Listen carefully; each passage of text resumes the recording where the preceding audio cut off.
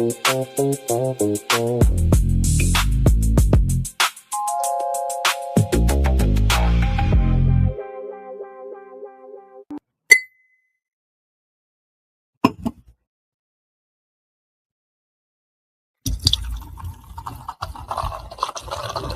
Layer's a hard place to live. Real hard. Ain't no soft landing nowhere in it. Smiling at you like it already know your name, already in the room when you walk in. That's the slings and arrows, you don't hear them fly, you just feel that sting and wonder where it came from. Whole layer wrapped in dark mystery. Old magic in the walls. Wizards whispering deals they don't keep. Dragons watching from the shadows, counting bodies like loose change. Succubus love looks sweet at first, then you wake up lighter than you went to sleep. Heart tax, soul pawn. It's war out here. Quiet war. Betrayal wears silk and smile real nice. Same cats break bread with you. Be the one selling your name 2 streets over. This whole thing a stone cold trip, baby. No fair fights, no refunds. So whatever shield you walk around with, it better be battle tested. Not shiny. Not shiny. Not fresh out the armory, I'm talking chip paint. Bent edges. Blood you couldn't wash off even if you tried. Cause the Layer don't care how fly you look in your armor. They care what's still holding when the smoke drifts off. If you still here tomorrow, still breathing, still standing on your square, then yeah, you's a bad mother. Shut your mouth.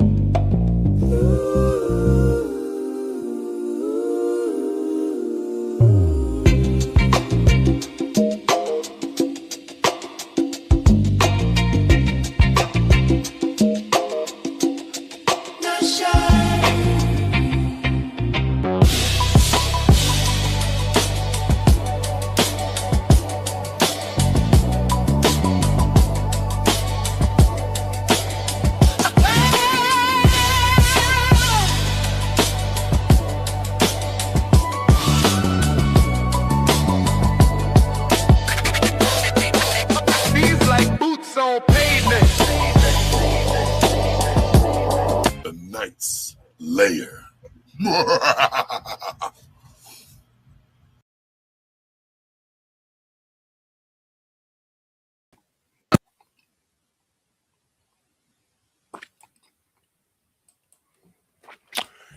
Yes, y'all, we're back again to get this work in. Hope everybody having an amazing Tuesday morning, I believe.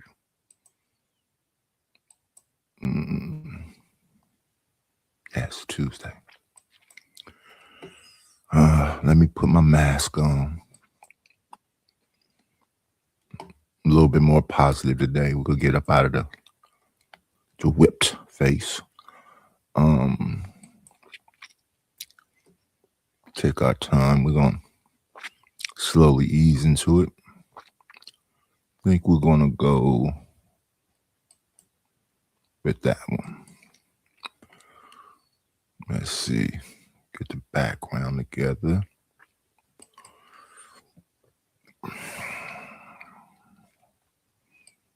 We use what's out here, man. Today I feel like chopping it up. What's going on, Mo Business? The first one in the building today.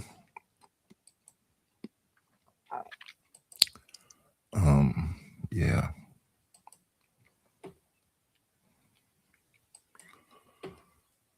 Another day, man. Another day. Make sure we pin that. I think we will start, having a goal. Make sure we put that in here. Make sure we have all of the live chat. Let's go back in here. Good morning, Reese Cup. So I see that Mo Business is on the vertical side.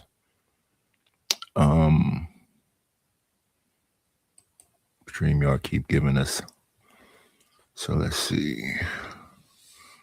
That's not what we want. But we will use all of the things. So now let me remember where this thing is at. That is for intro, outro, overlay.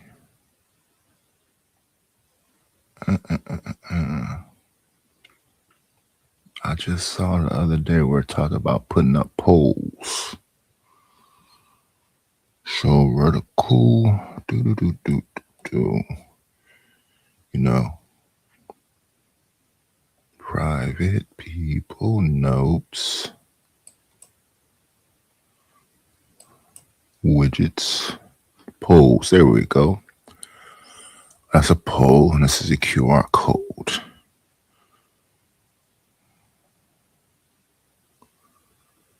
But I don't want a poll. I want to put a goals. So I'll just add goals to the banner. And then we can put up a poll. Got it. Let's go back here. And we want to add another banner. Nope, add it to this. Edit this banner.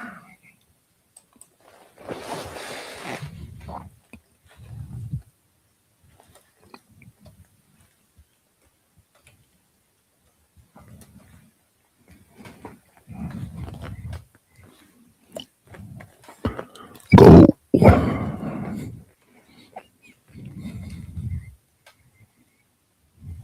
There we go.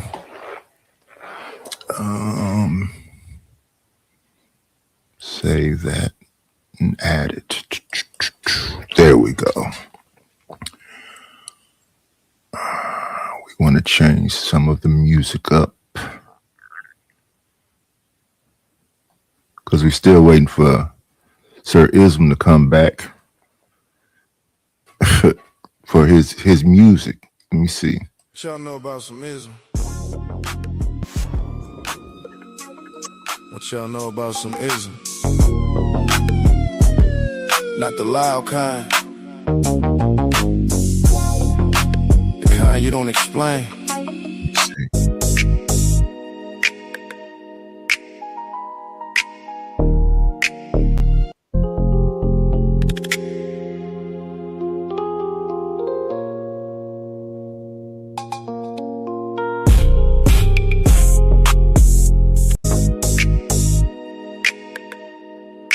I think we'll take that one away.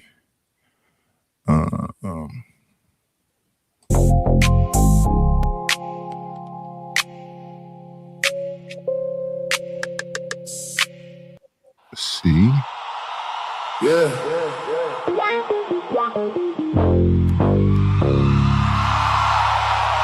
Look at him.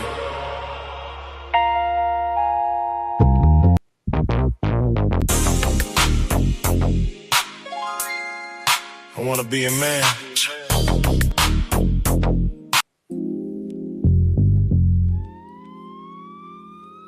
Yeah. Late night. Engine still running. Keep it smooth.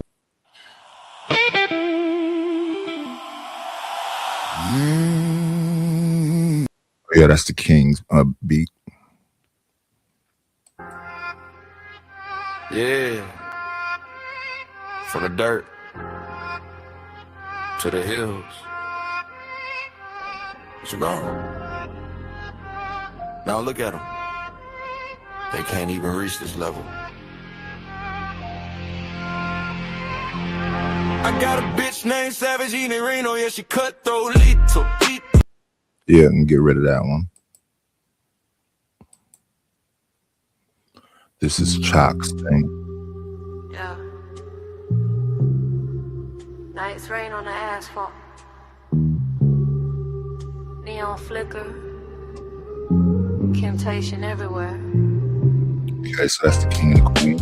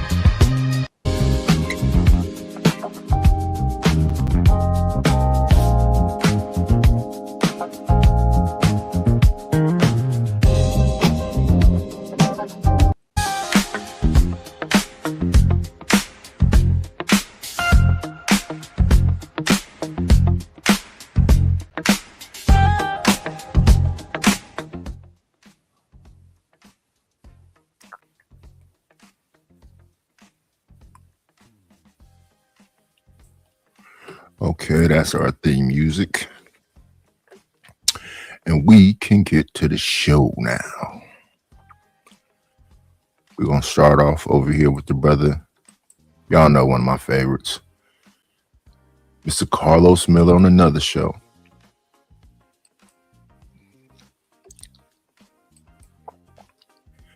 This show is called Say It With Your Chest. Y'all know how we work it out over here. We always want y'all to like, comment, and subscribe and enjoy the show. You can support by Cash App or PayPal. We just trying to meet some goals. Thank you, Mo Business. What's going on, LA?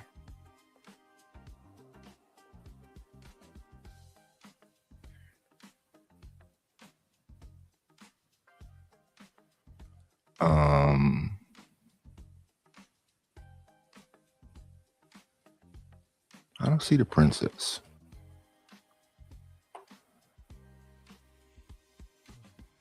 Oh, princess. Hey, man, royalty.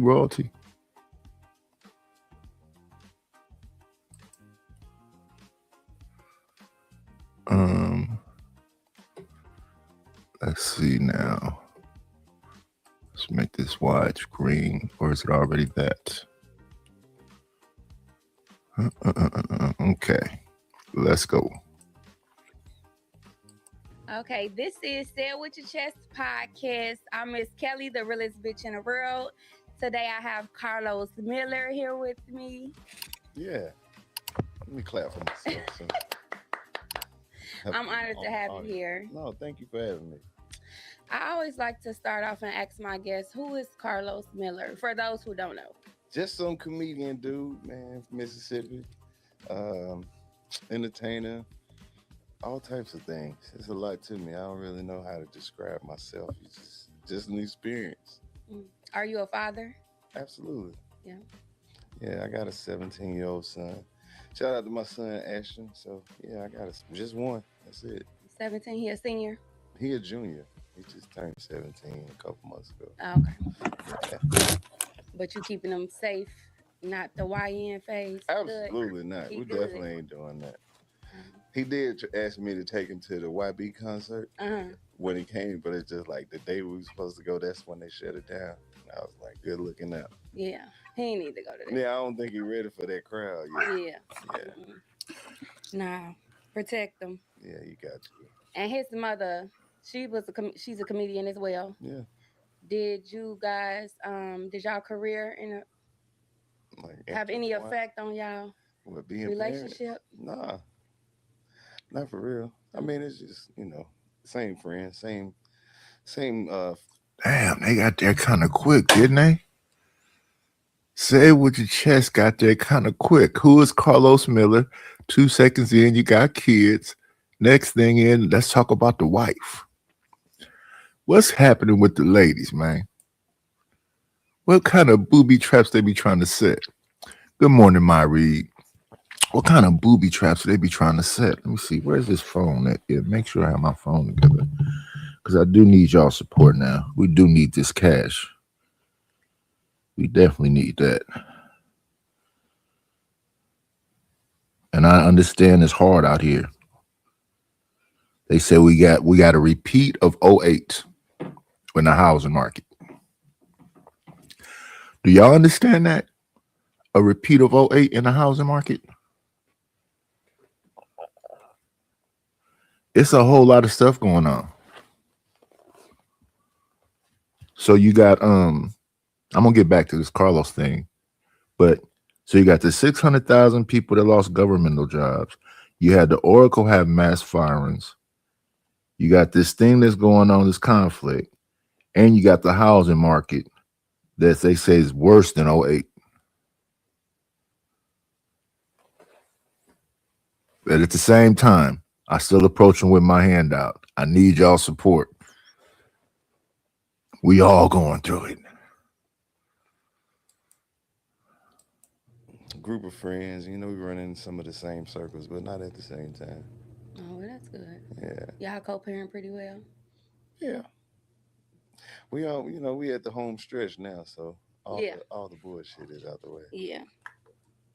So would you date anybody with kids? How many? That's the most 3. important. 3? Shit. I don't know. 3 is a lot. 3 is a lot of kids. So you got to be careful with that. I would think he has 1 kid. He would probably date somebody with 1 kid. And he'd probably want to date somebody with a kid that's the same age as his. I love kids. They're challenging. But once you get past certain phases, I don't know that I want to do it again. So if somebody had kids the same age as my kids, cool. Them is all grown people. But if they had kids the same age as my kids, but their kids still around, and they, I guess you could say YN or young OGs or whatever else, that's too much drama too. If I want to have a relationship with this woman here, I want to have a relationship with this woman right here. Now, don't get me wrong. Your sons are supposed to protect you. Your family's supposed to protect you. Ain't nobody supposed to come around there with no foolery. I go along with that. At the same time, if you, I did a reaction to a couple of young cats. They was probably in I want to say maybe mid-20s, and their mom is an attractive lady. But this young son, the 20-something year, he probably about 23, 24, was talking about, ain't no mother just gonna be around my mama. I'm gonna check that nigga as soon as I see him. That's a bit much. Having a conversation like, hey man, that's my mother, you know, such and such and such. That's cool. That's man talk. But I'm gonna check that nigga as soon as I see him. Why won't you talk to your mother? Think about baby boy. Mama gotta have a life too. You gonna pull the baby boy on him? You in the bedroom while I'm walking through the house and you talking to partner talking about, man, this nigga such woo woo woo, and you talking just loud enough for me to hear it? Why do black people got to be like that? But yeah, 3 kids. His kid is 17, and is them young kids? Are those disciplined, structured kids? Because some moms, some single moms, lives are together. The kids are together. They listen. They're respectful. They're gonna approach you respectfully. That's a different thing too. It's a lot involved in that kind of situation. And then it's also, you know, people be like, you know, well, I don't need you to be no daddy because they daddies take care of them. That kind of energy is kind of crazy to me too. How the dynamics can be interesting. Let's say this woman got 2 kids. Y'all kind of young. Y'all 30s or something else. And then she have a kid with you. But you really don't look at them other 2 kids like your kids. So you'll get your kid, you know, a complete haircut and you'll get them a lineup. Because you're trying to save a little coin. You have people on here talking about that's disrespectful. It's a lot when you're dealing with kids and the people who have them kids and the people that surround that woman. So here's another dynamic. So you got the woman who got the gangster kids, but the gangster kids all got different daddies. Let's move forward. We're not going to make it all about that. It depends too, who she is, how she make me feel, you know, where they daddy at, stuff like that. It's a lot of things, a lot of factors that go into that. You know what? So I've been watching you, and I think like you like super picky. Like when it comes to like women. Do you think I'm supposed to be? You can't just be out here dealing with whoever. Yeah, you're supposed to be the same both ways. Women need to be very picky and selective with the men that they deal with, and men have to be very picky and selective with the women that they're dealing with. We're adults out here. We're not children. Hello, Deborah Leonelli.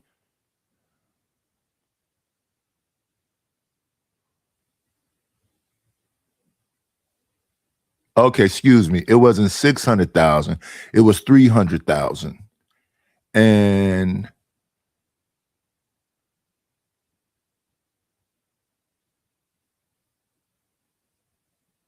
no, I just read, what was I looking at where they said that this is the housing crisis is worse than 08. I just read that. But I know that they said that they not only said it was worse than 08, they said that houses are under 40%. So that means that if you have a house that's like 500,000 and it's under 40%, what's that? $200, 200,000.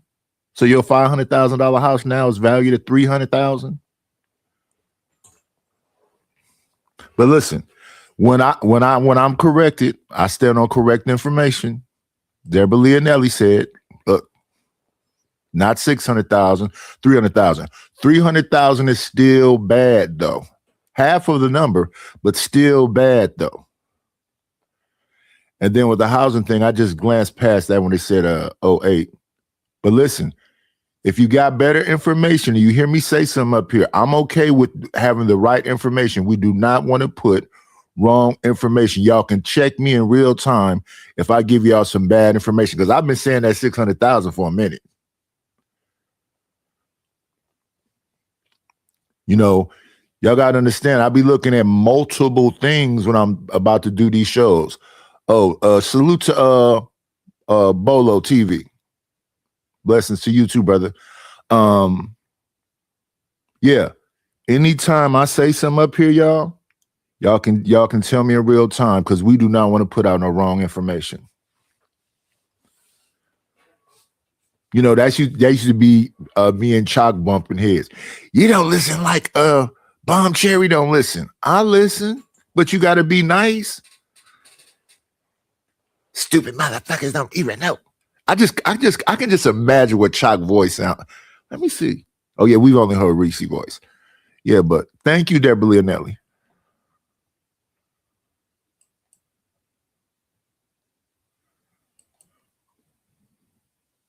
More than half of those people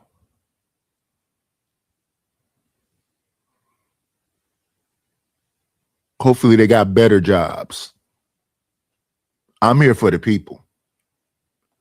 Hopefully they got better jobs and those other people can find jobs too. Because listen, I be on Indeed. How many scam jobs is on Indeed?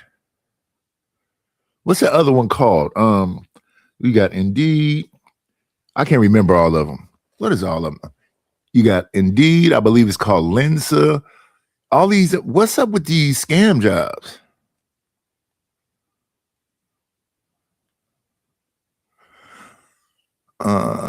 Now it says more than half of those people who lost their jobs are back in the job market.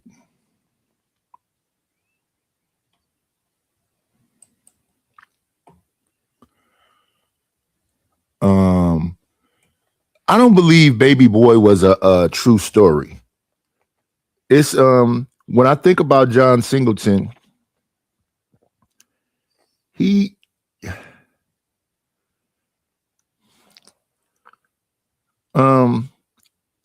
I don't believe that's a true story, but it's a kind of a story that you can kind of relate to. Good morning, Angel. Good morning, Rapid. Yeah, you know, it's a lot to remember. You know, this is an old brain. This ain't the young brain it used to be.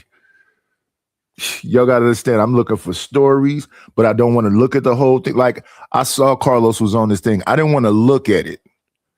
I saw that another content creator picked up on some, you know, some vibes between the lady right here, the say it with your chest lady, that was like trying to get at Carlos. I think Carlos is used to this stuff. See, the thing about it is, I don't like to frame things in a certain way because I think it's enough people doing that. Some of the environments people come from, that's the whole environment. Like me, for instance, I really don't be in chaotic environments. And you can tell instantly when you're in them. I got some family members that's ratchet, but the rigidity is there as soon as you get there. There will be no confusion about what you're walking into. But my attitude about it is, hey, this is my family here. But I got some family that's ratchet. You come to before you get to their house, you can smell the weeds. You can see the family out there. I mean the black folks. I'm not talking about my actual family, but the black folks. You see enough face tats and people in wife beaters, they call them. I like to call them tank tops, but wife beaters, as they call them. If it's enough people in flip-flops, it's enough slamming bones and hollering and grills going and it's life. No, I don't call it ratchetness, rapping. I call it wretchedity. I like to make a word sometime too. And see, them is my cousins. They be like, don't talk. Because they insist I be talking crazy. These N-words is crazy over here. I say I'm one too. I mean, I'm an old one now, but it is what it is. And I love to see black folks get along. But I think that when these people get Carlos and try to put his back up against the wall, he's ready for that. I believe Carlos know what he be walking into. That's why I like to see Carlos. It's a couple of cats I like to see. For example, I know people really don't like Charleston because Charleston be contradicting himself and saying all kind of crazy stuff. Because it's all about viral moments and whatever. But Carlos, Vince Staples, Ali Sadiq, I like seeing them. Good morning, Rogue C. Yeah, let's get back to it. Support the channel, y'all, like everybody else begs y'all to do. Them twos and fews add up. Bring your value down. It do. Yeah. That do bring your value down. Especially when you ain't really committed, and then this city ain't really that big for real. Mm-hmm. Then you start going out, and then people start associating you with, even if you just filling them out and dating, you can't just be attaching everybody to your name and your brand and your reputation. Okay. So see that calm response to that slick little question. I think he's ready for it without being. Here's my thing. Let's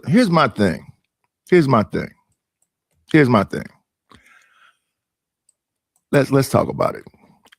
I was watching a couple of folks new that I'm just seeing, and some folks that's old that I know. So, for example, I mess with Black Man Unfiltered,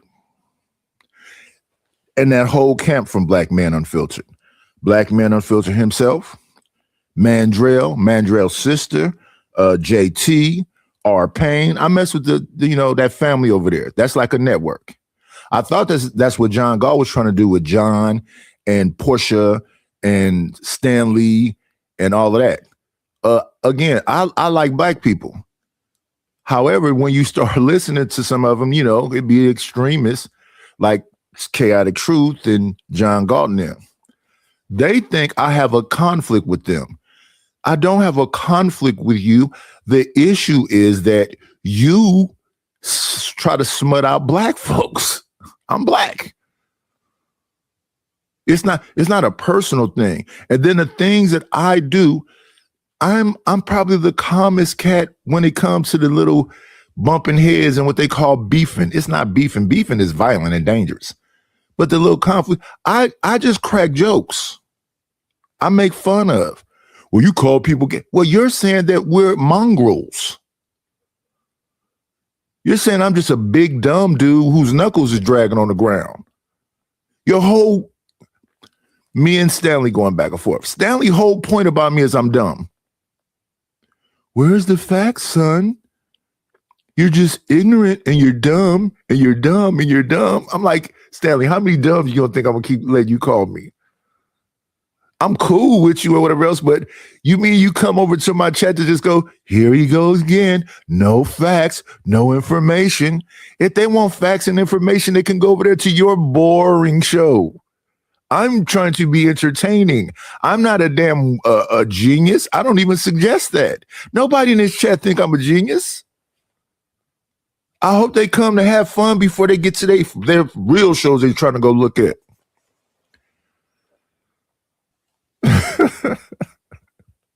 And that's the thing. They be so mad when I respond. But back to what I was saying about Carlos and the way he interacts in these situations right here. I was looking at Trey earlier, and I saw that K Clarity and JT got into a little back and forth.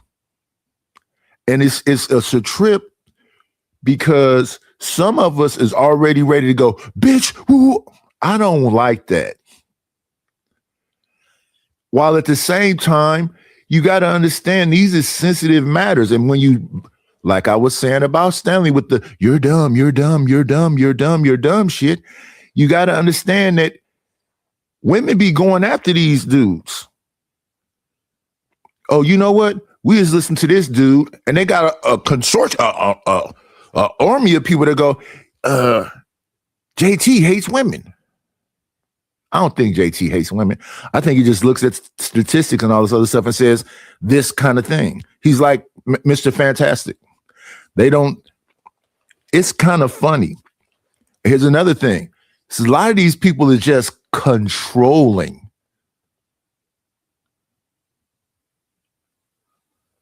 A lot of these people are just control.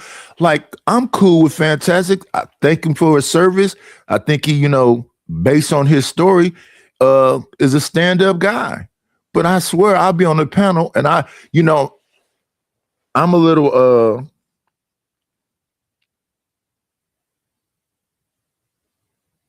I can be a little, if you're saying something I don't agree with, I'll just shake my head no. But he's so controlling it. What this motherfucking nigga shaking his head for? Dude, you can't be that controlling, man. Let me shake my damn head. What's happening? And this motherfucking nightish. And a lot of y'all do that. Why do y'all want to control people that much? And then even when you have like people that's like a little heated back and forth, if I can understand you, you can see on these panels. Let's say somebody's in a heated back and forth and they kind of cutting each other. But if I can hear you and understand you, I don't need to say one mic, one mic, one mic. No, I need to say one mic when we cannot understand you.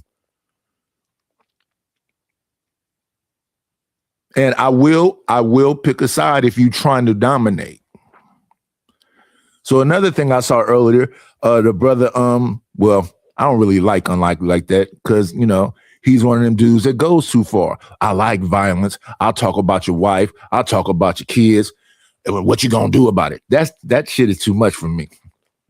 Good morning, Misty Blue.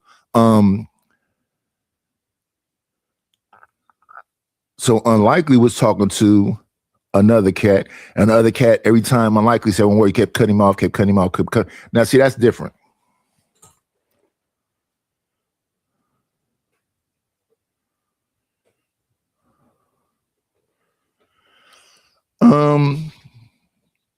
And that's the thing.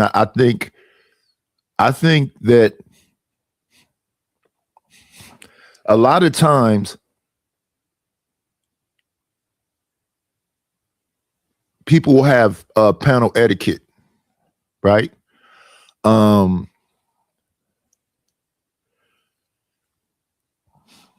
JT's channel, when I watch his show, he don't have that kind of patience. When he's on his show, you pull anything, it's up and it's stuck. But when he's over there on Trey channel, he has panel etiquette. A lot of folks do.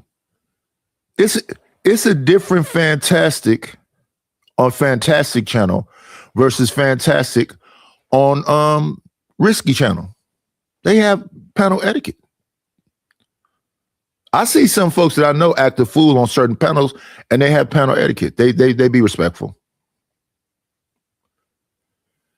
And I think a lot of the times I try to have panel etiquette, but if you really watch me, you'll see that they be jumping the old man.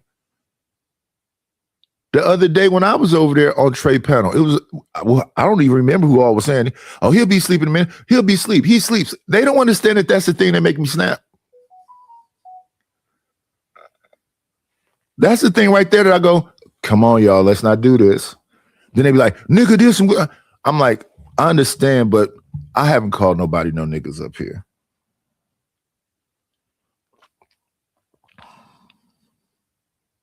Oh, yeah, that's what it is. ZipRecruiter, Lenza, Indeed, all these. It's so, and the ones that respond to you quickly be the scams.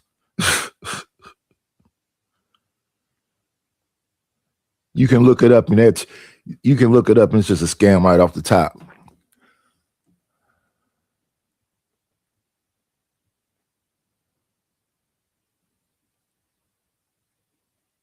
That's what I'm saying, Rapid. That's what I'm saying right there.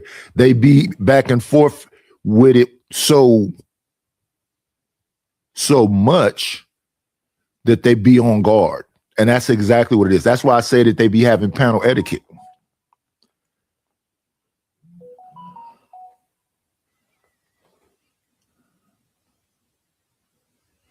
Let's say thank you for the support early. Yeah, because they've been into it. But some of these people, they come here for the smoke. They want to get up there, especially if they get a team. Let's do this one. Thank you for the money. Cheese, Betty, the dough. Buddha, scratch, Skrilla, paper.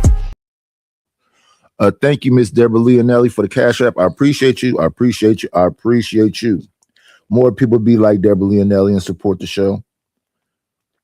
Help sense. Help this thing make sense. Because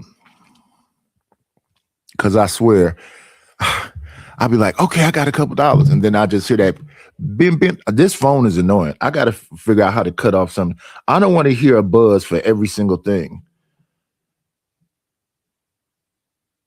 My nerves be on pins and needles. But yeah, every time Suno take money, StreamYard take money, this thing got a buzz. I'm thinking, oh, but now, yeah, this phone is annoying. I got to figure out how to turn the notifications off. But yes, again, thank you, Deborah Leonelli.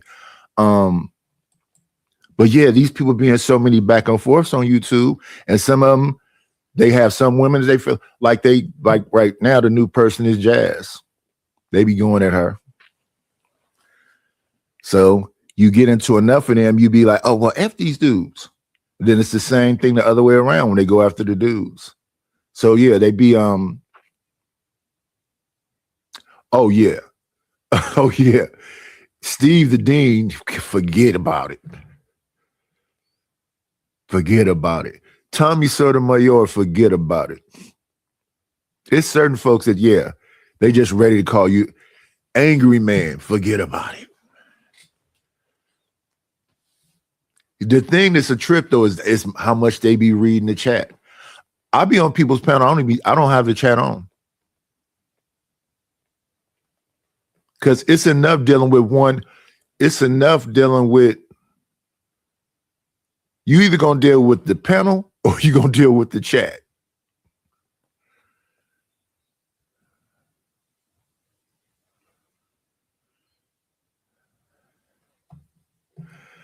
Let me see. I haven't been paying attention to it. Let me check it out. The last time I looked, I thought it was what was the question again? Let me look.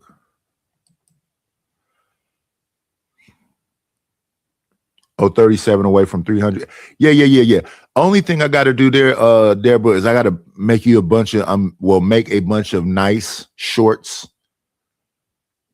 And I put out like 3 a day. because I got to break out of the normal thing right here. So yeah, the shorts is gonna have to be the thing that pulls it up.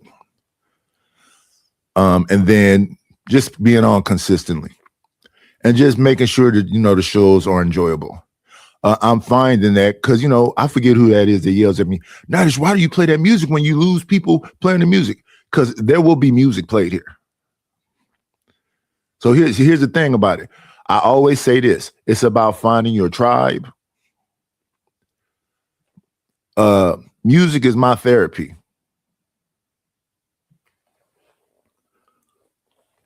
So there will always be music here. Why am I not hearing this? Oh, I turned off the loop. I was about to say, where's the music? I'm talking about music. Yeah, music is my therapy. Let's put it on loop. Yeah. So you will be hearing music. If that runs people away, don't run them away because their music gonna be there. But yeah, a lot of these people be, ready for the smoke. And they got names, Strags and Maggles and Daggles and B-Dubs, and hey man,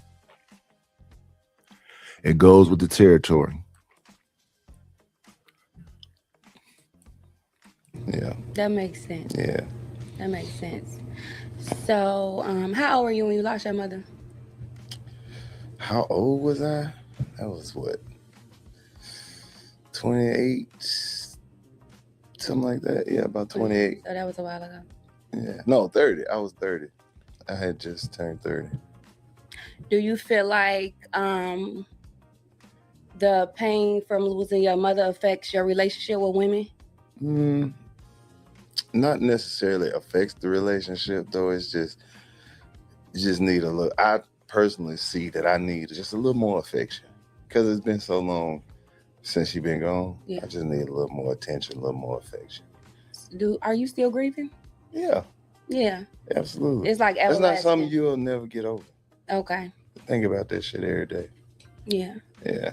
So you need that extra attention. A little extra love. Yeah. A little fragile. So you're going to make your woman a housewife? That would be dope. It would be dope. Yeah, that's what makes sense. But you can't get the extra attention. I'm picky, but I want a woman who got a lot of business and shit going on. I like that. Yeah, you probably like the idea of that, but what you're saying you need that's fulfilling for you is not somebody with multiple businesses. It's somebody who can attend to you. It don't have to be multiple businesses. It's just that she got her own business and shit. I like women who be having money. Yeah, ain't nothing wrong with that. Yeah. I'm talking about enough where they could just do whatever they want to do now. Yeah. You know what I'm saying? And still overly attend to you. Not necessarily overly attend to me, but when I get my time, I just need a little extra. What's a little extra? A little extra attention, a little extra love. I need a little extra hug. You know what I'm saying? A little sneak me a little extra kiss on there. Everything got to be a little extra. Okay. Yeah, because I'm grieving. Yeah. Absolutely. Mm-hmm. Yeah. So you want somebody clingy? I take that. Yeah. Yeah, I take the look. Okay, Carlos Miller, like him. And that's the thing. She's a boss lady.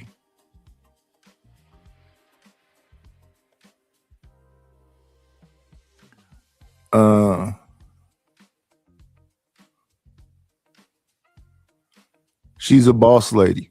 So it's a few folks like that. Listen, when I first got here, like, I want to say about a year in, the beginning part, I had a whole lot of ladies get at me real tough on here. Mule University, BATL, Chocolate Earth,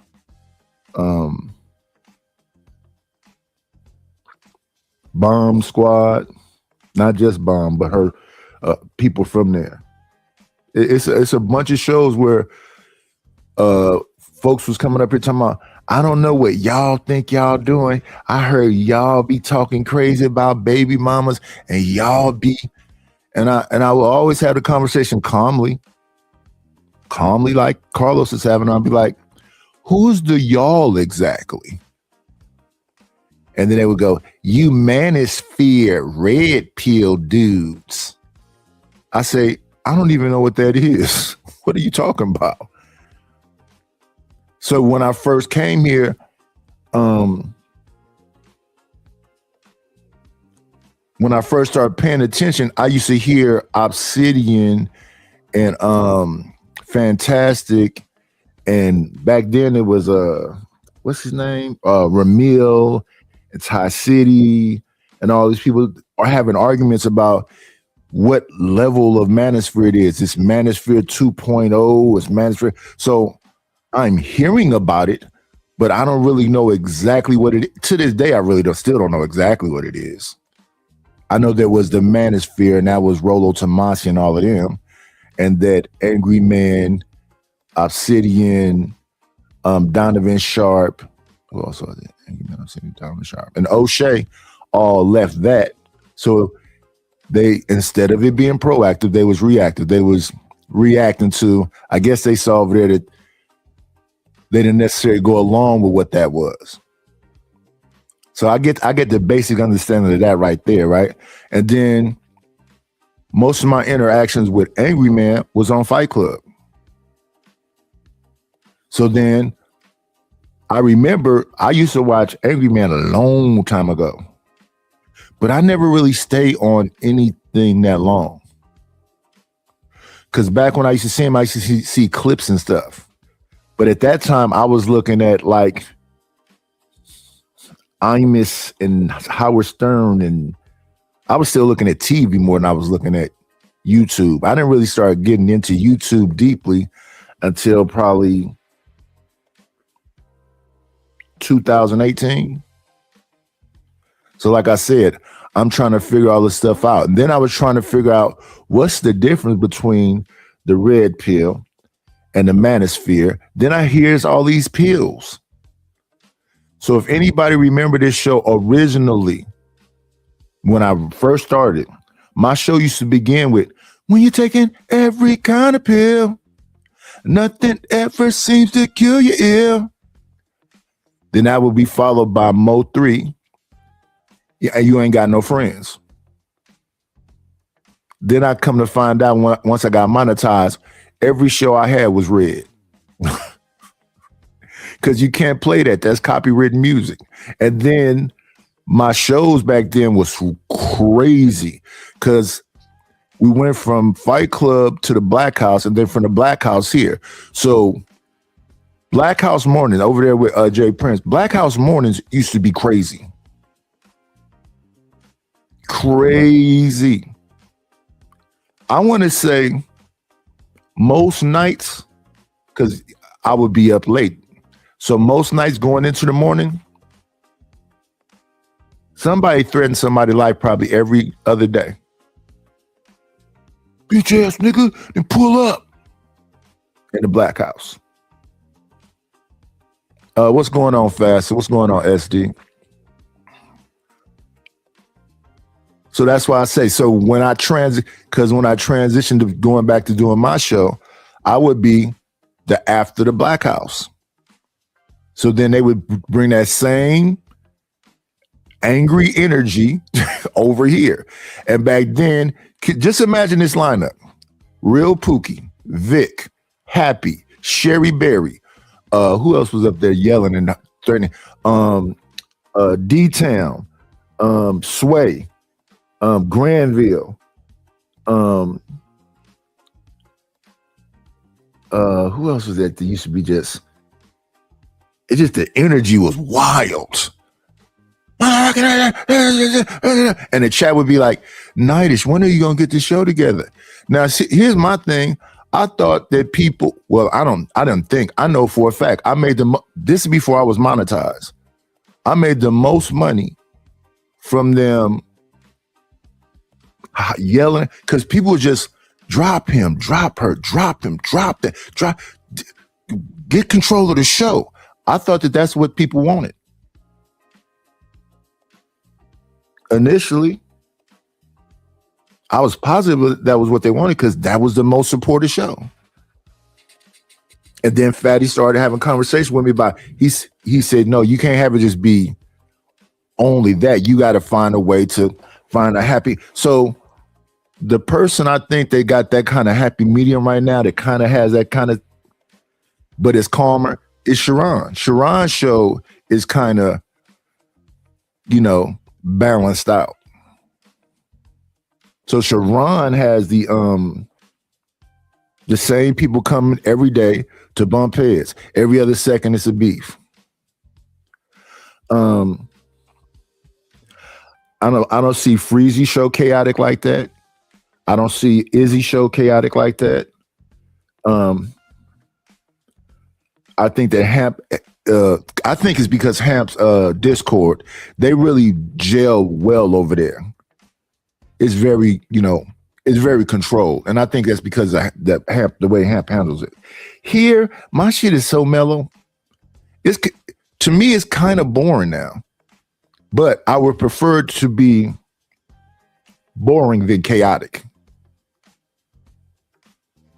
I don't want to wake up to, because right now my nerves is shot. I don't want to wait. And then the other reason why I don't feel like I should have to do y'all know, we know each other now. Lord ADS, Ruthless, we know what Ruthless is going to say. We know each other now. There's no reason for the chaos like that. And then the other thing is this, like I was saying earlier, a lot of people take this stuff too seriously. This is really entertainment. We are not changing no fucking lives. Shout out to Hamp though, because he physically meeting up with y'all. Y'all having events, y'all boxing, y'all yeah, that's a different monster. Now that I think those people, he's actively interacting with people. So that's like a brotherhood. Whereas me, I don't want to meet up with none of y'all. Shout out to y'all. I love y'all, but hell no. And that's probably my fault. I think that's what Savage was trying to get across to me. That you just a stubborn old man. But no, just take the stubborn off and just say, oh, I'm just an old man. I don't want to wrestle with nobody no more. I'm 56. What's some 56-year-old dudes out here that's lifting weights every day? I don't give a damn. Why are you telling me that? I didn't care about that when I was in my 20s. That's such and such, and that's just another man. And I don't want to have it. I don't want to have it. That's an awkward conversation. But to me, like this is what I say about Carlos. I see Carlos as I don't see why people would have an issue with Carlos. He seemed calm as I don't know what. So when they say, well, nice, you be saying, I do not say stuff like the dudes that believe they manosphere. I do not say stuff like the dudes that call themselves red pill. Them dudes be like, bitch, when have you seen me do that in this 4 years I've been here? You gotta be fucking with me every single day on some dumb shit. I don't feel that way. I don't dislike women.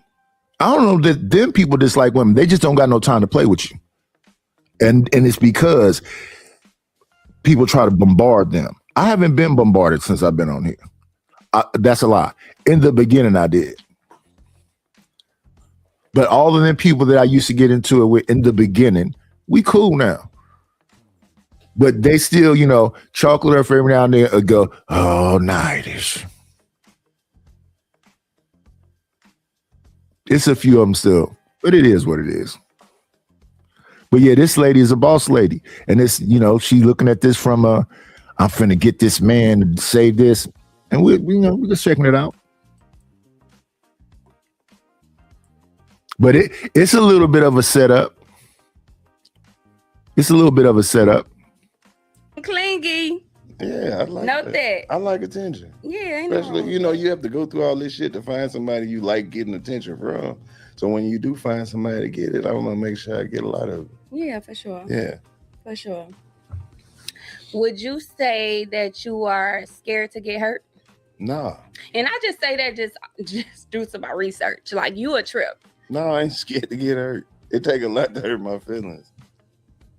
Have you ever been cheated on? Probably. Have I ever caught somebody in the middle of doing it? Yeah. No. You ain't never caught him? No, I have suspected it, but I never really be like, aha. I never had that aha moment. So if you were to get cheated on, what would you do? Nothing. Leave. Like, you don't think you would like turn up? No, for what? What that's gonna do? She's toxic, and she wants to see if you're toxic too. But see, here's the thing about that. That's honest. If you are toxic, if that's who you are, and that's who she seems like, that's honest. Oh, here we got the man with the coolest name in YouTube, Dragonfly Jones' cousin.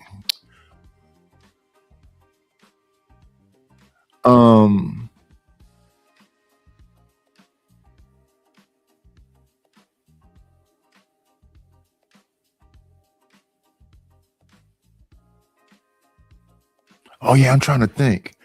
Diva used to come over here too. That's back when we, I'm cool with her now, but I don't think I never had no problem. But she just likes to, put a man in their place. She's another one of that. I'm smarter than you, and I got a lifestyle that's the shit. And I don't understand that. Here's another thing that I used to, in the beginning, it used to be a little bit of pet peeve of mine. I used to, I throw a little jab or two. Is the people who got the wonderful lives that want to let you know that you ain't shit. You know what I'm saying? The women, they got all the thing they can want and all the money that they can get given and all of the, and I'm like, oh, okay, yeah. What do you think about that, Nanish? I think I don't give a damn about none of that. Why? What kind of individual? Listen, people, you are where you are. And the best thing you can do is try to be cool with who you are. Like, people be listening to me talk and I be like, no, I've never been rich. I'm not rich now. I'm still like trying to figure out this and that and blah, blah, blah, blah, blah. I would love to get to a place where, it's kind of like stable. I could say this consistently is this. Even this YouTube stuff, it's ebbs and flows. Sometimes it be popping, sometimes it don't. This is not something you can live off of unless you got, 50,000 subscribers. When you have enough subscribers and you get enough people coming through, then you can get to your affiliate stuff and even when I had the 1,700, I was messing up. I should have had affiliate stuff then and the merchandise then and everything else. But I look at the numbers that's here. You got to go out beyond here. You got to be on all of the shit. You got to be on Rumble, Twitch, Kick, X. You got to be having a name everywhere so that you can, because if I have this consistent 30 people, right, that I don't depend. You got to sell. You got to keep selling hoodies and sweaters and cups and aprons and knives and candles. And because I believe if you in this social media space and you're trying to make a name for yourself, you might as well be drop shipping, even though, and that's what I'm saying. You got to be having a bunch of them different things, all irons in the fire, all of that. Drop shipping. This is the layer. I should be selling down. I seen some Temu hoodies that look like night helmets. I should be selling everything that goes with this niche. Swords, shields, coloring books. I don't care. Whatever. There are people that's making money off ChatGPT child books. They're not even writing it. They send, I want a book about this and blah, blah, blah, blah, blah, blah, blah. ChatGPT print it up, write it, the pages and whatever else. Then they say, I want the characters to look like this. The whole thing is done in ChatGPT. You just have to take that and put it in a thing where it makes the actual book. Like when we was sitting around here making them action figures, you got to find something to take that action figure. You got 3D printers. Tell ChatGPT, give you the specs to feed to the printer to create the thing. But yeah, same thing with the music. Yeah, get your DistroKid, create whatever the character is or the artist is, whatever else, and throw all this music up in there. And I do that pretty quickly. I just need to know the theme of what it is that you like. Like, I don't be expecting people to buy one song. And if they buy more songs, I would give a deal. I would, instead of $20 a song, maybe 3 for $50. And the more, because when I think about it, I think about the whole thing.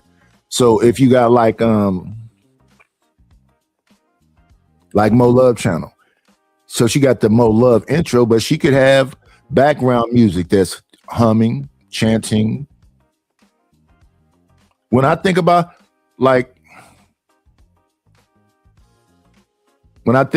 the way people's shows is themed, it should be a whole thing to go, a whole lore with it. A whole lore with it. That's why you got that intro that's got that kind of talking. That's from watching them shows in the 70s. That man Shaft was a cold motherfucker. That's what that whole, the Night's Lair is.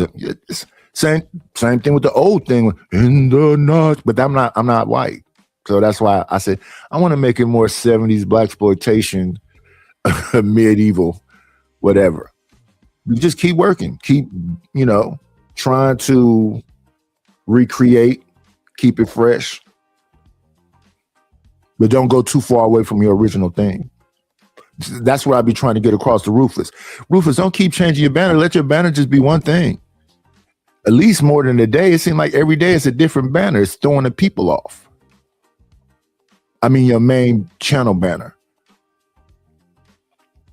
I'm like, I hear what you, because we started off with you being the king on a throne. And then it turned into you holding a dog in the street and fashion. If that's what you want, let's revamp the whole thing into that thing. You want it all to kind of seemingly go together.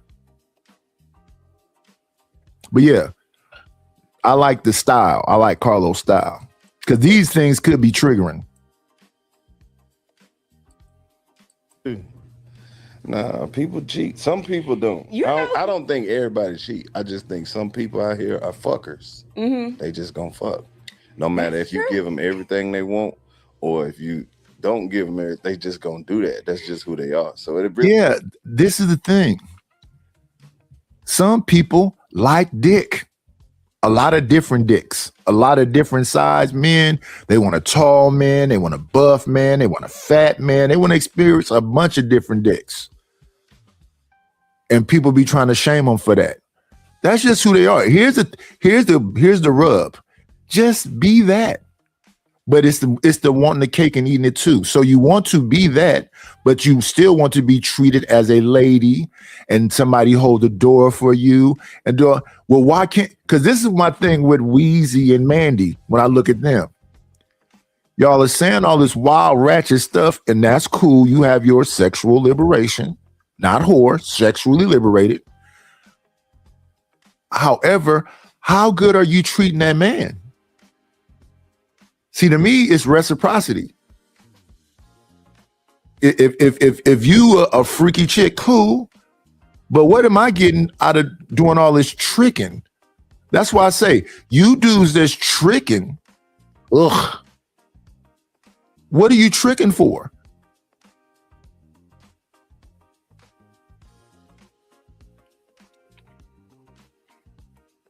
I don't think that Carlos Miller hate women. I know I don't hate women. Women are my favorite. And if you're a freaky chick, I live with, I don't know about anybody else's city. This city is dominated with prostitutes, actual whores. And I don't hate them people. They doing what they know how to do. I don't know why they got there, but they're there. It's not about a hatred. That's the thing. Misogynoir. Is that what they call it? When the men hate women. I don't think a lot of these dudes hate women. The ones that do say they do. The ones that do literally come out and say, fuck these bitches. They literally come out and say, I can't stand these hoes. And as a man, you should just stand on that. And there's some dudes saying, fuck these bitches and I can't stand these hoes that got women. But they clearly say, fuck these bitches. Minister Jap says specifically, fuck these bitches.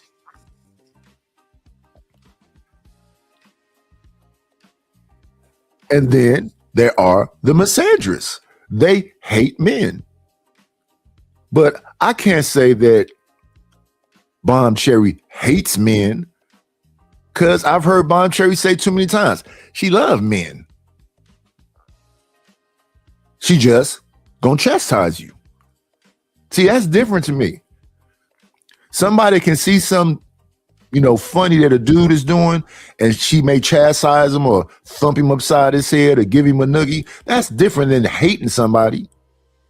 But the ones who hate are men clearly say. They call men bullet bags. I've listened to, some dark web too. I can't listen to dark web though. That shit is crazy. But they should have the freedom to say what they're saying. I've literally heard women sitting on panels with dudes that clearly said that they're Klansmen saying, won't you deal with these men? And the man said to the woman, what you mean, like discipline them so they can be better men to you? She said, no, like delete them.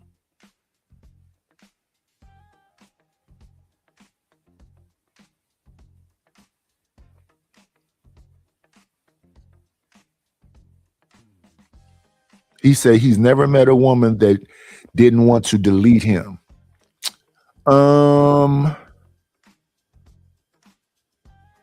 I've met women that have a conversation with me like they love more. Have you ever had a woman have that conversation with you that they love more and that their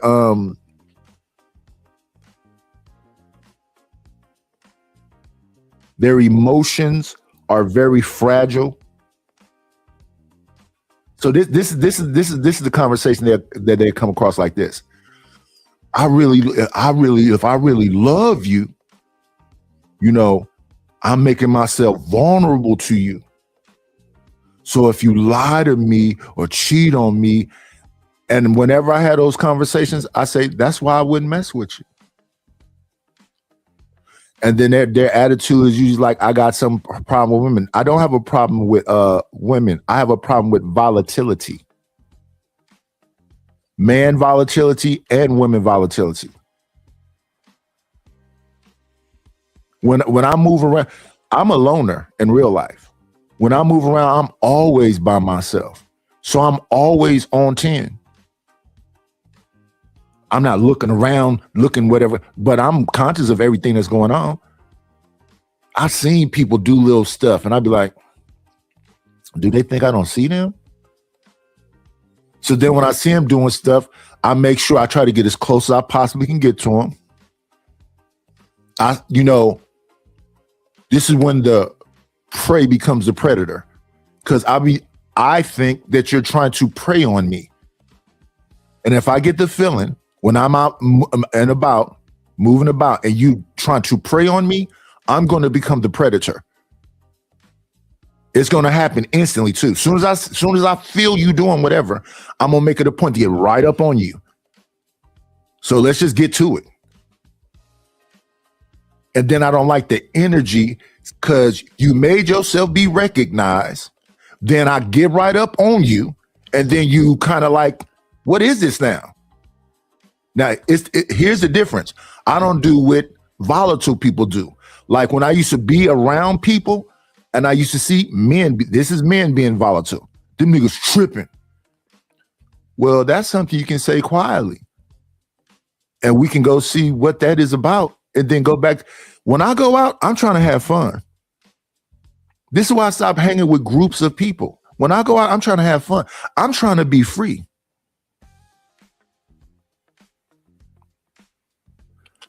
I don't like messiness. So my wife's friends was messy. So what was my thing? Oh, those are your friends. I'm going to be here, but I'm going to be over there. And her friends felt some kind of way. She would say, my friend, I don't give a fuck about that. I love you. I don't care nothing about them people. They didn't show themselves. So then people would jam me up and go, well, if your wife with them, then maybe she is just like them. But that's the thing about me. I'm not trying to dominate a woman. I don't need to completely control you. And if you're going to cheat, you're going to cheat. If you're going to lie, you're going to lie. If you're going to do whatever you're going to do, that's life. But no, I don't need to be up under you every 2 seconds. I don't need you to be up under me every 2 seconds. And I have been involved with clingy women. Once I see you clingy, I kind of get away. Because I don't believe that. So I think y'all would call that love bombing now. I don't believe in that. I think that's kind of fake. However, I'm still the same person. I'm not afraid like that. I'm not impulsive like that. I'm not trying to look to see if you cheating. But if you're around somebody long enough, you can see the change in their behavior, the change in their attitude. How did you go from being somewhat clingy to now you okay with everything? You can tell when somebody moved on. But to be honest with you, I think it's very, I guess, brave to be dabbling in what y'all call dangerous. If men are so dangerous, why are you exposing yourself to so many?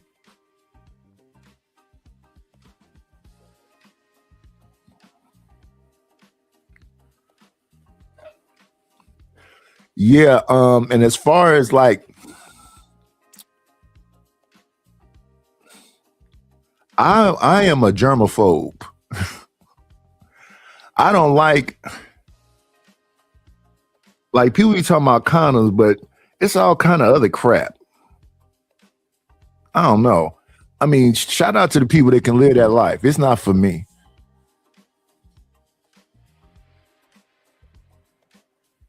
But yeah, that's definitely, you know, I don't believe you can meet me and just as soon as you get around me that, it's cringy because we both adults, we both experience the opposite sex. To me, relationships are just a little bit more calmer. It ain't no rush. What's the rush? But yeah, I'm not being judgmental, to each his own. I'm just saying it's not for me.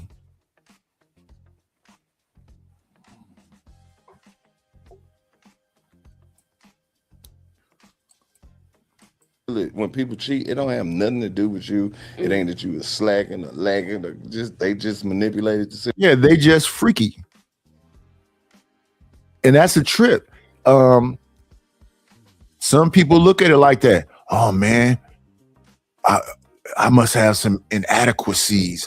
That's why this person. No, they just freaky. Situation to benefit them. So people cheating don't have nothing to do with who you are. That's them. Yeah. I fuck with that. Yeah. Yeah. Yeah. Shout out to all the cheaters. Type shit. They get bad rap, but you just gotta accept people for where they are and who they are. What's something toxic that you low-key enjoy in a relationship? I don't know. I never thought about that. Yeah, I don't like nothing toxic in a relationship. But as I said, listening to her initially, she keep trying to find a toxicity in him. Some people are not toxic and other people live and love that. I don't like that. That's volatility. Because in that kind of environment, it's somebody always trying to test you.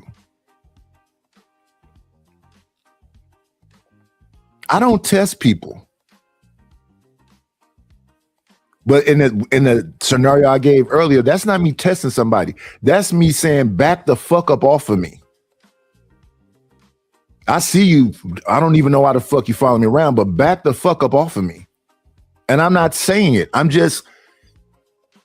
seeing your energy. I'm coming to meet the energy. If it ain't nothing, then now back the fuck up off of me.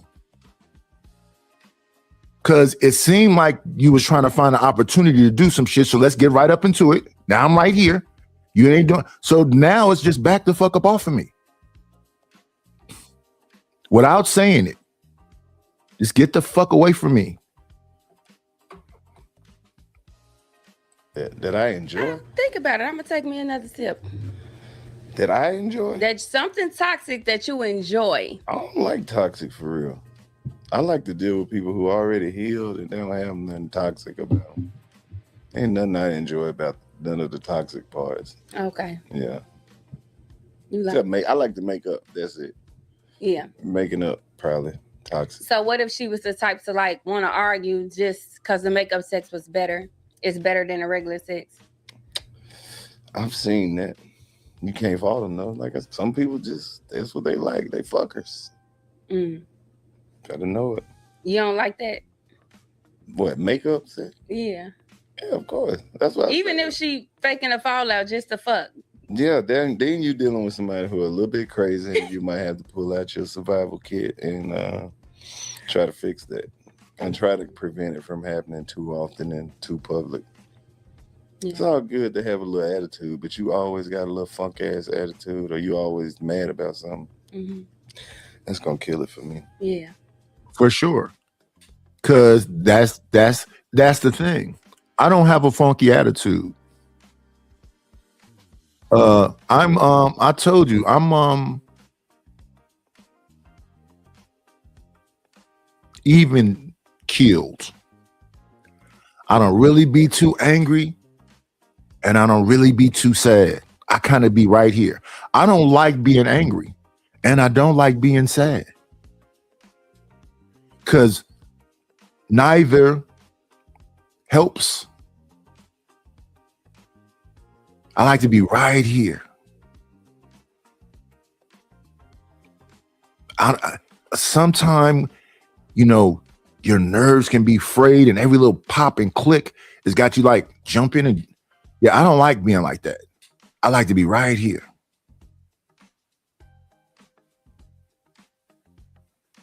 I'm conscious of all of the things that can happen. I'm conscious of the sickness that people have. And you can see it all around you. But I like to be right here. Because when I'm right here, I can be conscious of what's going on. If I'm all riled up, I'm going to miss something. And if I'm all sad, like back when I was, and this is the other thing, there is no limit to people's grieving. But back in the height of it, crying all the time, you ain't paying attention to stuff. You're not paying attention to stuff, and you got to be on alert.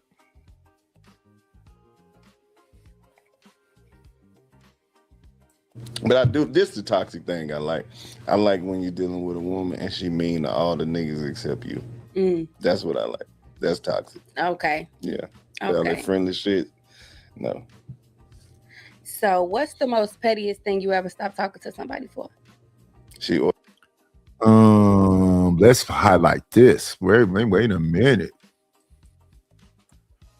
Misandry is not a real thing. This is, I think, is in response to me saying that, what was I saying? I heard the other day wasn't real. I'm trying to think about it. Because saying this right here, you don't understand the power of a woman.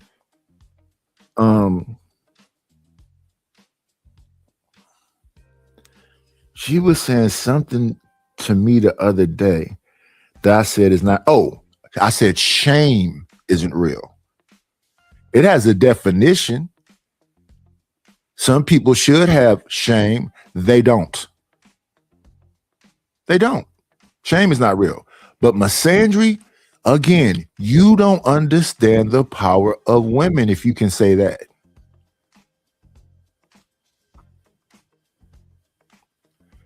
If misogyny is real, misandry is real.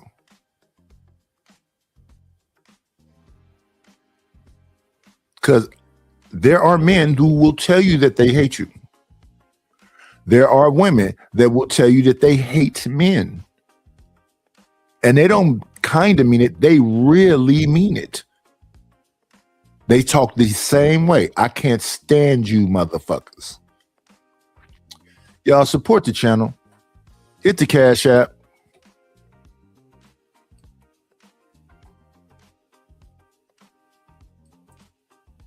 For the 2-minute toppings on her pizza.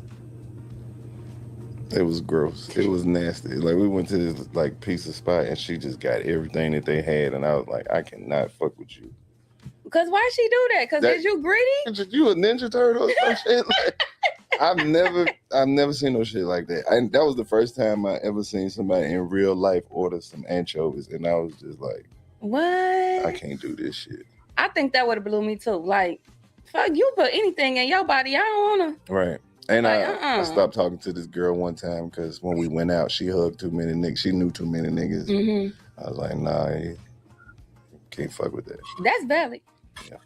That's valid. Because why is you hugging the security guard? Because first of all, if you know him, okay, just know him. But What's up? Oh, yeah. But hugging is crossing the line, like. And if she claimed too many niggas as her brother. Yeah. Yeah, I can't fuck with that. Because brothers be fucking. That's the code word right there. Because that's who you call. He did this. Because I don't understand how you could be like, he like a brother to me. You don't have no brothers. So how you even know what a brother is like? So I'm red flag. Yeah. Flag on the play. Okay, those were some valid answers. So I ain't even going to say that's petty, because if that's petty, then we both petty. Right? Does a woman's body count matter to you? No. You can't. I don't ask shit like that. Because as men, no matter what answer she say, it's going to be too many. Yeah. It ain't no acceptable amount of numbers that you're going to want to be like, oh, okay, that's cool. But we're grown. People be fucking. So I don't want to know the number. And you like at the age where women in they peak, like they hormones, like they horny. They've been doing it for a little minute. Yeah. I don't ask that. Hopefully that's the old you and you ain't still out here racking up bodies, but I don't ask that. Okay. Would you? It's important, but I don't know nobody that asks that. I didn't hear these kind of things until I got to YouTube. I've never heard nobody ask somebody, what's your body count? And before I got married, the way we was running around, everybody just was doing stuff. And even then, I never heard nobody ask nobody what their body count was. They were just trying to get their turn. But because women who have high body, they act different. You can tell by the way that they act. It's other ways to find out if her body count. No, I'm saying the way that she acts around me, you can tell if she have a high body count. For real? Absolutely. Men know what to look for when it comes to stuff like that. And I'm not going to say it because if you know, you know. But women who have a higher body count, they seem to, they have a little different way that they go about doing things. Yeah, that's a fact.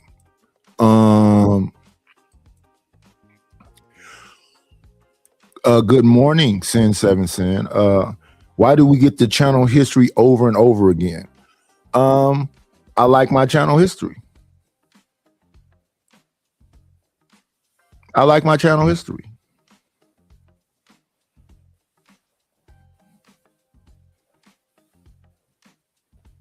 And look at the simp. Right. Because I like my channel history.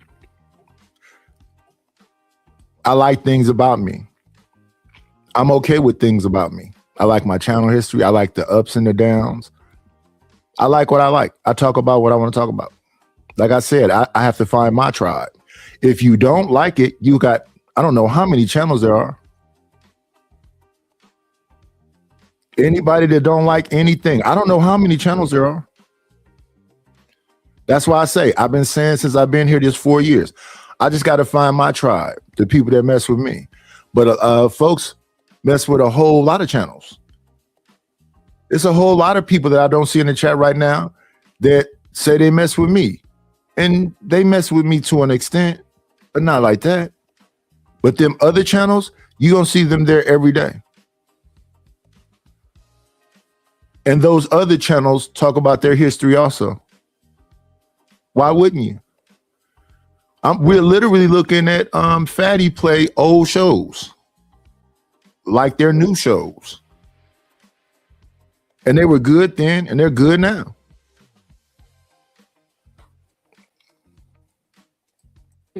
Yeah. I think you should let the niggas know. What you mean? Because they don't know. They know. The ones that I'm talking to know exactly what I'm talking about. Okay. But that's where we get lost at, trying to keep everybody on the same page. If you know, you know. Mm-hmm. And if you don't, keep dealing with them long enough and you'll figure it out. Because we learn everything through trial and error. We don't do like y'all where we share information and we try to apply it.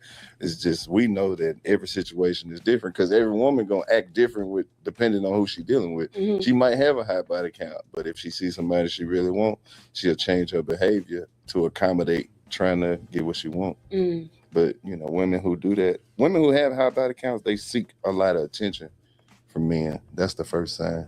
Okay. Yeah.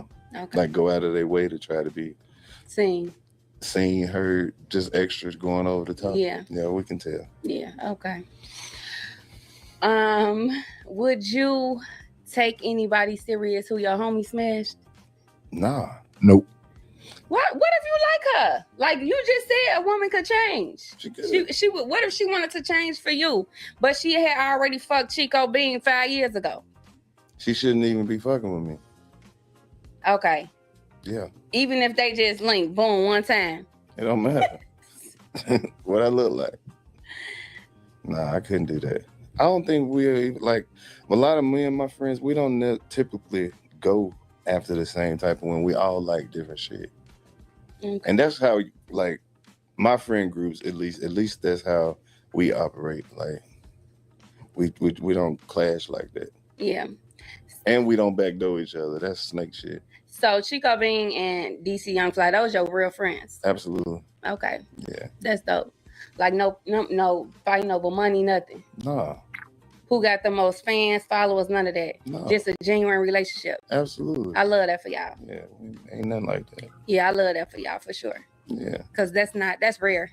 Right. Everybody weird. They are weird. Yeah. But see, that's what kind of got us close though, because we all like none of that shit ever mattered. Of course, DC got the most followers or fans. You know what I mean?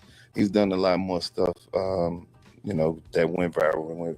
He built his following on the internet. I'm more of an old school traditional where I was like in front of people before social media became a thing. And you know, Chico, he cool, laid back. He don't care. He don't even care about social media and shit like. And you can see that about them. They seem like completely, totally different people. They don't look like they, you know, on the same page. I wonder the age differences because they seem like completely different people.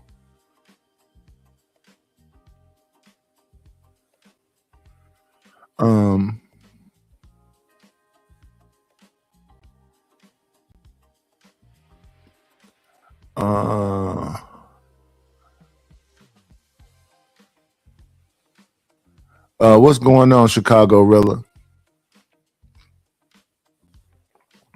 Yeah, y'all, help us meet our goal. We trying to get $50. We trying to meet that goal right there. Support the channel.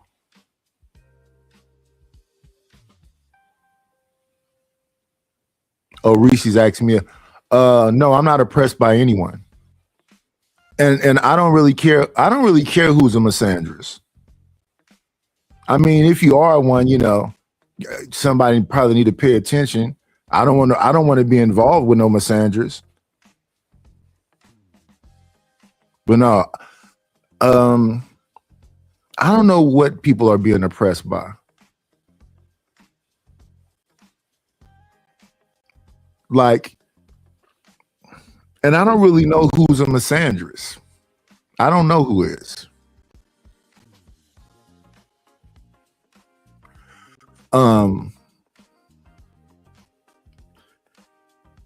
that's what you got to look at. So you see, I'd be at the place where people be like, for example, you remember when they went on a campaign about Sugar Bomb? They threw you in there too. And I said, I don't really know what y'all saying. Cause is Sugar Bomb trolling or she just trying to get up under people's skin? Either way, I don't know why that should bother anybody that much. Like, I don't know if you're trolling or if you're trying to get up under somebody's skin. I don't really care. It's not oppressive though.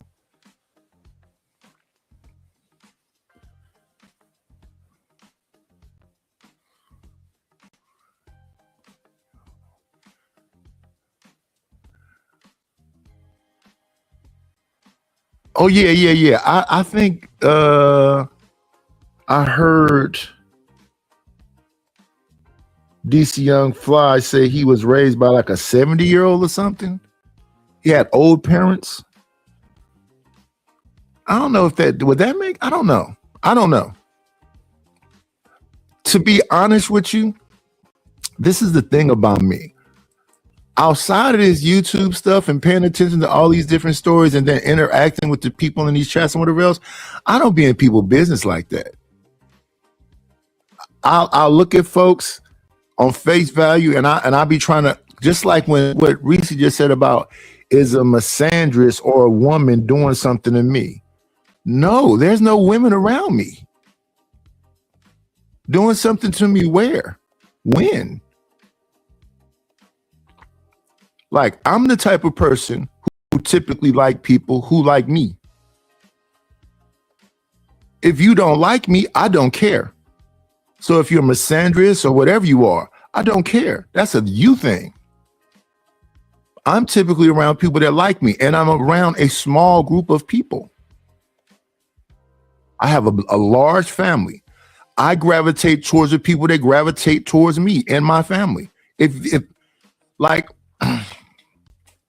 I don't call my uncle every day, but when I call him, I'm respectful, tell him I love him, whatever else. I don't call my aunts every day, but when I call them, I'm respectful. When I see them, I give gifts to them sometime. If I'm around them, I be an active participant and act like a family member. So like, for example, when I say I used to be with my aunt that lived on 87th, I saw that, her, trees was a little overgrown and other stuff. So I just went over there one day and pruned everything down real nicely, shaped it up, knocked down some stumps, got some rocks out of the backyard because the babies be over there playing in the yard. Filled in some holes. And the family members that don't gravitate towards me was like, how much is she paying you to do this? I said, I'm not getting paid nothing. I just got the tools, which now I would love to sell because all this shit is taking up this little place I'm in now.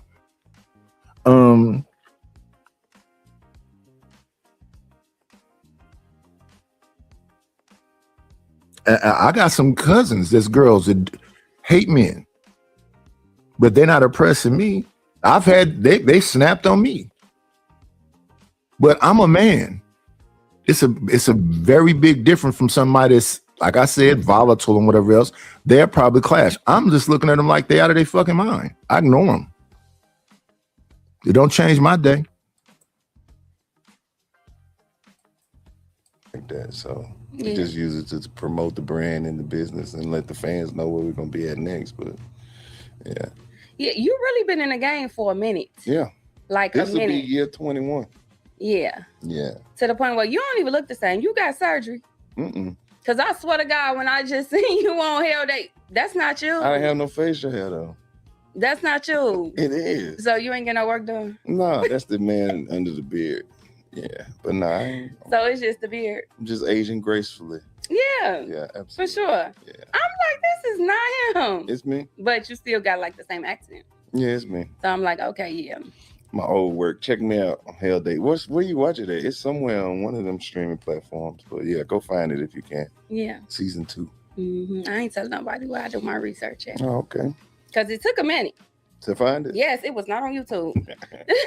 It's on one of them platforms. It was on BET Plus or something like that. Yeah, it took a minute. Yeah. But people okay. still post the clips from it sometimes. They'll screen record it and send it to me like, nigga, that's you. Like, yeah. Yeah. That was a while ago. That's Yeah, you know what's crazy? 06, 07. Your performances from Wildin' Out, because of course the world probably knew you from Wildin' Out. I know you from Wildin' Out. Probably. But once you get to looking until you become a fan, then you see like your performances from Wildin' Out and your stand-up is completely different. Like you are amazing. Thank you. Like you can't see that from Wildin' Out. Because Wildin' Out is a different form of comedy. It's more like improv comedy.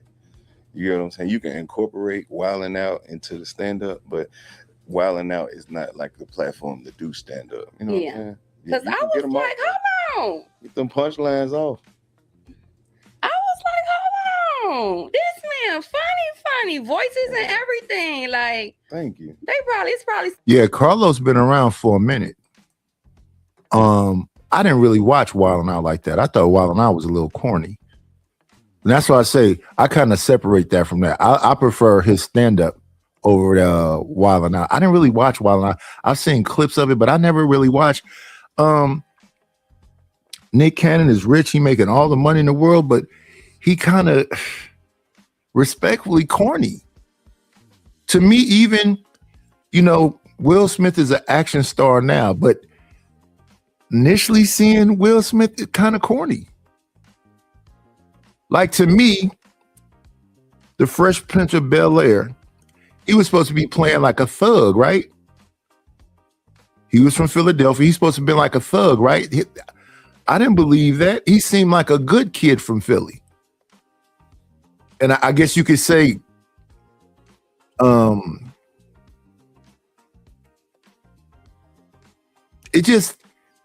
Fresh Prince of Bel-Air was kind of corny to me. I'm just saying. A lot of that stuff was when I was younger. To be honest with you, the first seasons of Martin, I wasn't feeling like that.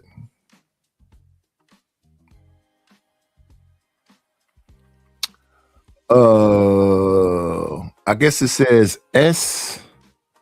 SFSN. What's happening, SFN? Good morning. Yeah, that's what I'm saying, Rapper. He was supposed to be like a tough kid. Oh, yes, JJ from Good Times. Corny. But JJ wasn't trying to be tough. JJ just was a painter. He was an awkward kid that was a painter. He wasn't trying to be tough. So I wouldn't even say JJ was corny. Kids that who are, so let's take JJ. JJ wasn't corny to me. Michael wasn't corny. Thelma wasn't corny. Raj from What Happened and the Dwayne and Rerun, they wasn't corny to me. They just seemed like regular kids. You know what I'm saying? But the thing that made, because like back when I'm younger and I'm looking at the Fresh Prince of Bel-Air, Will Smith to me seems like what we would call a prep. Or a tough, there used to be tough preps. I knew some tough preppy dudes. But when I'm looking at the show and you looking at Carlton and you looking at Will, even though Carlton is speaking articulately, Will wasn't really talking. They were more like each other than not like each other. And they try to make it seem like this is the tough kid from Philly versus the nerd. No, maybe you could say Carlton is a nerd and you can say Will Smith is just a regular kid. So like back when I was younger, I was just a regular kid. I wasn't no thug and I wasn't no nerd. But I used to hang out with the thugs and the nerds because I never looked at people. I mean, this is how you could describe them today. But back when I was younger, I used to be everywhere.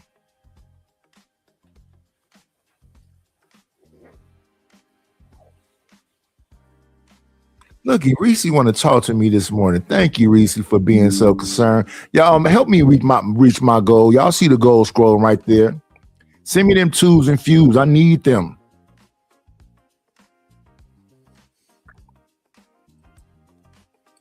Hit the Cash App. Hit the Cash App. Hit the PayPal. If you haven't subscribed to the channel, subscribe to the channel. Help me get to that 500 subscribers right quick. Still a lot of people sleep on you, but nah, like you very Let very them talented. sleep. I'm good. If that's Super talented. let them sleep. So with that being said, even though you got fired, and I don't want to hit on that because our real niggas get fired. I got fired last week from the club. Exactly. But do you feel like you outgrew Wildin' Out? In some ways. Yeah. Because it's more geared towards a younger audience. Mm-hmm. And you know, the type of comedy that I do, like the stand-up, it's not really geared for the Wildin' Out audience, for me personally. Because I feel like stand-up audience is way more mature. And then like the Wildin' Out audience is like college age and under. Yeah. But like on watching the show, everybody watched the show, but the people who like love it and come to the live shows and be fans of the show, they're more like college age type situation. The live show pissed me off. Now, first of all, I had went to one like in maybe 2018, 2019 in St. Louis. Okay. It was lit. Yeah. I was Wildin' Out? Wildin' Out. I got pulled on stage, all type of shit. Like I that wasn't on was it. lit. I ain't had nothing to do with it. It was more like the TV show. When I just came to the one, when y'all came to Atlanta, like, I don't know if that was last year or 2 years ago, I was so mad. It just seemed like everything was like written script. Like, it wasn't. Is they writing this shit down, Carlos? No. Is it freestyle? It's not giving that. Well, I don't know because I'm not there no more. Oh. I don't know. I doubt it though. Yeah, it's giving like they wrote that shit down and performed it. I was mad. What part of it made you think that? Well, the stuff that they were saying in the Wild Style battle, y'all was prepared to say all this shit. You already knew who you was finna go up against. In a while, your jokes was already there. You ain't come off that. You ain't come up with it. It just seemed like it went off the top of the dome. It was nothing like the show. Like even the Wildin' Out girls was out there for so fucking long jumping rope. I was like, they was jumping rope. I don't know what them hoes doing. They was doing something with some rope, but they was the bottle girls from the clubs. That's the thing is, that's the travel. I'm not there, so I wouldn't know. I don't know what they got going on. So is Wildin' Out scripted? No. How can it be? Okay. It's not scripted because we shoot those episodes like back to back. Yeah, Justina cussed me out the other day. For real? In her comments, I said. You be talking shit on the internet though. Yeah, I talk shit on the internet. But you be lying. You be lying though. I talk shit in real life though. But you be lying. I'm the realest bitch in the world. You lied on me. What I lied and say? You left the comment and was like, then you said you weren't gonna even do my show. Yeah. I didn't say that. Then you just show up lying. I shouldn't have even did it because you lied on me. You was taking too long. I can't be on your time. I'm busy. What's wrong with you? I appreciate you coming. No problem. Blessing me with your presence. I came on here just so you can say, damn, I lied on him. That's what I really did. I'm really just I lied on Carlos. I'm really here just to clear my name. I lied on him. He's here. I accept your apology. Yes, I apologize. Right. But yeah, Justina cussed me out in them comments. She should have. You know what I said? I said, you still my favorite battle rapper. That's what I said because I like Justina. Why are you online talking shit? You trolling. I don't troll. Yes, you do. I seen the shit you be saying. Just saying shit to fuck with people. Nah, I be dead ass serious. That's the crazy part. Yeah. That is the crazy part. I think Reese Cup be dead ass serious. I think Sugar Bun be dead ass serious.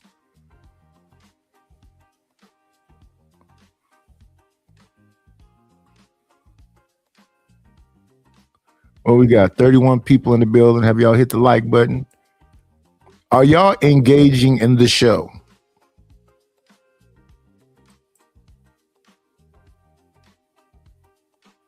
We got 31 people in the building and 16 likes.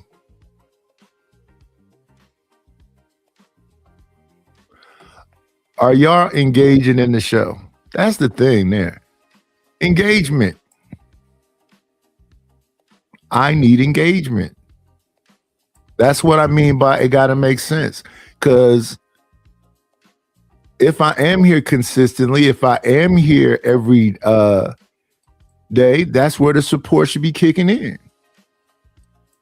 If you're telling me when I'm in other chats, oh man, when he's going to, okay, I'm here now, support the show. Likes is free. Subscriptions are free.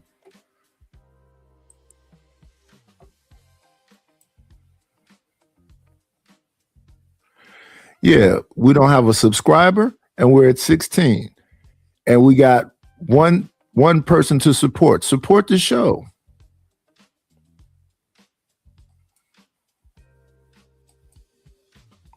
I'll be serious. Like, Stop. I'll be dead ass serious. You crazy. Talking all that shit online. You somebody mama. Can't be doing all that. I am somebody mama. You gotta be and they talk shit too. Mm-hmm. Unfortunately. You got a little stalker, huh?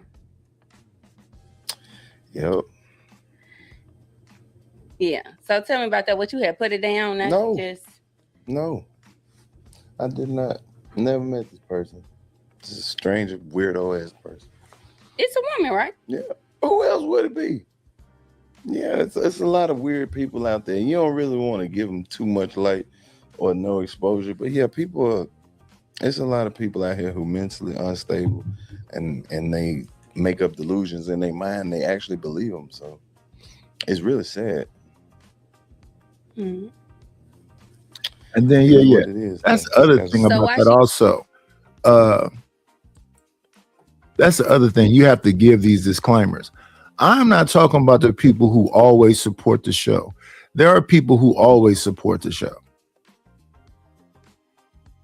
I'm grateful to those people that always support the show. I'm talking about all you other people. There's some names in my phone that's always supporting the show. I am not talking to them. I'm not applying pressure to those people who always support the show. I am applying pressure to all you people who I've never seen a super chat from. I mean, never seen a Cash App from. Never seen a PayPal from. I'm talking to all you beautiful people.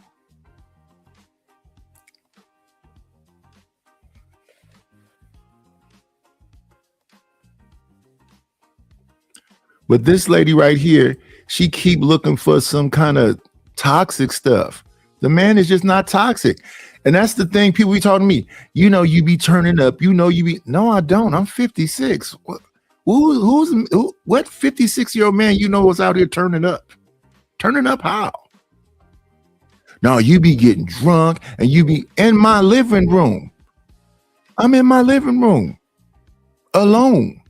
Turning up how?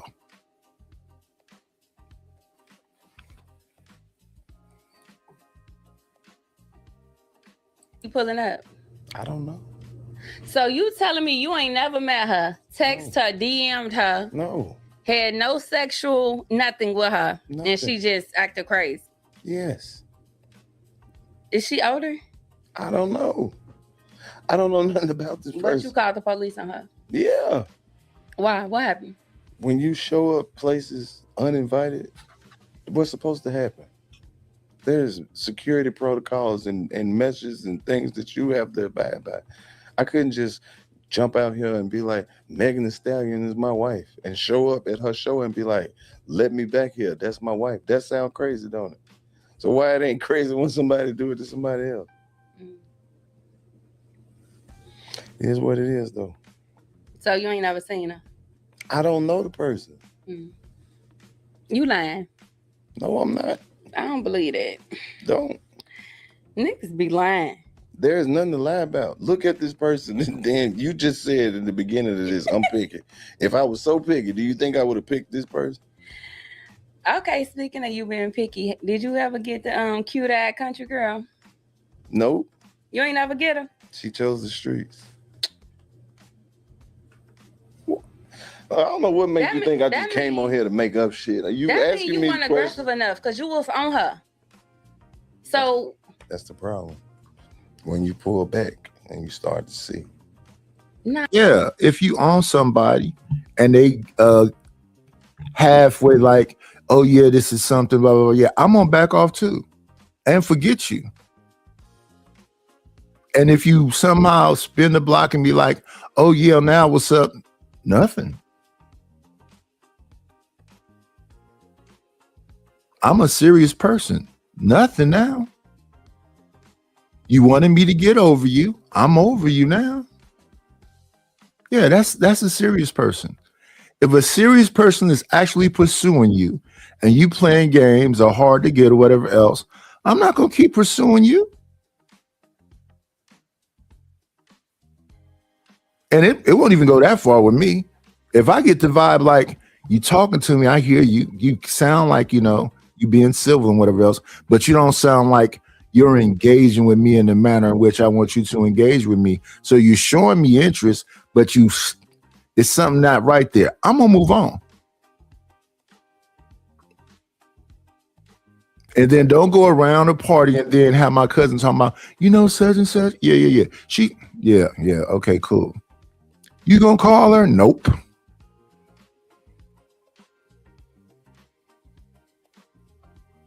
Oh, you playing games. I'm not playing games. What is wrong with you? It's not any fault of mine. I'm not You playing games. No, I'm not So about to do all you that. wanted her. Right. You let her slip through your fingers. You talking about she chose the streets. No, I didn't. Okay, so tell me what happened. You don't have to slip through my fingers. You could just say it, and then I'm gonna let you go. Your actions. So did you get her? Did y'all ever link? Of course. Okay, that's what I'm saying. Yeah, but it wasn't what you thought. It's not that it wasn't what I thought. It's just that life be happening. Things happen. People have to be in different spaces. It don't always align. Okay, you right about that. Yeah. Was she younger than me? Yeah. Yeah. A little bit. Grown though. Mm-hmm. Grown ass woman. That's all I like. Yeah. Yeah. So I gotta go back to you talking about why I be talking shit online and I got kids. You talk a lot of shit online too. Let me see. What's happening, Lord ADS? Do not harass people. I'll harass and beg for my money because they say that's what we're doing. We panhandling on social media. Shout out to them people that used to do the same thing, but now I guess they got a job or something, so they coming back to say little slick shit. But yeah, y'all read that banner right there. Read that banner. Don't ignore that banner right there.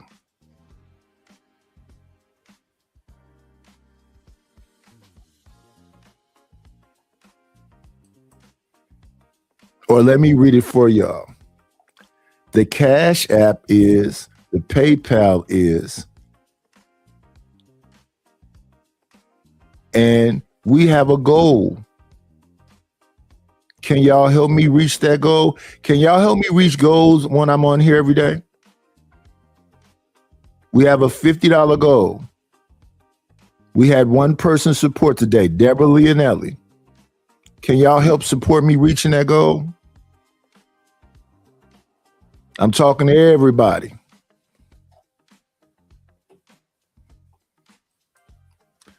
Let us not end the show without me coming close to that goal or meeting that goal.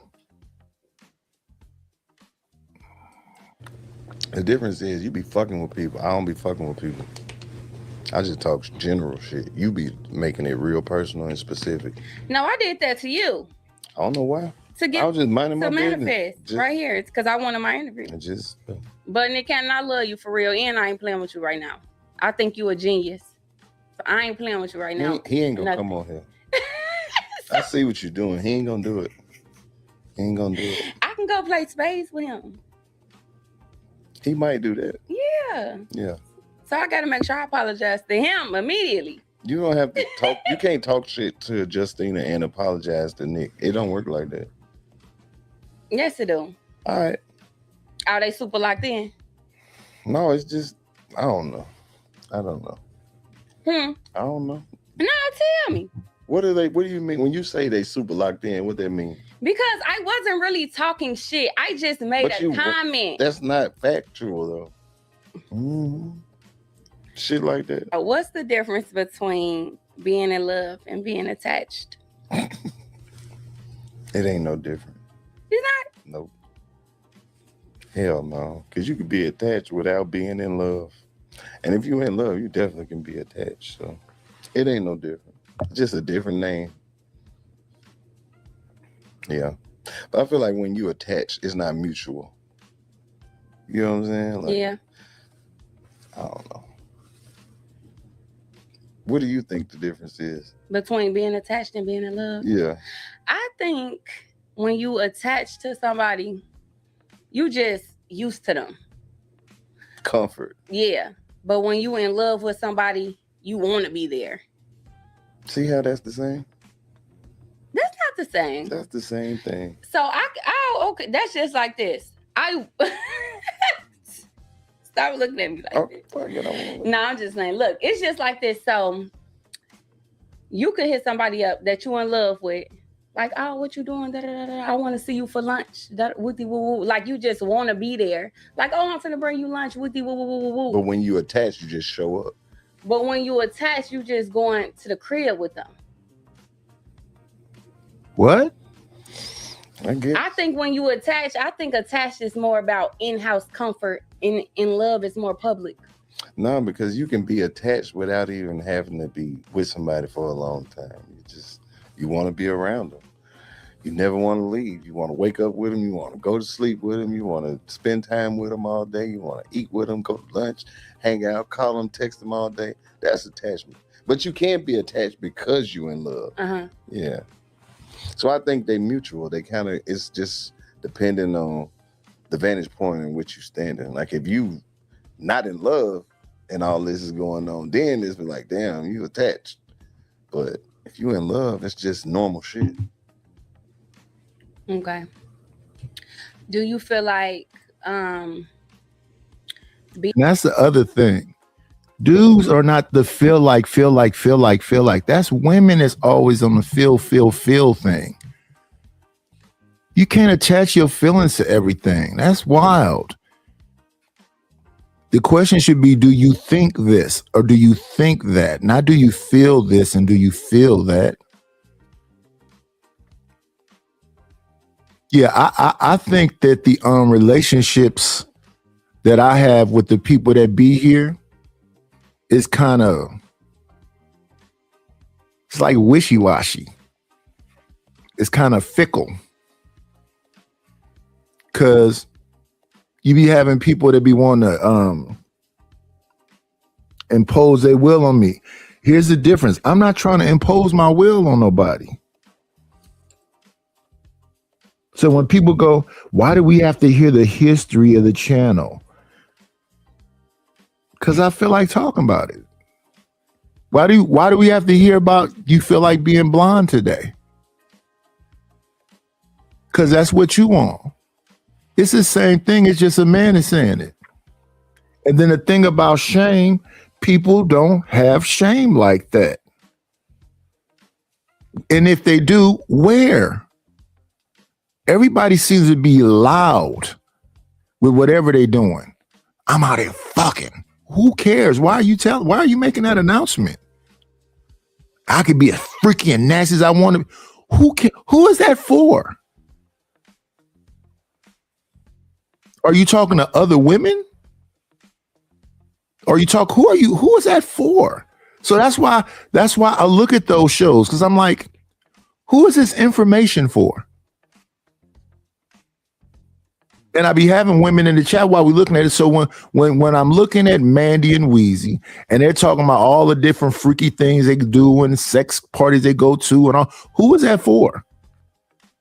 Is that for other freaky people? And then that's your show. This is years that it was called Horrible Decision at first. Now it's called Decision. This is years of just freaky shit. Same thing with lip service. Angela Yee was doing lip service, 20 years now? Probably more than that. Who is that for? What's the other one? Poor Minds. So the story is, we party girls, we are in the industry, and we only mess with the ballers, and we know all of the ballers. So I doll myself up and look pretty in places, and I go to bars and restaurants, and we pop bottles and let everybody look at us.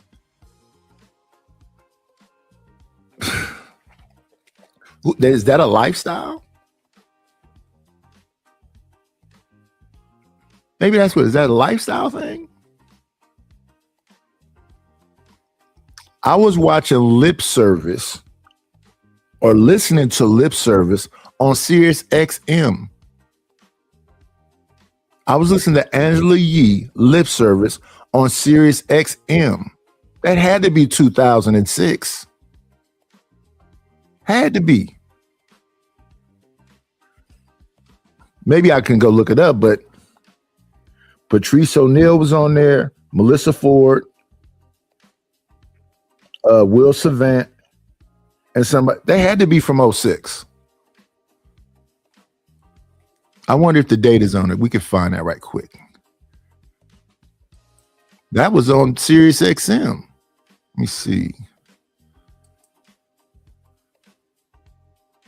Lip Service.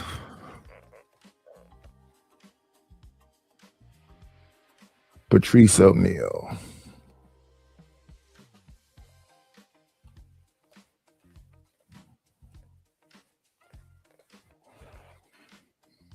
Let me see. Lip Service. Oh, that's 13 years ago. Oh, no. Here's the clip. 17 years ago. Say they re-uploaded it.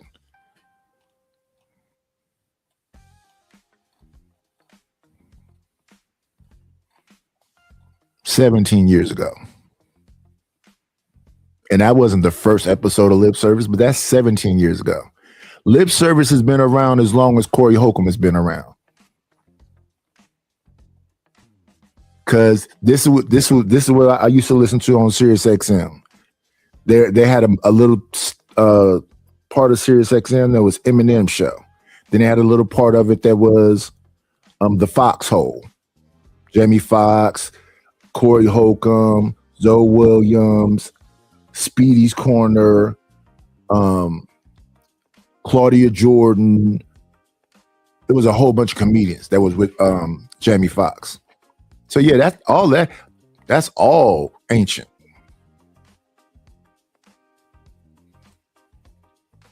But anyway, yeah, 20 years. So if that clip is 17 years old and that's years into it, yeah, 20 years.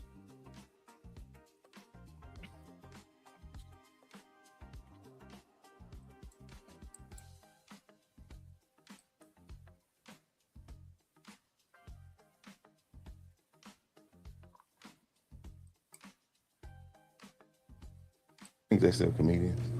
Is there any like skit comedians that entertain you right now? Drewski Yeah. and Desi Banks. Them the top two for me. That is so crazy because I watch Desi Banks on Instagram. I do not come across him on YouTube. That's crazy. I'm gonna have to search him. Yeah. But Desi Banks is funny as fuck. Desi Banks funny as fuck. Yeah. It's a few of them, man. Like Jack Boy, he funny as hell to me. Rob Kazi, Corey with a K out of New Orleans. Mm-hmm. They drop some funny shit every other day too. I kind of like people who just be doing random shit though. Yeah. Like I like reaction videos or the people who will like take a little clip and then they'll say something in it. Like I like them. So yeah. Okay. So my last guest was Country Boy Mike. Okay. You follow him? He do a lot of those reaction videos. No. I don't know. Let me see. Country Boy Mike. Where you from? It's okay. Where you from? Alabama. They like the attention. Him? Yep. Yeah, I follow him. I follow buddy. Yeah. They do like attention. Yeah. But that ain't no fault. So you gotta kind of like let them know it's okay by like or comment. Yeah, I fuck with them. Yeah. I fuck with them. Mm-hmm. But they don't fuck with me though until I say I fuck with them. It'd be like standoffish. Yeah. But I fuck with shout out to everybody out there. I don't think you get that vibe though. What? Like cocky or arrogant or like not approachable. Do people tell you that you're unapproachable? No, I think that's the problem. I'm too fucking approachable. Yeah. Yeah. You're cool. I have to start being a little more unapproachable. Your whole persona is like cool. Good. You cool as a motherfucking fan. I don't have shit to worry about. I'm living my dreams every day. Period. So I'm good. Yeah. I'm happy. That shit rub people the wrong way. Yeah. You just be happy and chilling, doing your thing. Yeah, they do. And they think that you rich or something. That's what I always get hit with. But we're gonna move from that to the serious stuff. That's what I always get hit with. No, you must got something. No, I'm just chilling.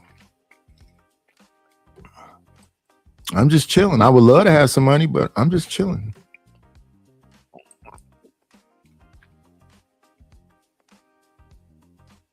Just chilling. That's all. But I just listen to the conversations people be having with me. I'd be like, that's hilarious. The mindset that people have. That's hilarious.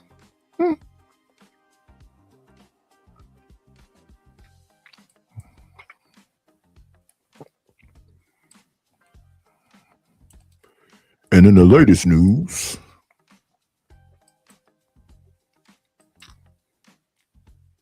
and then folks be like, man, brother. Yes, brother. Don't you think? I think you should be hitting the Cash App or the PayPal. Support the channel. I don't be overthinking stuff. Support the channel.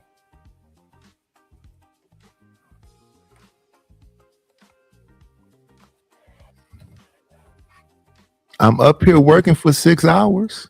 Support the channel. Hit the Cash App. Hit the like button.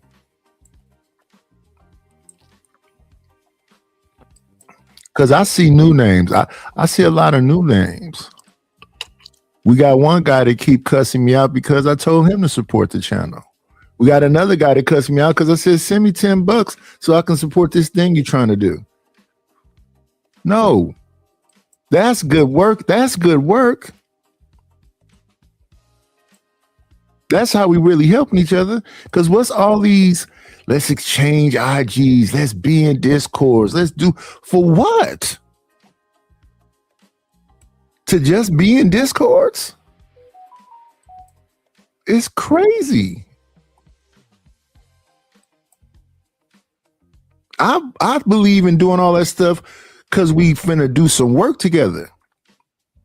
No, brother, I'm saying, no, you're saying after I get through doing my 6-hour show to now come do some other stuff where there ain't gonna be no money exchange. Will you do it over here? Now you want me to explain my relationships with people who I actually have some of a cool YouTube relationship with. So of course, Fatty can come over and cuss me out or whatever else. Fatty helped the damn show become whatever. Of course, there was a time when JP used to be in the same position and looked at it as equal as Fatty until he started talking about you loser, you bum, you old fuck, you white man. Oh, okay, so you don't like me. Okay, so cool. I'm cool with that. I'm not going to keep trying to hold you up like, you cool when you literally are going out of your way to try to, I guess, clown me. But the trying to clown me ain't working because I don't care.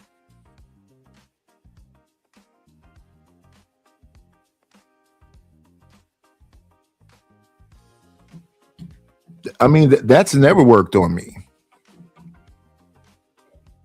I have to think you're better than me, or now if my mother was disappointed with me, that would bother me. If my, people that's actually been there were disappointed in me and they let it be known that they were that would bother me. But you strangers, what? I'm confused. Fat motherfucker. I'm a heterosexual. I'm confused. What is the point you're trying to get across there? Let's do this right here. So be thankful to the people that's actually supporting the show. Let's get them with I'm liking this one too. Thank you for the money, cheese, Fatty the dough, Gouda, Scratch, Skrilla, paper. Thank you to my Reed for the PayPal. Appreciate you. Can y'all other folks that are here help support the show? We're trying to reach that goal right there. Do y'all see the goal we're trying to reach? We're getting there. But please support the channel.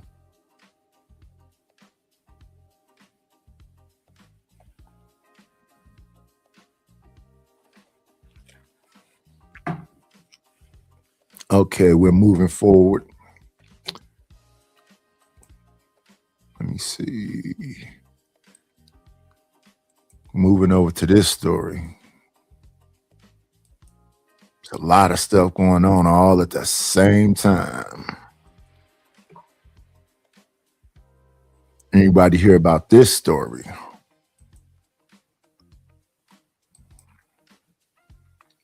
Violence erupts across Mexico after deletion of a cartel leader.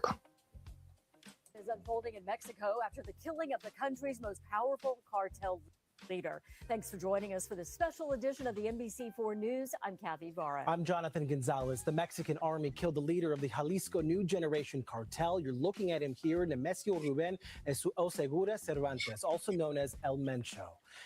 It happened in Tapalpa, Jalisco, about a 2-hour drive southwest of Guadalajara. Jalisco, the base for the cartel, which is known for trafficking huge quantities of fentanyl and other drugs into the United States. El Mencho was wounded in an operation to capture him and died from his injuries while he was being flown to Mexico City. And we are getting new video of the response from the cartel. Violent clashes, cars being set on fire, blocking streets. School is now canceled tomorrow in several states, and the State Department has issued a shelter-in-place warning for U.S. citizens. We have live team coverage of the response, what this means for the cartel's presence in Mexico, and also the impact to Americans. Let's start with NBC4's Macy Jenkins. She has the latest right now on the first. What that looked like.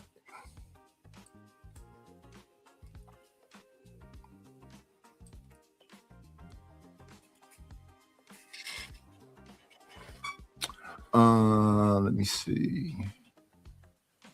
Oh, what's going on, Entwine the Mind? Good morning.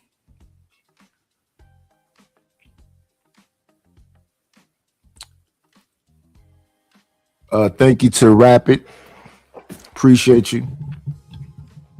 Yeah, we even had to have that discussion with Stanley. I say, Stanley, why can't you ask the people to support the show?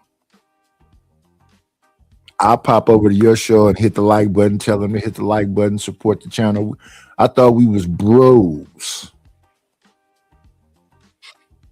Thank you to all the people that do, help and tell people.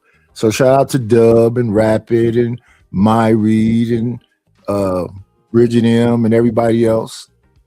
Appreciate y'all for helping. Good morning, Wanda. Yeah. Look at that, though, y'all.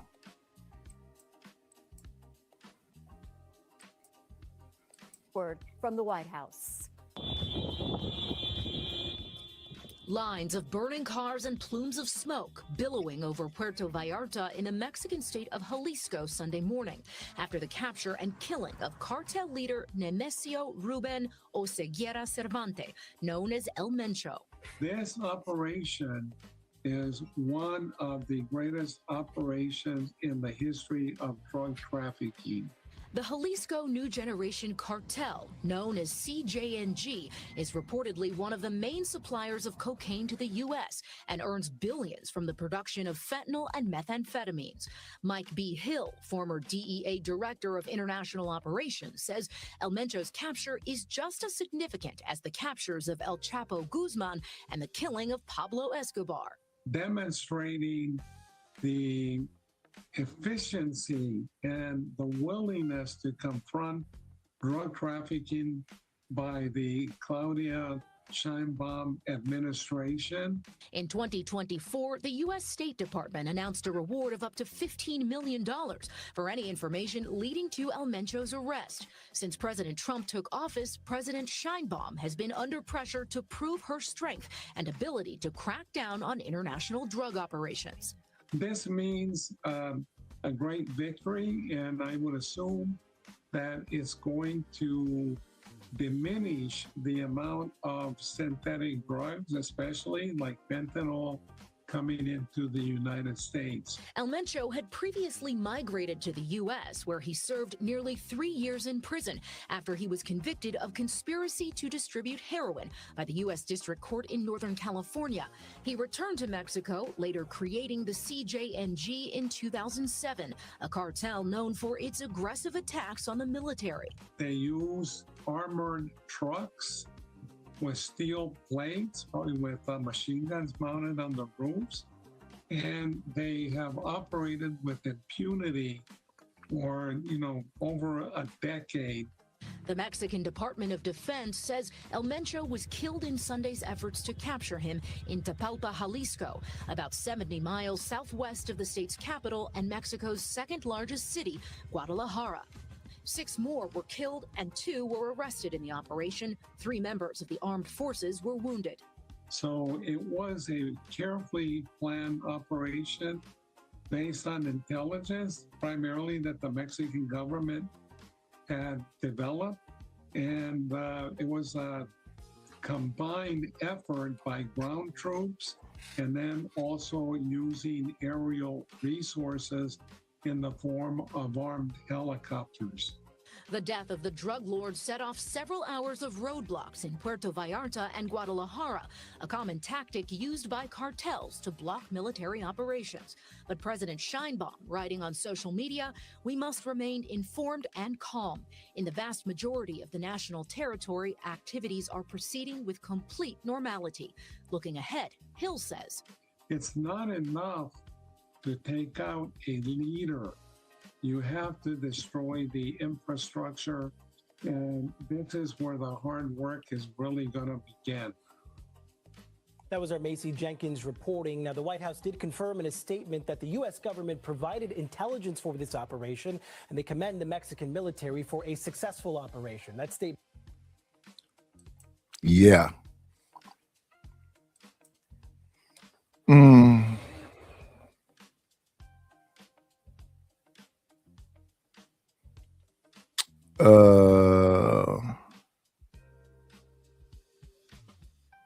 What's going on, CKJ3?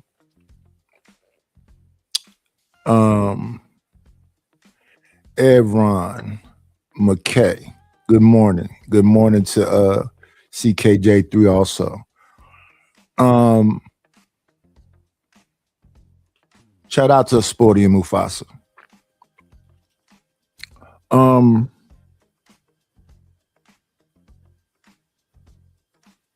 Yeah, Sporty and Mufasa's fun too, though.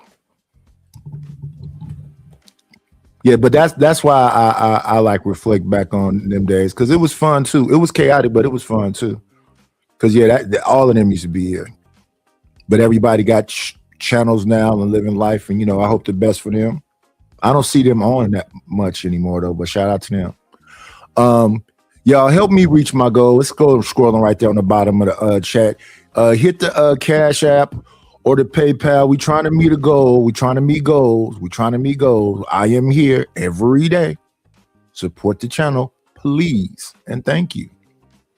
We're going to move on now. We're going to move on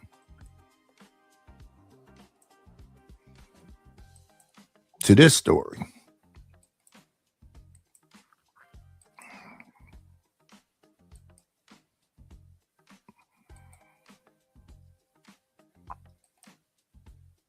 Let me see. Close that up.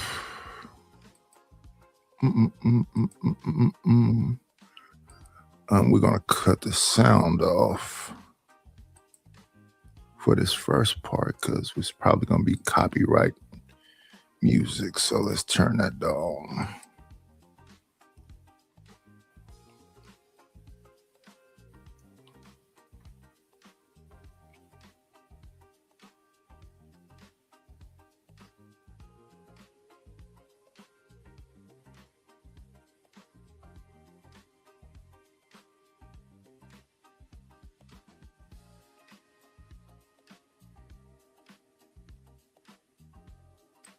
of model and influencer Ashley Robinson. She went by Ashley Janae online. I obtained video of a news conference today in Tanzania in which officials say they are holding Joe McCann for questioning and they are holding his passport while police wait for the postmortem. We have been unable to reach Joe McCann. Now, yesterday I reported on this story. You may recall Robinson was on vacation of a lifetime in Zanzibar, an island off the coast of Tanzania in Africa. She was there to celebrate her 31st birthday with her boyfriend of about a year and a half, according to the family. Joe McCann proposed to her on that trip, but last week, something went terribly wrong. Police say Robinson was found unconscious in her villa and was rushed to the hospital, where she was later pronounced dead. Now, her parents received a call from McCann saying that something had happened, but they say it was the resort that told them about the death of their child. Again, the new information today, officials say they are holding Joe McCann for questioning and are holding his passport. Ooh, I'm gonna have to take me a deep breath. Okay, so this young lady's name is Ashley. And her family and friends are calling for us as, you know, people of color, black, brown, whatever, to rally for her. And you know, a lot of the time, I can't sugarcoat this. She made herself extremely hard to defend. She is a black woman who dated white men with the intention to degrade, berate, and belittle black men. And now they pulling up all her old posts and things like that.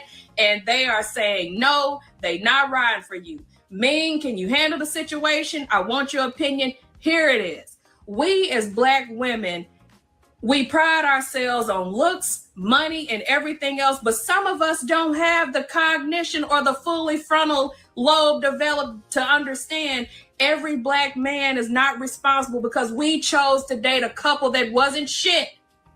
Okay?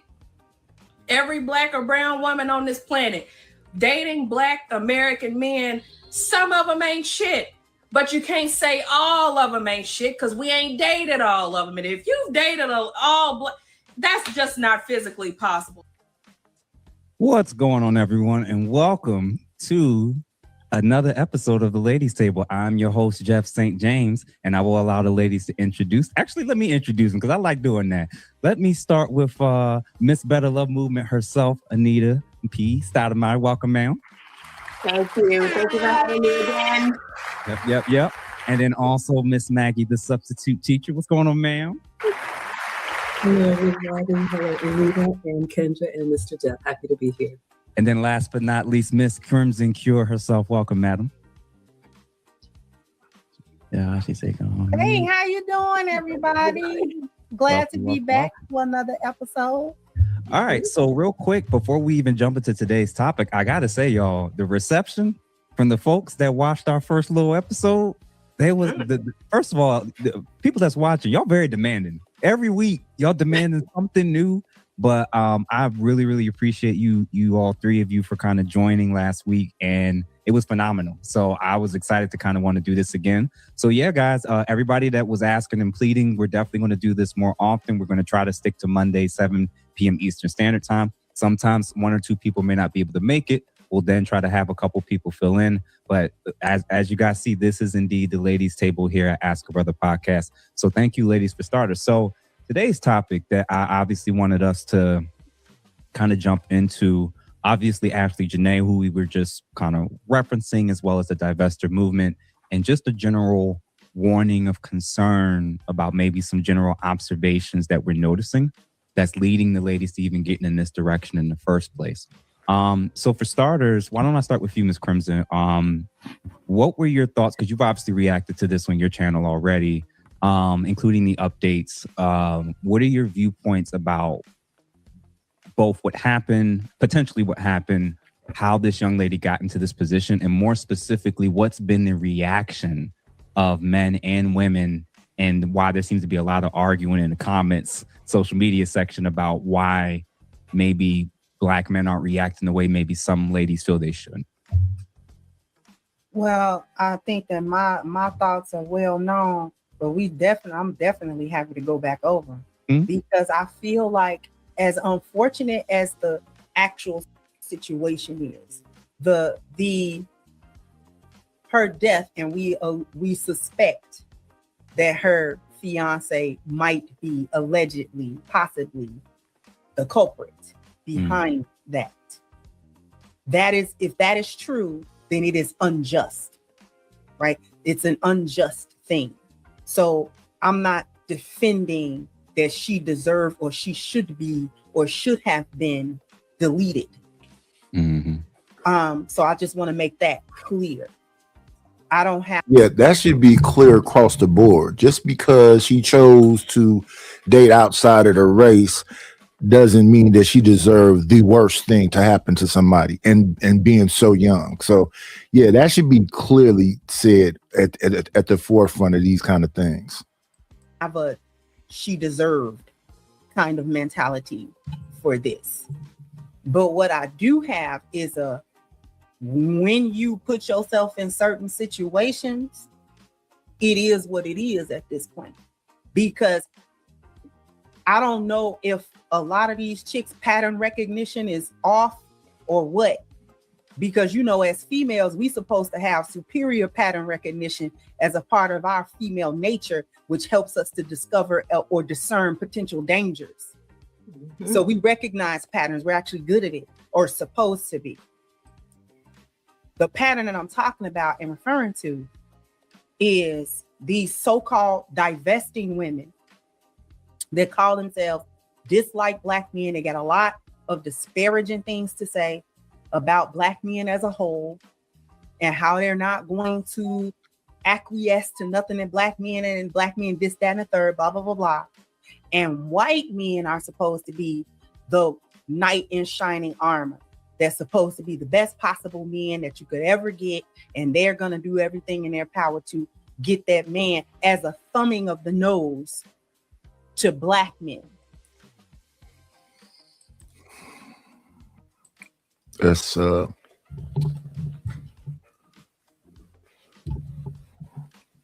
like to see folks happy, me personally. If the thing is this, it's like, you know, the guy who wants to talk bad about the women that he don't want. When you get the person that you do want, you shouldn't even be looking back at the person that you don't want. Let's see. Let's hit them with the Thank you for the money, cheese, fatty, the dough, Buddha, scratch, Skrilla,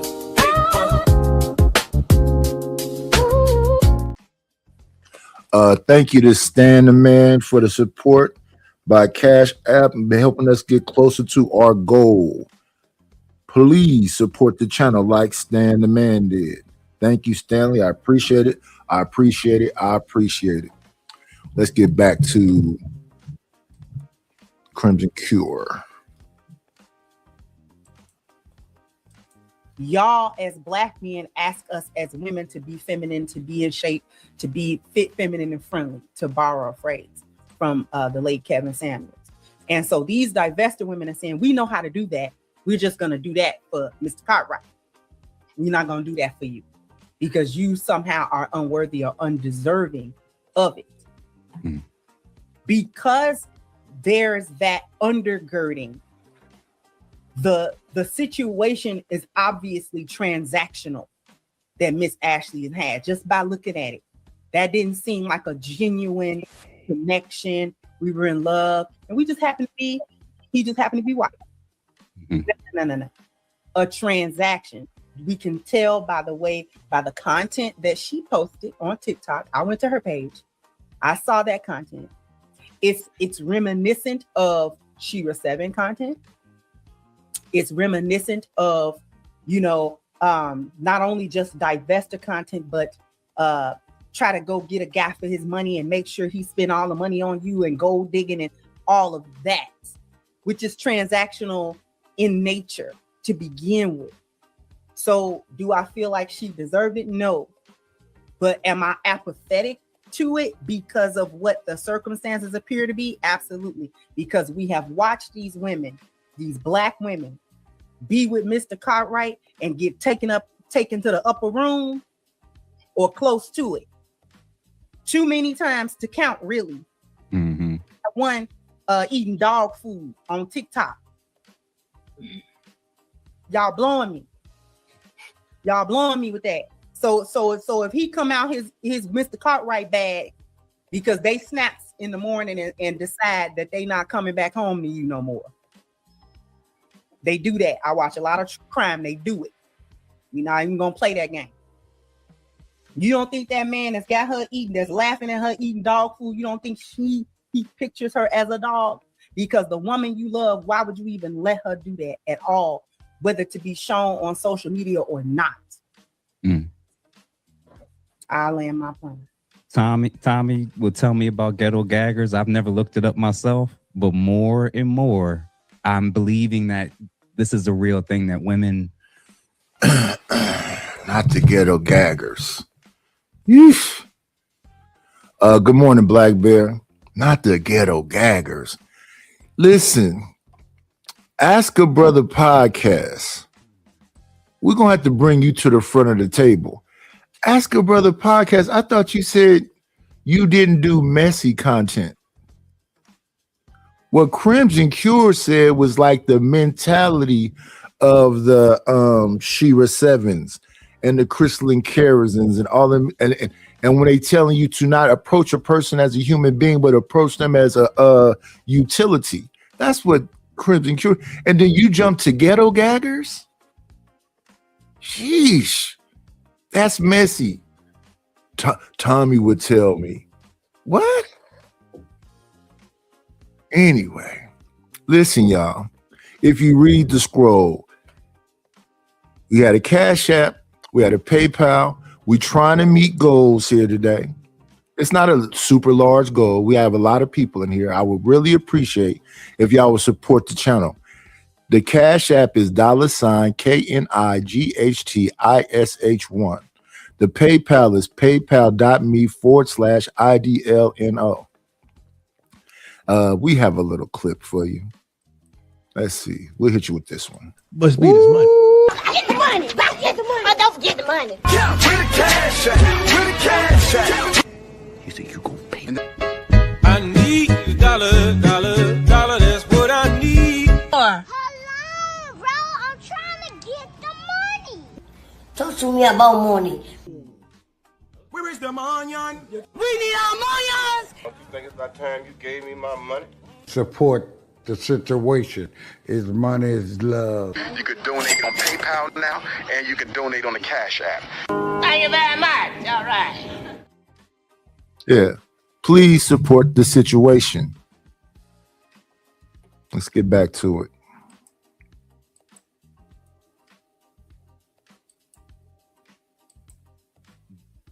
Upholding another race of men so highly to the point, not to the point of like, I'm just, like you say, trying something different. I'm going to uphold them to where I actually have no respect for myself of how they'll actually treat me. I've watched clips of Black women with white men say the most insane, disgusting things that he hates about Black women. And I'm confused. So, Anita, tell me your perspective on this situation and the young lady, Ashley Janae. It's unfortunate, right? It's unfortunate. Now, my humanity says that a human being, has passed away. So that's the nature of who I am. I'm going to acknowledge that a human being passed away untimely. And allegedly, we don't know for certain, even though the circumstances around the death is sketchy at best. And it is unfortunate. And I think anytime a woman prioritizes things other than character, One second. We definitely got to harass my brother, right? Come on in. Plan, it's always a treat when players leave.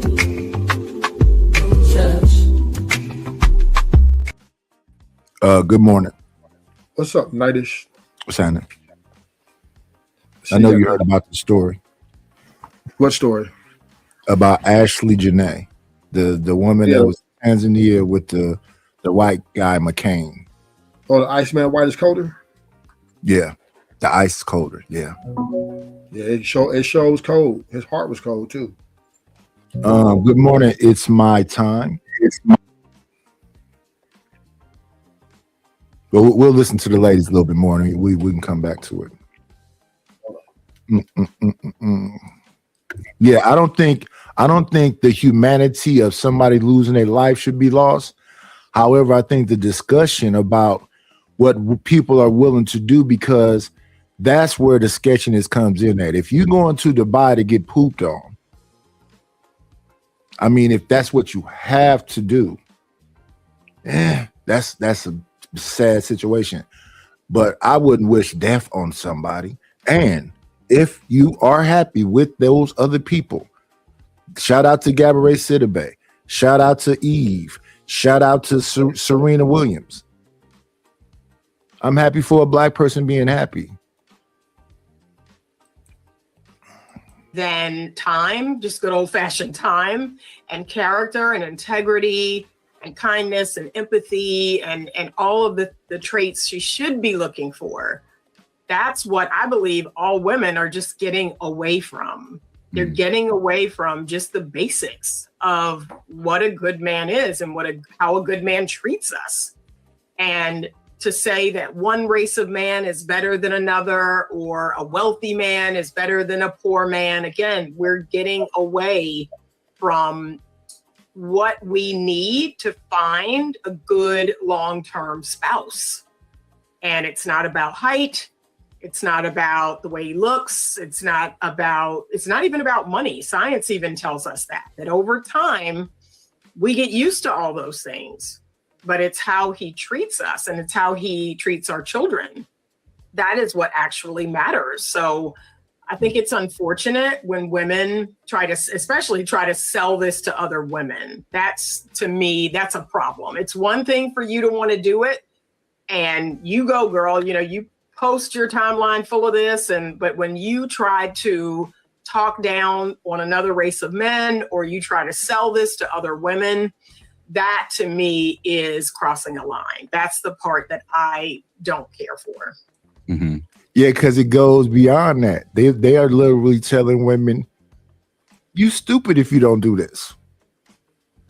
Again, not to talk about this individual per se, but if they're saying that she has the kind of content that She-Ra 7 had, She-Ra 7 talks to, now don't get me wrong, James accepts it.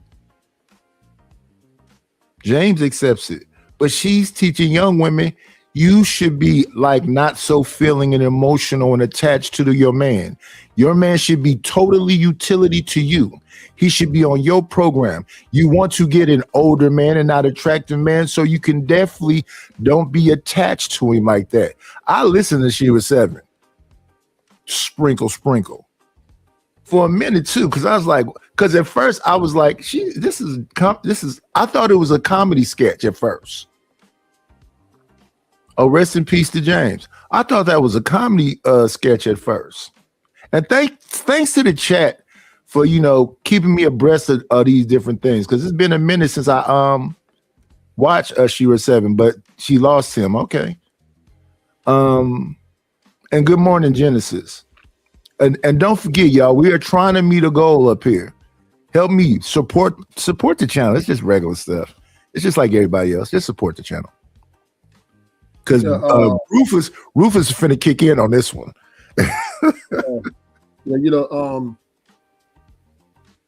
This is why I don't understand the way the women acting, but hey, it is what it is. It's more dangerous. See, what women don't really want to do is they don't want the men to come off under the illusion, right? You want men to stay delusional about you. So you want to keep that. That's what keeps it safe, right? For the most part. But once you bring a man come out of that illusion, he looks at you as like an enemy, right? He becomes, you're no longer that beautiful, sweet shit anymore. And now you're. But here's the thing, all right. Because we had these offshoots or these outliers, do you put that on everybody? Because when I listen to She-Ra 7, it's like she's trying to convince somebody to not be naive and believe in love and that they need to go into these things more Because what she will paint is a story of this sugar and spice and everything nice and vulnerable and innocent woman that's been taken advantage of because she believed in love. And she will call them women little girls, and they need to grow up. Or, you know, she was a gold digger and she got exposed. But what's wrong with gold digging if dude is willing to give up the gold? Because men are delusional. No. Stay right. No. You cannot be a man over the age of 25 and not be conscious of somebody being a gold digger. You cannot be a man over the age of 25 and not be understanding that somebody don't like you. They just like what you can do for them. So if you are going into it with a healthy mindset and understanding that you need to be involved with somebody that legitimately cares about you, and that's going to take time to find out if a person really thinks that way, you cannot then play victim and go, I thought that, you know, women just love men. I mean, there are women that love men, but you have to be conscious of what that looks like. But once again, men are delusional, right? We are delusional. You really believe that? Yes. I got kicked off the panel. Men, we know that we want to be used, right? I don't want to be. I'm going to show you. Most men look for women to take care of them. Most men aren't looking for women to take care of them. Yeah, but looking for a woman to take care of and being a sucker is two different things. No matter what, no matter what, right? Men want to be suckers. I agree. Right? I disagree. Well, because being the provider is basically a sucker. Not period. No, I'm gonna let you finish, and I want to respond to that. I don't think being a provider is a sucker, but go ahead. Well, it's the word provider is a delusional word, right? It's the same word as being a trick. It's the same word as being a, you know what I mean? But this is the delusional part about it. Men know they won't take care of women, but they don't want to hear her say it or show that that's all she wants from him, right? Men want to think that she loves me for me, and that all the stuff I'm doing for her doesn't really mean that much to her. But I'm really the reason she's here. But that's why if a woman says, "I'll pay my bills," then it breaks down. That's why a man, we can't handle the truth, right? You can't handle a woman walk up to you and say, "Hey, I want you to be a provider, pay all my bills," and da da da. We're not gonna. The guy will go away from that woman. The woman come in lie, but if she comes in lie, right, and says, "No, no. We have to slow it down a little bit. It's a delineation. It's a separate thing. If somebody approaches you and say, let's even go with a person that lie and try to make it seem like they care about you, that fades away. They can't keep doing that. So when I say somebody legitimately cares about you, whatever else, this is where you being a provider, and a man can provide in more than just financial ways.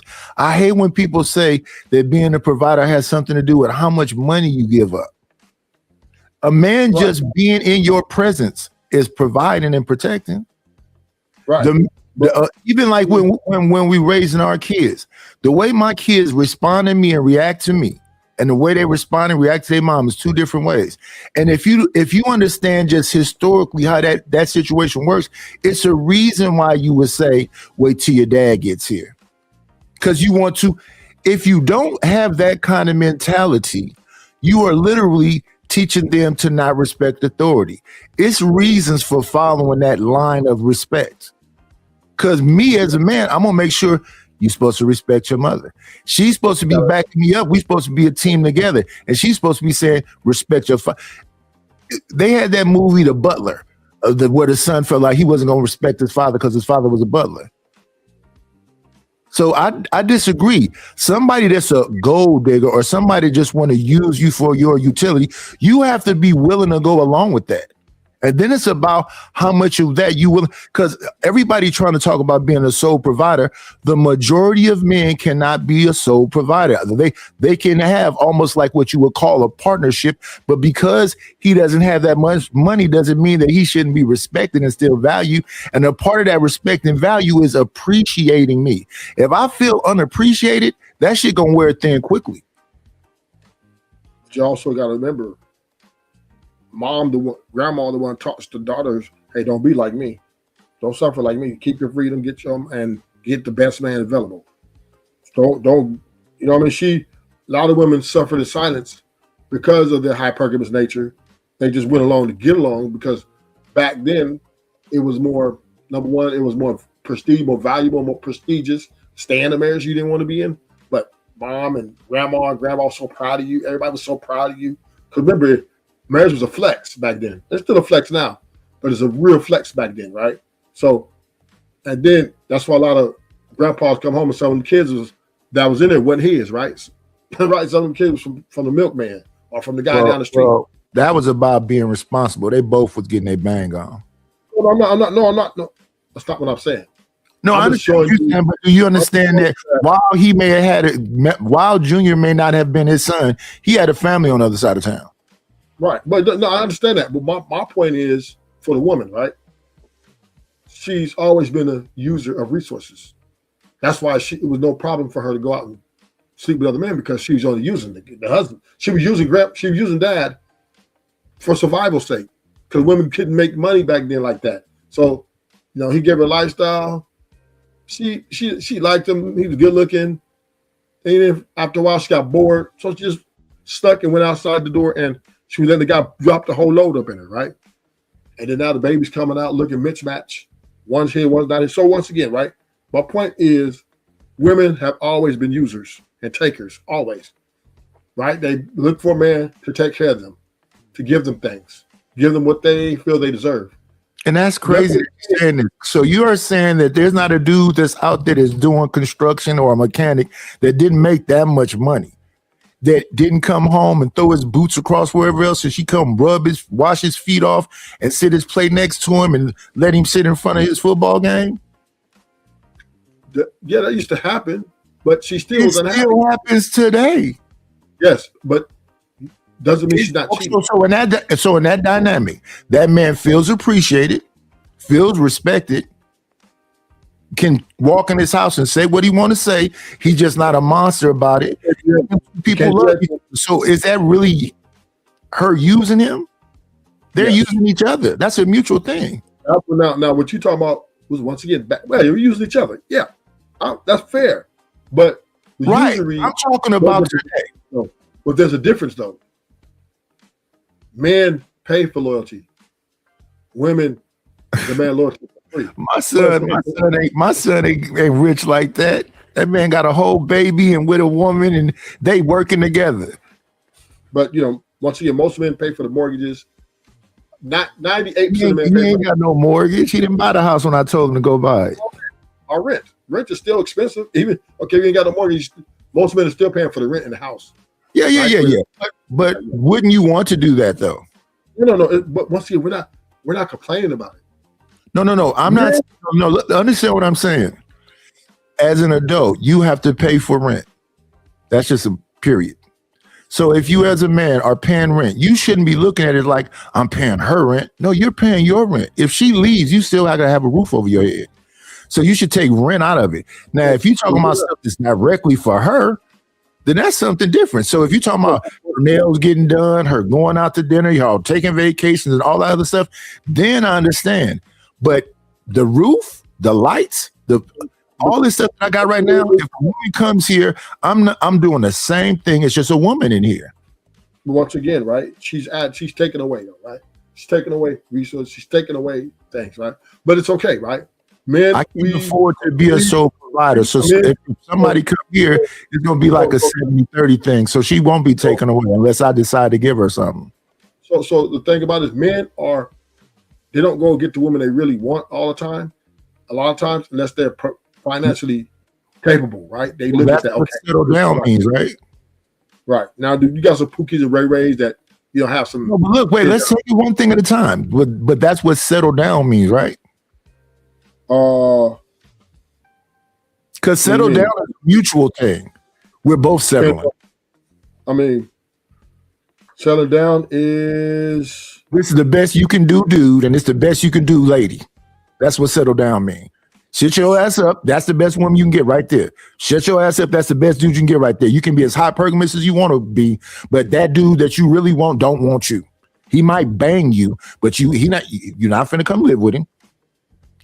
If you get banged, you're probably gonna tell you, I don't like people to sleep over. So you're just gonna get banged until you get tired of that. Because what they like to make it seem like is us, all these fine ass women, and all these men want to wear. Like it ain't no dude out here with a 6-pack, driving something nice, smelling nice, dressing nice, got a hell of a friend group and whatever else. That's just like, you can hang out for a little bit, but you're gonna have to go. That's what they used to attack Chris Brown about when it's time to go now. He didn't mislead you. He's Chris Brown. He's going to be on tour. He's going to be able. He didn't mislead you. He just, if you want to. Then people that's taking in pictures with him are in relationships.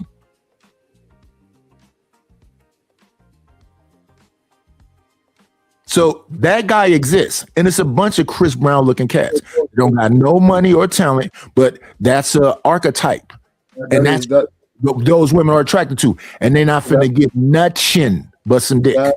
Once again, that's the minority, though, right? That's less than 1%. Well, everything we talk about is the minority, right? Men with money, wait 1 second. Men with money are a minority. Men who are very attractive are a minority. But those are the outliers we like to not. It's plenty of what we would call gigolos that literally, and you say that the women got to be fat. No, there's plenty of gigolos with attractive women that's giving them money. Not that many gigolos no more, Titus. No, listen, let me say again, because I don't think people understand me. It's a minority of rich men. Fact. It's a minority of the height, build, and everything else men. Fact. It's a minority of what we call kink dudes that's considered bulls. The kind of dudes that Diddy was paying for a baby girl to sleep with. Them freaky dudes. All those are minorities, but add all the minorities up. So the rich dude, the attractive dude, the freak dude, all of them is different people. Maybe some of them is all one, but those groups, them dudes is not providing nothing but dick a lot of time. Cassie had a whole lifestyle. So, all I'm saying is, what I'm saying is just to the point that I don't want to be what was a big weirdo dude that she kept saying to stay a little longer that Diddy was paying for? So yeah, Cassie had a lifestyle just like Young Miami got a lifestyle. Yeah, so at the end of the day, why they sound like victims then? Because Diddy didn't give her what she want, and Miami didn't want to go to jail. So women will love themselves always more than they love a man. So that's, she's going to put herself first. So if the feds come knocking on the door, I'm like, hey, you want to go to jail? No, I don't want to go to jail. But tell it, they going to talk. That's why pimping went down big time, because the feds stepped in and started snatching up all the hoes. When the state was snatching the hoes, and the feds would come in and take the pimps and give them 15 years. So once again, we understand that women aren't the best suitors when it comes to holding their mouth, right? But men are delusional about women still, right? They still think they're good women out here. They still look at women in such a angelic fashion that, but now when women play these games, going there using these guys, taking their money. A whole manosphere and a whole red pill movement. You got a black pill movement, and you got just a bunch of young dudes that just ain't going. So and they're still delusional about women. They're still delusional about women. They're still looking for a wife. Most of the red pill men are married. Right? Those red pill dudes are married. You think they're delusional in their marriage? Yes, because they think that the woman they married, she's different than all the other women out there. Not my boo. What's going on, TK? No, it's just that I think that the cats that, like, for example, Unc be streaming, I listen to him talk. Uncle Tom, I listen to him talk. That's a deal they okay with. And the women run the show. But that's a whole nother conversation. But all I'm saying is why is going to start being dangerous with this new tactic that women are doing about, well, you need to pay my bills. If he can't do this, I'm leaving him, or I'm cheating. If men fall in love with you, they can become dangerous. Men are still dangerous at the end of the day, and that could cost them their life, or it could get them hurt really bad. So, I mean, it's a dangerous game they're playing when they're doing this. This. I don't need a man, but I'm gonna use a man. And if a man find out you're using him, and he falls in love with you, it can be very dangerous. Then that mean they're not listening to this red pill stuff, right? Who? That mean they're not listening. Men. We're talking about men. Men listen to red pill. They listen to all the pills. But remember. Once again, how can you listen to the red pill and the manosphere and all this stuff when all of their shit is that woman bad? Because once again, is that not red pill and manosphere talking point? Yes, these spooky women. Yes, but remember, now, how do you listen to red pill and manosphere stuff, get in a relationship, and think that this person is something other than what the red pill and the manosphere is telling you they are?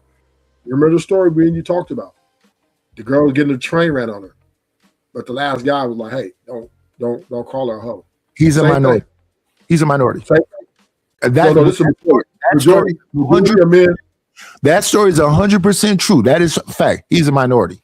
He's a goofy. No. I'm just saying is the mentality. It's not. I'm not. We talking about that the act, right? It's the mentality. Not no. But what I'm trying to get across to you, Rufus, is that what you'll make it seem like is everybody is the motherfucker that's gonna go lay in the wet spot with the bitch. If you marry a woman. No, listen, let me say that again. You make it seem like all of us out here is willing to, after we just got through seeing this chick do this, all of us is finna go lay in that wet spot with that bitch. Yes. Hell no. You're not finna go lay in no wet spot with no bitch. You just seen do that. I'm not gonna say all, because there are guys like me.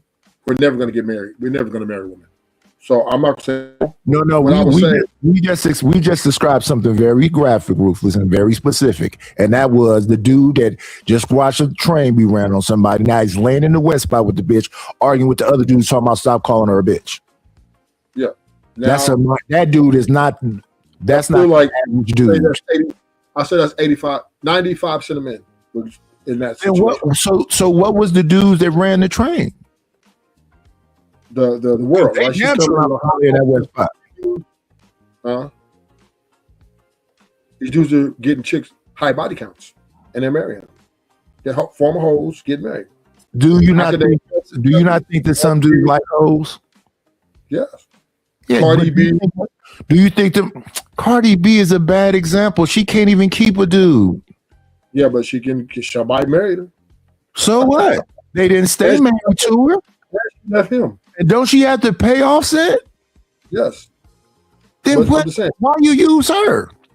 Because what I'm saying is, even with her movie, she came out how she was using dudes and spiking their drinks. Good morning. Yeah. She was younger before she got all the surgery and stuff when she was a stripper. Yeah. They call that. Guess what? Somebody said. Rolling John. Have you heard of that? Somebody said. Offset, why you don't marry that hoe? They said, he's a pimp. Yeah. They said, Offset, Offset, why you marrying a hoe? Because he's a pimp. It's my wife. He's a Southern pimp. Who? Offset. No, not in the beginning. He spent how much money he spent on that woman. That shit was a business deal. You got to stop looking at this Hollywood shit and thinking this Hollywood shit is unreal. Come on in. Playing, it's always a treat when players leave.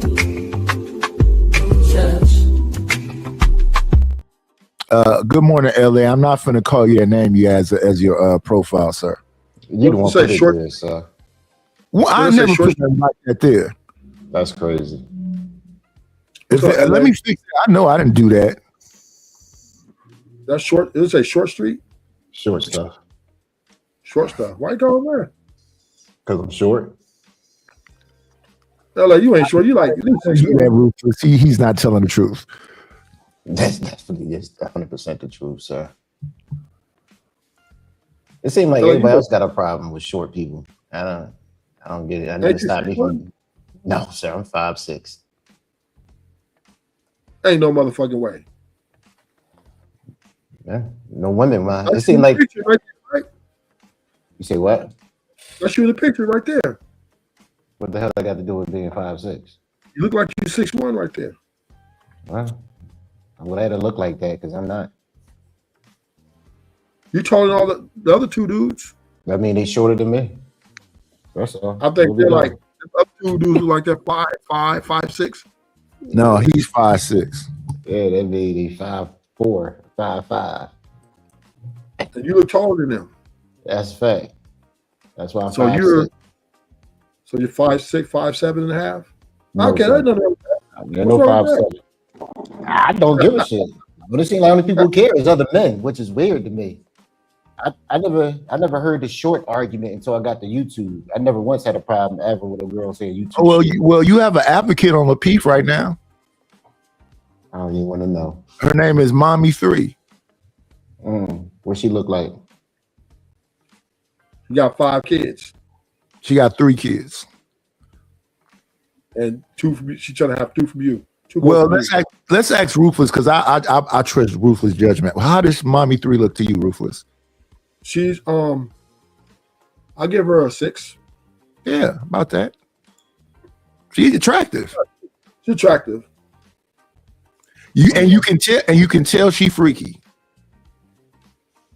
She She's a Southern girl. be sticking her tongue out. She be biting her bottom lip. She be looking to the side, and I'm like, look at that. I ain't seen that kind of freaky stuff since the 90s. Yeah, I don't need that in my life. Not too much. God bless She's her. got to deal with her baby daddies though. You gotta keep your pistol on you. I live in the Dominican Republic, sir. I ain't got to deal with shit. No, I'm just saying if you was to get with her, you have to deal with her baby daddies. We're not talking about him getting with her. I'm just saying that she is into shorter men. She talks about it. She said he's 6 foot motherfuckers. I'm like, damn, why is she going after tall dudes? She said, I think she's taller. See, some you got to remember, women go after power too. Because the dude is short, he's powerful. No, because short guys typically are more easier to tame. What? Look at that! Look at it! It came out. Oh, Ruthless. That's crazy. But yeah, we got 4 people in the building. Let's see if y'all hitting the like button. Please like, comment, and subscribe if you have not subscribed to the channel. What we got? We got 21 likes and 44 people. Come on, y'all. At least half the engagement. Look at that. Hit the like button, please. If you haven't subscribed to the channel, subscribe to the channel, please. We are going to get back to the clip. And don't forget, help us reach our goal. What time is it? Okay, yeah. We got it. Mm-hmm. And what about you, Miss Megan? Well, I have a lot of thoughts on this one. First, I want to say my condolences to her parents. A young woman lost her life. It is out of order for a parent to bury a child. And so just as a mother, and like Miss Anita said, the humanity, we all make mistakes. This should not have cost her life. However, I really am disturbed by the comments that she made. And I feel like, in full transparency, I need to bring myself to the front of the classroom. Some people know, some people don't know. I was married for 10 years, together for 18 years. My ex-husband is white, from a military family, grew up overseas. So that was my one and only experience. He offered marriage and I took him up on his offer. And since then, I'm in a long-term with a Black man. The fact that most people don't know that speaks volumes. Not that I have anything to hide. We had 2 children from the marriage. It's kind of obvious if you look. But I always like to think about examples outside of the relationship space to come back to drive the point home. And 2 things stood out to me. Number 1, ladies, all of us, gentlemen too, all of us are creating a legacy, whether we realize it or not. The internet is forever. And what we do and how we present ourselves will outlive us, all of us.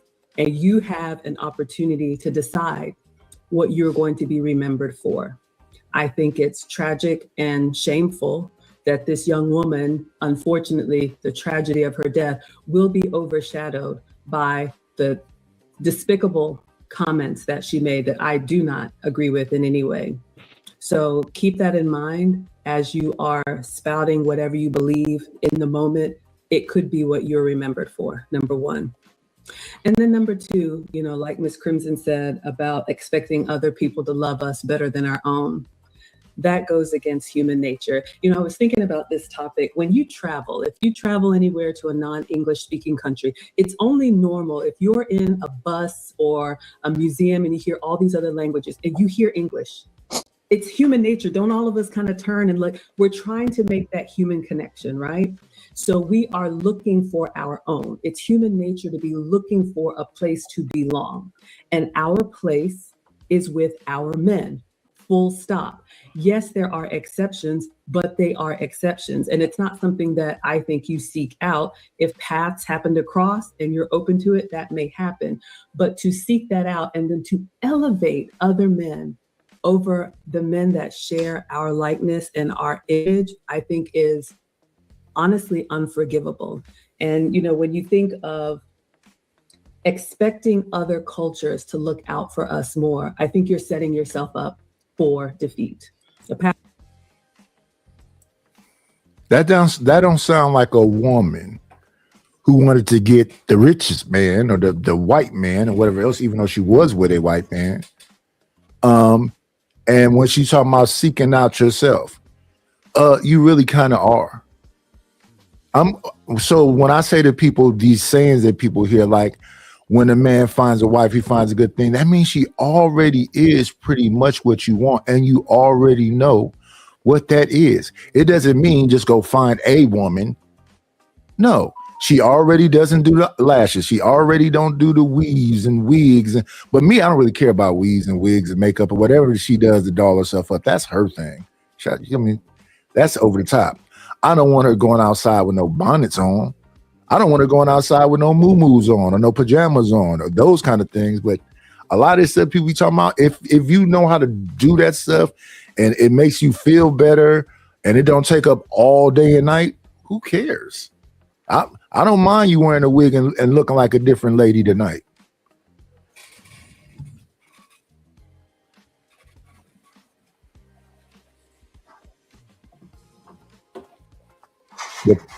But the idea that all these women are just running these dudes and a dude is gonna lay in the wet spot because,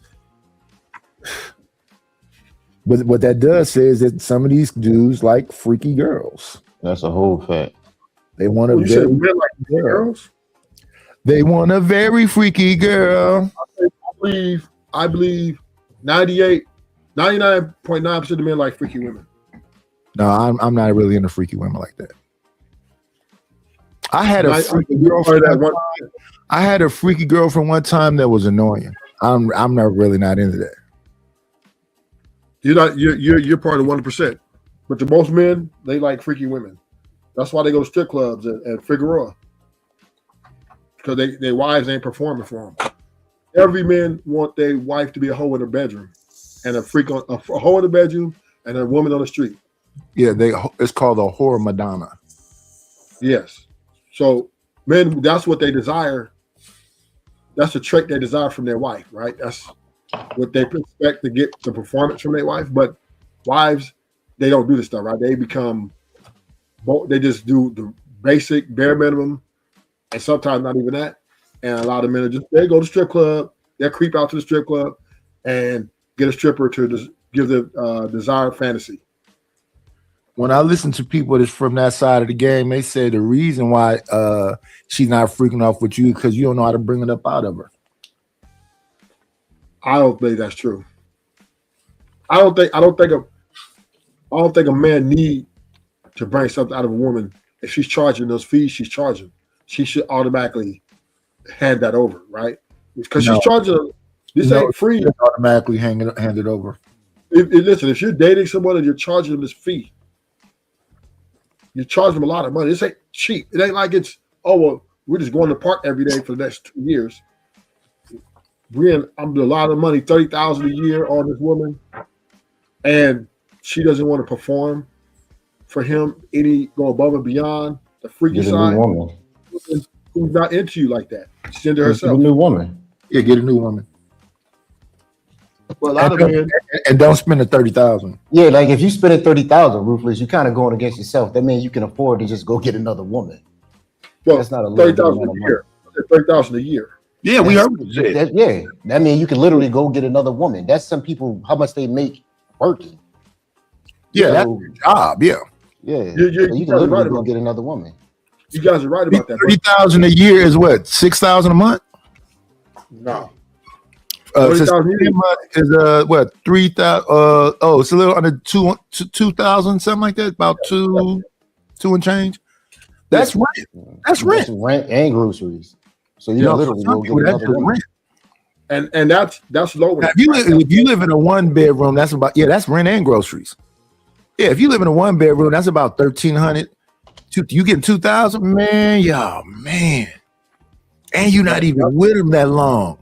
So just if they get them 3 Ruthlesses, $6,000 a month just for some. Oh man, they winning. I mean, that's just anyway. 30,000 a year is a low earner, right? That's a low earner. High earners make more, way more, right? 60,000. Yeah, it's a lot. It's really expensive, right? But if women are charging all these prices, these fees to these men, right, to court them or date them or whatever, then they need the performance level to step up. And No man is going to tell their daughter to be a whore. Well, you don't got to. She's already formulated to be that, right? Because women love money more than they love men. I thought they was formulated to be wives and have kids and all that stuff. I don't think being a wife and having kids is a whore. All wife means. Remember, Dad used to back in the day pass her off to the most wealthiest guy or the guy who's very economically successful. You never really rarely see that. Why did he do that? Turn their daughters off to poor guys, right? But look, but why did he do that? He gave it to a well-to-do guy because he wanted that guy to take care of her daughter financially. Typically, that was to give money to the family. Yeah, and so that dowry wasn't enough. It also was about character. That dowry wasn't you gonna give me some goats and cows and then you can go beat my daughter like a slave. That didn't mean as long as she liked the guy and the guy had a lot of money, he was Gucci. He come up there and pull up at a. You gotta understand, right? Guy pull up in back in the day a horse and a carriage. he got a whole farm, and he had buco resources. Yeah, Dad gonna learn like him. Another minority of men. Yeah, but I'm just saying I'm talking about back in the day. This is what back in the day that was a minority of men. Yeah, most men did not have castles and farms. And if they didn't find that guy who was economically feasible, the girl would just stay and grow and live with her parents. And sometimes she would meet a guy and they come and they all be one family. Some of the guy, maybe the neighbor, she start liking him, and then they would just combine families. Yeah. But typically, they will pass their daughter off to a guy who's financially able to give her a lifestyle. Yeah, well, the lifestyle that she already had. Or more, right? Whatever. Or more. So therefore, pushing it up to 2026 because women have taken over this I would say duty. They have raised the bar, right? They are raising the bar, saying, well, hey, just for even talk to me, you need to take care of some bill, or you need to be doing something that I think that I benefit. So women are being more, they're raising the bar, and they are going for the best they can get out of life. You need to travel more. I don't know where you meet these women at. Man, women do not date broke dudes, man. It just don't happen. Yeah, they do. It happens. What? All the time it happens. You know how many girls you meet? What? Who literally say they baby father don't do shit for them, and they bring a man Timberlands home, get him the PlayStations. What are we talking about? It's women. Yeah. Majority of them probably dating broke dudes at this point. No, they don't. They don't. What? Women typically. Let me tell you what the problem with this story has always been, LA, is that men with money are a minority, and the men that's getting the money out of the mud is a minority. When people talk about Pookies and Ray Rays and getting women, they're talking about these women messing with the elite Pookies. You think she's messing with the dude that go and get the backwoods? No. No, I'm asking Ruthless. What happened? Do you think she's messing with the Pookie that's going to get the backwoods? What does that mean? It's some Pookies that's broke. Because when we, like, for example, when I listen to JP tell a story about the Pookies get all the women, the top ones, yeah, the ones that get the money, yeah. So it's not the Pookies, not the Pookies, it's the elite Pookie. Yes. Yes, right. So the majority of Pookies is out here with big old women living in Section 8. They little sons is probably beating up on them. You don't know. It's all kind of. So all the Pookies are not winning. JP is not a Pookie that's winning. Put their name on the orange juice. I agree with that. Yeah, they putting a line on the orange juice. I agree with that. So women. What up, Savage? I will give you all this, right? That for women, most I would say, let me give a percentage. I say out of 100% of women, all of them are, they want something from a man, but prioritizing is different, right? So some women prioritize power, some women prioritize money, and some women prioritize sex, right? So so it flips, the list flips, but the list is the same, right? Some women put money at the forefront, where you need to make this much, and you need to have this much to be with me. Other women want pure power, loyalty to them. And the other women just, if you look good and she needs something to fulfill her little itch, yeah, she'll take you. She'll deal with you. She won't marry you. She won't marry you and she won't look for you as a future. But she'll let you blow her back out, and she'll keep you around for a little bit until the better guy come along. Why would the better guy take somebody who's keeping some dude around that's got a bad pair of Timberlands and drinking, smoking Black and Miles and putting lines on the orange juice? Because for men, we do have standards. But just like I think it's the same for men and women, it depends on how good she looks. We got standards. Yeah, we got standards when it comes to relationships and marriages. Yes. No. Yes. Men marry the wrong woman all the damn time. So you talking about men don't marry strippers?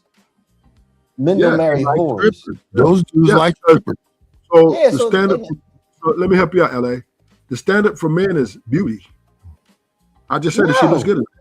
If she looks good enough, I said that. No. If she looks good enough, that's the standards. If she's a bad bitch, she can have 1,000 body count. Niggas gonna wipe her up. If you know what I'm saying. So I'm agreeing with you. I'm not saying that. You don't think our standards aren't character. Our standards aren't character. You don't think a man stay with a woman if she cutting a check? That's literally the definition of a Pookie. Listen, they got memes that go out every year during tax season, where a man is with a fat, nasty black woman with 32 kids because he knows he gonna get some of that tax return check. Men don't. That's what I'm saying. You tripping on that one. Huh? Now you're talking about the homosexual, right? Which is the minority. It's a minority of them, right? Very small percentage. That's less than 1% of men. Less than 0.2%. Most men, yes, for sure.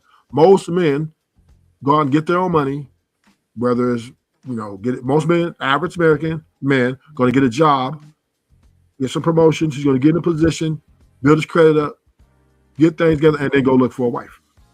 That's average, right? And Yeah, most men will take a whore because men are standard is beauty or What's attraction. going Right? on, Father Complex? Our standard is attraction and beauty. That's our number one standard. Character, if she look, I'm telling you, if she look good enough, she's gonna get pretty much any man she wants. There's not a lot of beautiful women out there that can't get a man. Huh? It's a bunch of pretty girls that's been used up. That's a whole fact. Yeah. They can't get a man. Yeah. Yes. Yeah, she's gonna get what she and once again, right? She's gonna get what she wants. That's my y'all have making my argument. Women are men standard for women. Used up is what she want? No, the beauty. Man. No, I'm saying it's a bunch of beautiful women, even online. That's alone. We see them all day long. If they are they're getting banged in the middle of the night when somebody can't get nothing in the club, maybe I don't know. Okay, you get no, they're alone. They have this kind of control over whatever. Why are they on panels all day? Women are alone because they don't want to settle. You know what's going to end up having to happen now? They're going to have to settle. Thank you. But they hold out as long as they can, though. So I say from age. But he's in whole shows, and you hear Ruthless saying that that's not a good idea, right? You can't shame them, so they keep doing the same mistake. And then you see it's all kind of stuff on TikTok, on Rumble, on YouTube of women crying in their cars. They don't got no girlfriends that like them. Don't no man really want to be with them. They look happy to you. If they had the kind of control you say just for the rules, I see some beautiful van life women. They beautiful, living in a van. I didn't say they was happy. What I'm saying is, but it sounds like you be saying they have some kind of control or power because of their looks and their youth. No, what I'm saying is men's standard. That's what I'm talking about, right? Men's standards are beauty, and if she looks good enough, the guy will wipe her up. What age are you talking about? Yeah, I'm trying to figure this out. What age are you talking about? These van life women is young and attractive. For men, the younger the better. And we're not a monolith. There's some guys like older guys. Older women. I'm sorry, older women, but it's still men largely based what they're gonna approach and deal with you on how good you look, right? I mean, unless you just got some mental health issues, that's their way. But if she looks good and can have a conversation, she pretty much got one foot in the door already. Long as she don't come out and say, "Pay my bills," she said, "Pay my bills," she's gonna lose the guy. And then there are some guys doing it. Hey, Mo Business, Ruthless channel is called Ruthless Truth. Click, go. Somebody put Ruthless channel in the chat.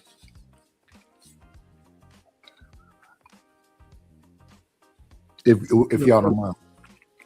Yeah, men's standard is beauty. We don't care about money. We don't like, oh man, this shit. I care about your money. I'm a fat old black dude. I care about your money. I care about your level of intelligence. I care about how undamaged you are. But that because Nidus, you have already, so you're in a position, right? Your position is different than most men. You've already accomplished what majority of men want to accomplish. Most men, I think, should have that mindset. You want to be with somebody you actually feel good about being with. Well, all them people that they got to sit in the car for an hour or fall asleep in the car because they don't want to go in the house with her. What was they thinking?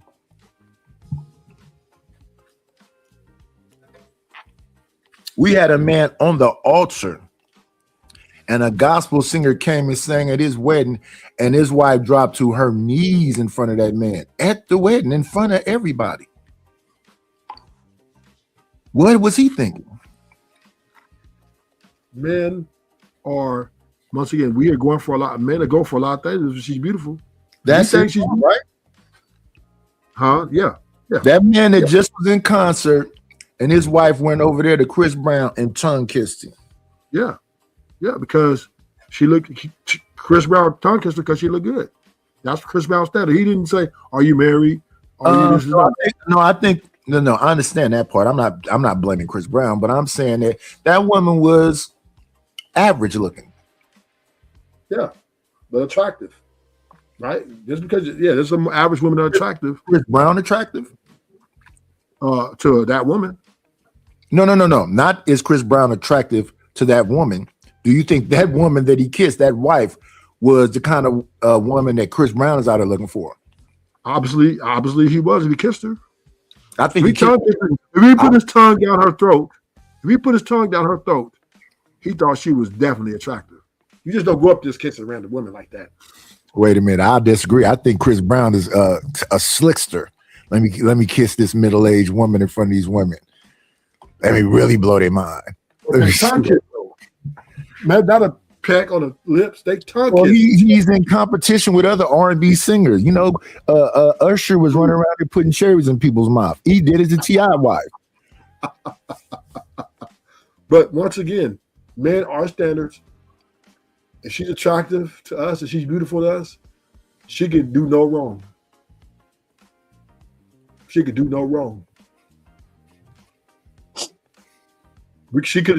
Dudes could just run a train on her. That's my boo. So call her a hoe.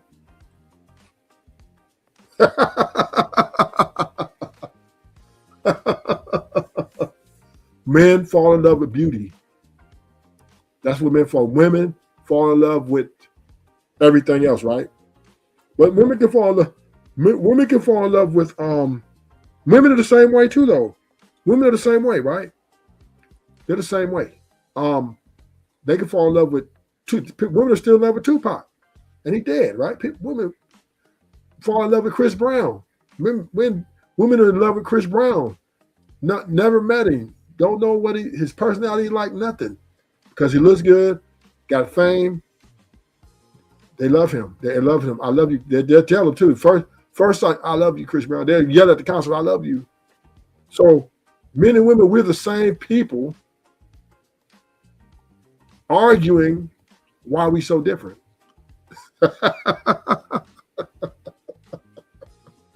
We're arguing why we so different. Can a man be tricked? Because I hear these faces, oh, well, don't leave with your money. You know, make sure she has good character. Make sure this, right? Same thing for the men, right? For the women. Oh, make sure he has good character. Don't just look at his money, right? We're arguing to both sexes the same argument, right? But they both keep getting. You saying that the women run everything? It can't be the same argument. No, what women are running. All the women got to do is be fine, and it ain't no argument. She win. It's over with. No, but the men are telling women not to do that though, not to go after the money. The men are trying to convince the women not to chase the money. Oh, that's pointless. That's what this whole space is about. That's what this whole manosphere stuff is about. Girl, go for character and personality. Well, you have 3 women that's saying that right now. That's what Crimson Cure is saying. That's what the substitute. That's what they're saying. That when you do that, you the woman that's going to the bar and let somebody defecate on you. Hey, y'all, support the channel. Let me see. It's a Cash App or the PayPal. Let me hit y'all with this little clip. Must be this money. Get the money. Get the money. Don't forget the money. Yeah, where the cash at? Where the cash at? You say you gon' pay. I need a dollar, that's what I need. Hello, bro. I'm trying to get the money. Talk to me about money. Where is the money? We need our money. Don't you think it's about time you gave me my money? Support the situation. Is money is love. You could donate on PayPal now, and you can donate on the Cash App. Thank you very much. All right. That's right. Support the situation, y'all. Stop acting stingy. Come on in. Grand rising queen, shine like you mean. Forever may you gleam. You are everything. Good morning. Good morning. Can you convince this man he don't know what the hell he talking about? Maybe not convinced, but I can say that he's not a woman, so he can't speak for a woman. Yeah. So women don't want money? No, today is a whole different day, and That's what I said. I have no argument. Some people might say I have no dog in the fight, but I come in peace, and it's women. Okay. So you said women don't want money? No, she's not talking about that. No. She said I don't know. I can't speak for women. I say women want money. Nothing that will be argumentative this morning. Is too early, but I've had my coffee and I'm wide awoke.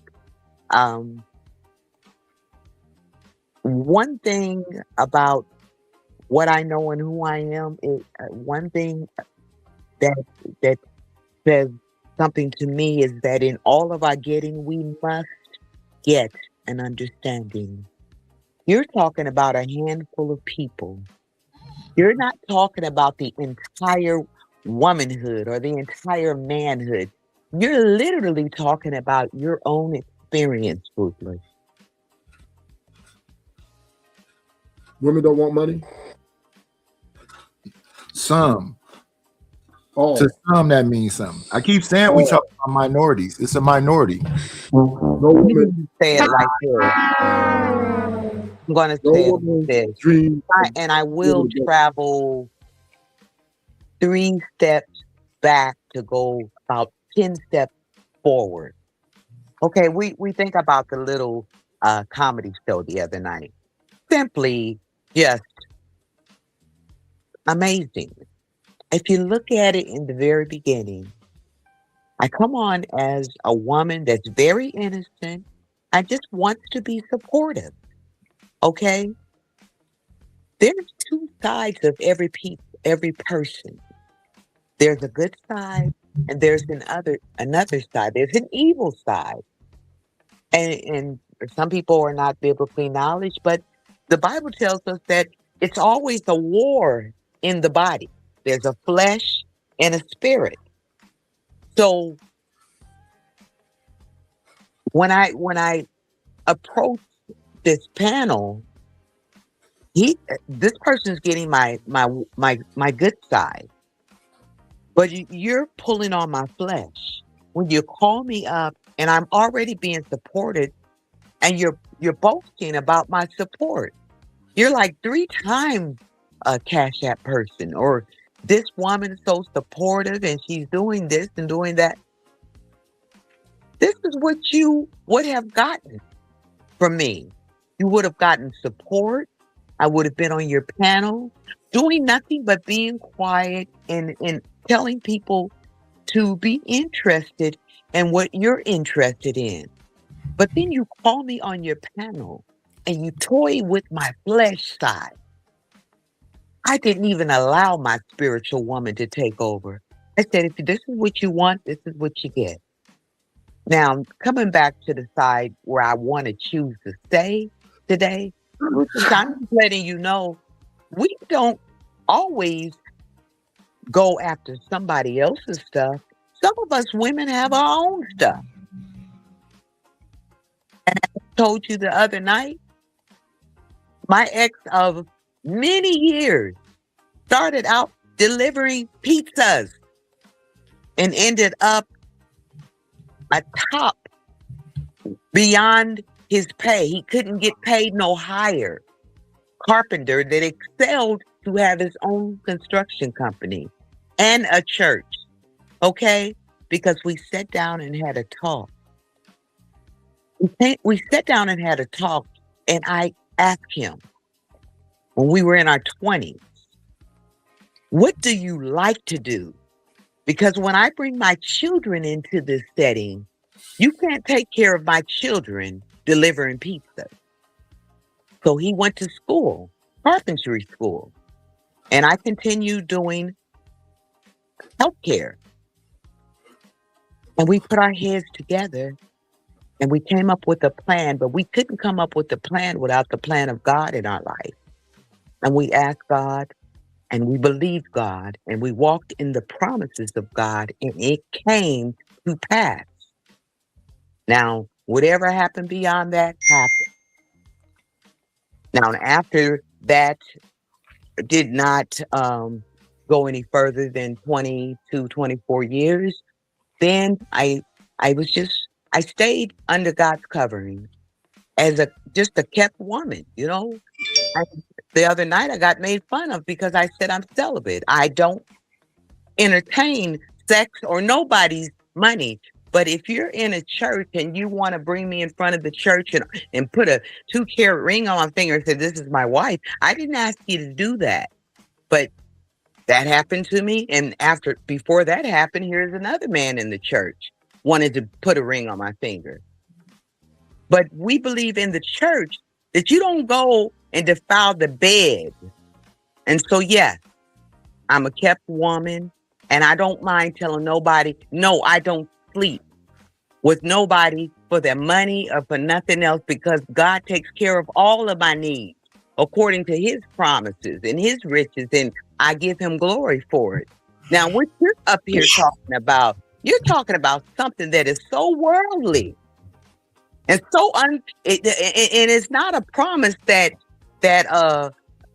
is kept by God, but it's a promise that people give you. They feed you a false narrative that's a worldly promise. Ain't nobody listening to that anymore, or people will, because they say, oh, what kind of God are you trusting? What kind of God? The God that I've trusted for not 63 years, but at least 40 years, because I grew up in a Lutheran church. My parents were Lutheran. And I'm going to try to just ignore the comments right now because I'm trying to stay in a good headspace. I'm just letting you know that every woman's not out to sleep with every man. Every woman's not out to get your money. Every woman's not out to be supported by you or you to be supported by them. You're talking about a handful of people.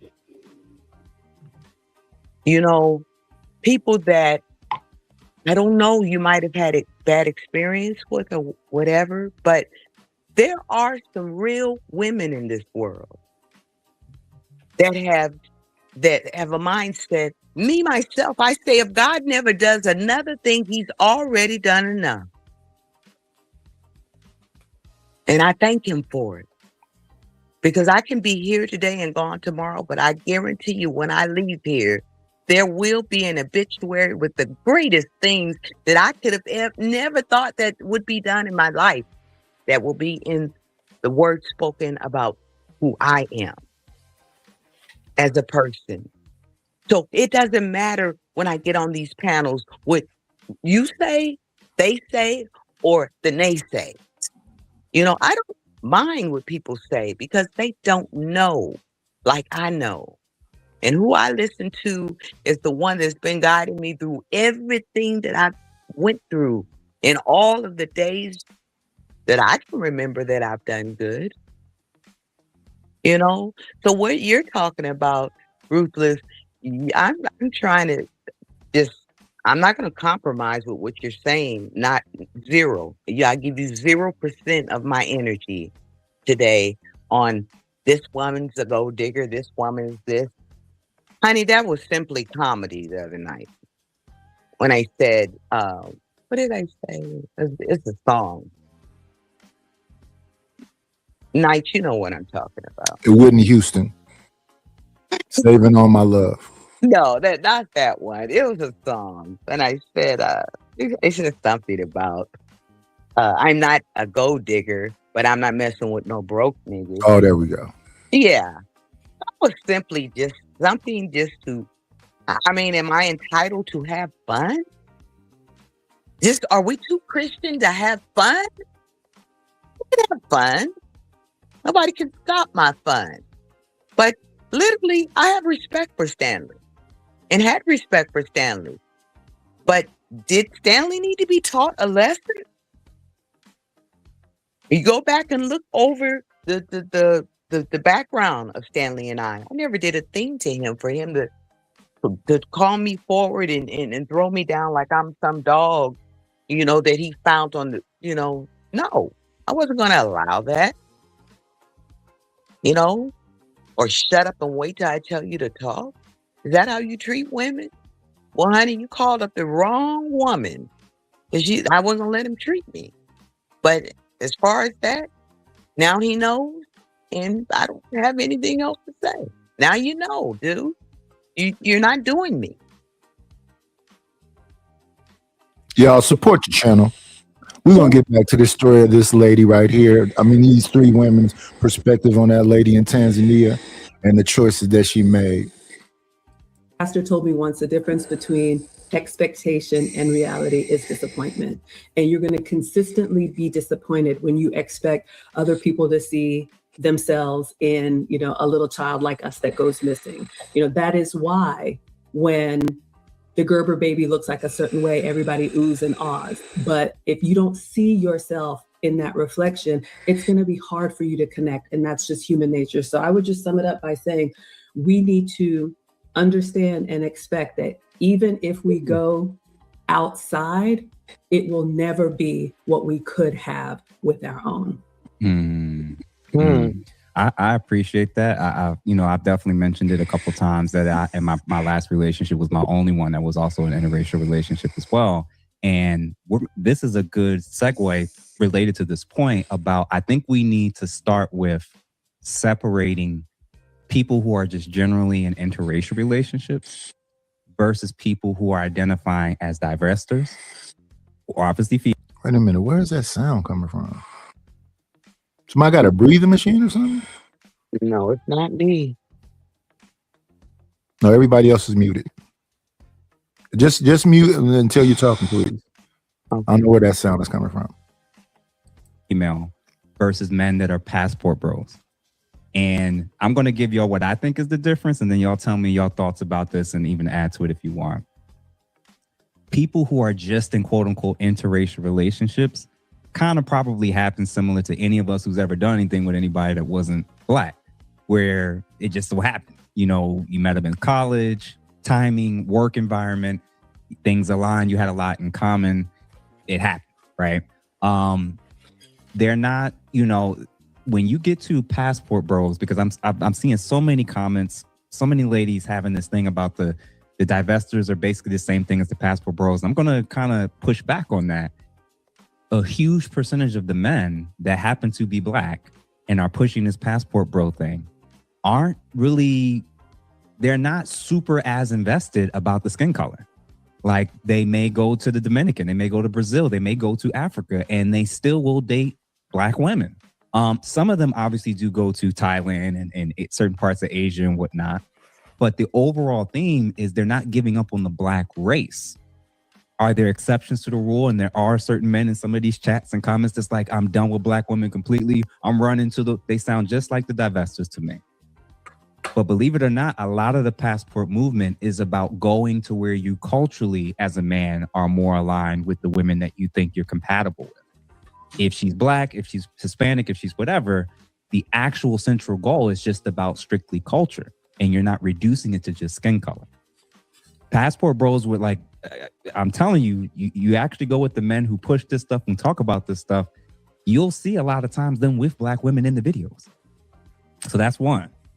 The divestors, Black men are eliminated as a dating pool in general, globally. They're not saying as a divestor, we're giving up on just Black men in the States. They actually mean divesting from Black men, period. And then the secondary part is, and then they're claiming that white men are superior. So obviously there's people who can just get in the interracial relationship just because, off the strength of timing, circumstance, chemistry, etc. And they're not really thinking about much else other than that. And then there's people who are obviously being a little bit more strategic. Then maybe they're looking at more ease, comfort, cultural advantages, financial opportunities where it's literally cheaper to date and deal with women abroad if you can work remote. There's a lot of factors for why guys are doing a quote unquote passport thing. There are some men that sound like divestors, but I'm telling you, for those who maybe are confused, that's not really what you think it is. But when it comes to the divestor movement, by default, its foundational premise is anti-Black and anti-Black male misandry. From y'all vantage point, y'all could do popcorn style. Anybody can jump in. What do y'all think? I think just to speak to what you were talking about with Passport Bros, in my opinion, is not the opposite or the other side of the coin as divestors. I think that became popular because we think that divestors are only Black women. It's not. It's the Black men that are divesting are divestors. Case in point, the young man that was with the white lady and she deleted him, which was just a year or two ago. Yep. He was also doing the same thing as Ashley was doing on the internet, talking crazy about how he can't stand Black women and a Black woman couldn't do this and this, that, and the third, and he loved his white woman because she white and all of that. She murdered. Got him on the back. Elbow rackings. I remember. Yeah. Elbow rack. Mm-hmm. And so he's a divestor. Yep. He was a divestor because it's a mindset. It's now. Now, when that happened, do y'all remember that case? Let's bring up another person. Do y'all remember that case though, when a white woman was supposedly cleaning her weapon and knocked her boyfriend off? Come on in. Grand rising queen, shine like you mean. Forever may you queen. You are everything. Good morning, Creative Solutions. Good morning. Good morning to all my folks on the panel. Yeah, but do y'all remember that that story about the Black guy was talking crazy online about Black women, had the white woman wife, and she was supposedly cleaning out the weapon and got him up out of here? The women was like, well, you hear what he was saying about Black women? But that's kind of the same thing they trying to go with this one right here, because this sister was, I guess, talking crazy about Black men. I don't know that aspect of the story. That's why I didn't bring that aspect of the story up. Everything is still like up in the air, but somebody said, why do they think that the husband did it? Because in any investigation, or if you ever watch any of those kind of shows, it's always the boyfriend or the husband. It's very rarely it's not the boyfriend or the husband. So of course they're gonna have him under investigation or whatever else. I don't even understand that question. But the conversation about the Passport Bros versus divesting, yeah, there are Black men divestors, and they talk crazy about Black women instead of just going with. So that's why I say when it comes to Eve, Serena Williams, Gabourey Sidibe, I don't hear them talking crazy about Black men. They just got a person that's of another color.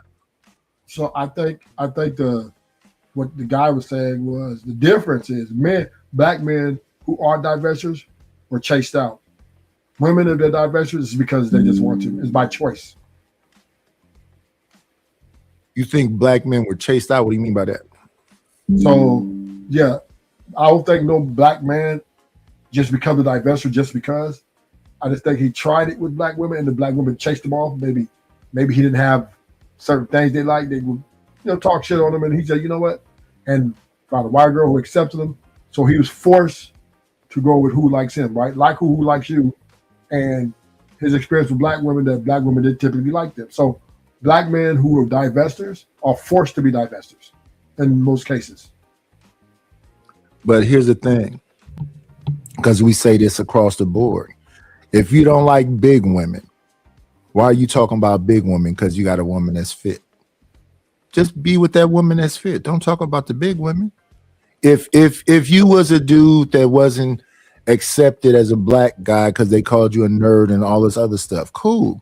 Now that you got this woman that you are being celebrated and tolerated, why are you talking about the girls that didn't want you and you've moved on to somebody who actually wants you. That's the thing. Why are you talking about the people that you don't want? Because why is that because anger there? Because that's who you really want to be with. So then that's a slap in the face to that white person that you're with. Yes, it is. He settled for you, but he really wants her. But he's mad at her because he really wants her, but she denied him. So it's almost like you know what I mean? I'm talking about you. I'm talking shit to you because I really want to be with you, but you denied me and I feel like you dissed me. So I feel like I got to talk shit. But really, you're my first choice. You're the one I wanted all the time. And that's why I'm showing, expressing myself is being upset because inside of me, it's killing me that I can't be with you because you don't want me. That says a lot about that individual. That's a horrible person. Would you agree with that? Because you're basically using that person. Yeah. I mean, people do it all the time, right? Everybody else, this is where I fit in, so I'll just be with you. Yeah, most women about who I really want. Most men have to settle. Most men have to settle. That's what settle. Huh? People have to settle. That's what settle down means. No, I'm just saying most men. You know, it's crazy to me that we try to make things that maybe the word sounds harsh, settling. But people settle down. You done been out here and you ripped and ran the street. You done been out here and you done ripped and ran the street. You look cool. You going back into the clubs. You 50-something years old trying to be in the clubs. You supposed to be at a lounge or at a street fair. You in the wrong place. You trying to live a life that you should be past by now. And a lot of us be grown children. When do you start becoming serious? That's true. Facts. But that is so true. Some people, I don't know, you back in the day had a show, right? On I think it was, remember the people who were bullied when they were little kids?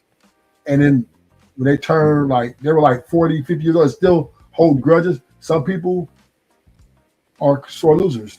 And no. That's called childhood traumas. And as an adult, you're supposed to be in there. You got grown people that's in their 40s and stuff talking about their mom and daddy did something. Mm-hmm. You're not dealing with your childhood traumas, and you bringing that, and then you bringing that bullshit to some other adult. Adults want peace. We don't want you to. I don't want to mess with some woman who haven't dealt with her, whatever her baby daddies did, whatever happened to her as a child, and you a grown person talking about that. No, we here today. If you can't find some level of comfort, stay alone. Facts. I agree with that. Mm-hmm. I agree with it too. Most people are sore losers and they hold grudges. And they should be alone. It is what it is. They're going to express themselves. Freedom of expression. And they don't have, that's why I was talking about earlier about people who are they're lit fuses. They just on go. I don't like being around impulsive people like that. Mm-hmm. I definitely don't want to be in a relationship with somebody like that. Because you're gonna always be having to put out fires. Mm-hmm. And you can't take them nowhere. Mm-hmm. That's the life somebody want. Then you say all the interested berries as long as she look pretty. What? Yeah, most men to take her. If she's pretty, she's good. And that's sad right there because that just shows you that you have no moral ground to stand on. You're just willing to accept anything that just looks surface level to you. Yeah, it's superficial. Well, and if it's superficial, you really can't ask anything. As long as you look good. Well, the problem is the eyes of attraction, of desire, is part of your human nature. So nothing you can do about what part do we miss about we're not going to look the same all of our lives? Good morning, Wilkes. Looks swear to are God, going to change. I hate my job. Looks are going to change. That is true. That is true. But people ain't trying to hear that shit. They're gonna go find the most attractive person that they desire the most, and that's who they try to connect with. And right. So stay right there for one moment. That's the guy that was sleeping in his car before he go in the house. What happened to come out there and say, baby, you gonna come? You married her though, because her looks or whatever the case was, and now you can't even be by her. And that's most marriages. And that's that man's fault or that woman's fault. If that woman went after money and that dude his character don't matter at all, then horrible outcomes. If the dude went after the looks and all that other horrible outcomes. So yeah, that's your choice to make. This is why Ruthless preaches anti-marriage, because those are the things that make up human beings. We cannot help it. What? Those are the most things that make up human beings. Our eyes, what we see in our eyes matters most to us. There's nothing we can do about it. True. So hold on. That's not true. We're humans, so we could think. We have logic. We could come up with solutions. But We're not surface level. Oh, let me ask you a question. So usually with women, when you're with them for a long time, you really don't even notice the change of their looks. Like when you with somebody for a while, you don't notice they change to you. They still look like the same woman they met 20 years ago. Exactly. I'll say this. You will notice the gray hairs and whatever else, but your mind's key. Like in my mind, what I look like to me, I don't know. I know I don't look like that today. But when I'm looking at my wife, she looked young forever. Yeah. Just gray hair now. And I enjoyed it. Like when I was with a girl for a long time, I enjoyed us getting older together. To me, like Bill Cosby wife, that kind of shit to me is what I want. I don't want to keep changing for no fucking younger goddamn woman every 5 years. Like Tom Cruise is one of them weirdos. That shit is crazy to me. I think I don't get it. Beautiful thing on the face of this earth are the older people that have did the death do them part. I think older couples are the most beautiful couples. Especially when they love each other. Yeah. Thank you. I This think is something about it, right? It's something about it. You like, It's cool. These young folks are just trying to figure it out. They haven't figured it out yet. They got a whole lot of time ahead of them. But I used to love seeing Ruby D and Ozzy. I mean, it is what it is. But no, if this is somebody you've been in love with, that C-section scar is something that she did for you. So somebody else may be looking at it as a scar. That's a hell of a sacrifice to be cut open with a laser. I thank God that I'll thank God the day that I don't desire to wear lashes. I wear lashes and I wear lip gloss. I do. I model for a lady that does eyebrows. So eyebrows kind of make up our whole face when we get our brows done if we have nice skin. So I don't need makeup because I have beautiful skin, and I can say it myself because I do. But the day that I can let my gray come out, if it ever does, and it just be natural, I think older women are so beautiful. I literally think older couples are the most beautiful couples in the world. I love to look at younger couples, but they have a lot. They have a lot to do before they get to that place where you grow old happy. I'll be looking at some of these younger couples. They be looking like babies to me. Yeah. When I look at my son and them, they still look like babies, even though they in their 20s and stuff. I look back at pictures of me when I was in my 20s and 30s. I'm like, man, I didn't realize how young I look. Who is this? I'm trying to figure out if Mo Business is a woman or a man. What are you? Because I'm confused with these statements. I think that's a man. That's a man? Oh, okay. Well, what were you saying about your body a minute ago? Weird. Hey man, this your people, sir. This your tribe. Then you say you want your own tribe? You got it. I haven't found it yet. You got it. It's right there. Some of the comments, but well, LA Wilkes, we shall test it. We shall see. It is 6 something. So I know my buddy is on. It's the weekday. So we shall see. We got 31 people in the building right now. We shall see. I'll be here. We shall see. I think on my YouTube, I think I tell a lot about what, aging backwards, or literally it's not aging backwards, it's just taking care of yourself. I admit I have a physical trainer, a personal trainer. I do a lot of stuff. I'm not just like this, and if you know me personally, for those that really know me, no, I don't look a day over 40, but I'm 63. Why? Wow. Congratulations. Why that's wouldn't I express or show people some of the secrets, and they're not really secrets. People talk about it all the time. The natural herbs, and eat right, and get up and work out, pray, study. I study faithfully. I'm writing. I'm trying to write a book. And there's this older lady that I look at. She's like 80 years old. And she said social media has literally kept her busy, doing things, and beautiful, beautiful woman. I follow her, and she talks about her like she's married, and she's 80 something years old, and she looks amazing. People used to tease me about looking like Cicely Tyson. And I'm like, I only would hope that I would look like Cicely Tyson at her age. Cicely Tyson was beautiful.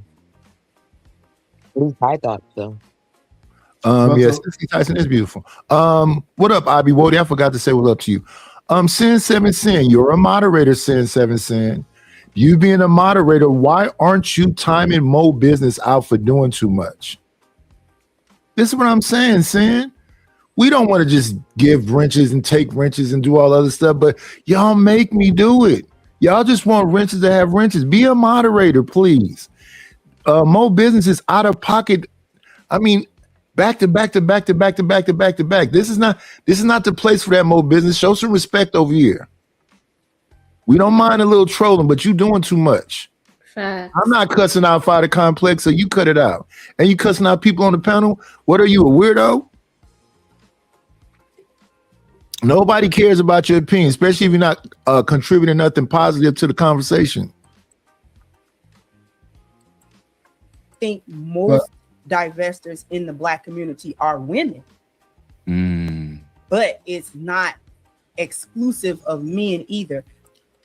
And also to another point, divesting in the Black community is a minority. So these stories get a lot of, they go viral just because a lot of the times the circumstances be so crazy. You know what I'm saying? It's like, we got to talk about it. But I don't want people to start getting the idea that divestors, regardless of whether they're male or female or whatever you think, I don't want people to think that that's like a majority of Black women. That's a minority of Black women. That's like a niche. It's a subsection of Black women who follow the content, who make the content, who, get into these little rooms and, whatever the case may be, chats and all of that kind of stuff, and trying to trade notes on how to get a white man and, and all of that foolishment that they are doing.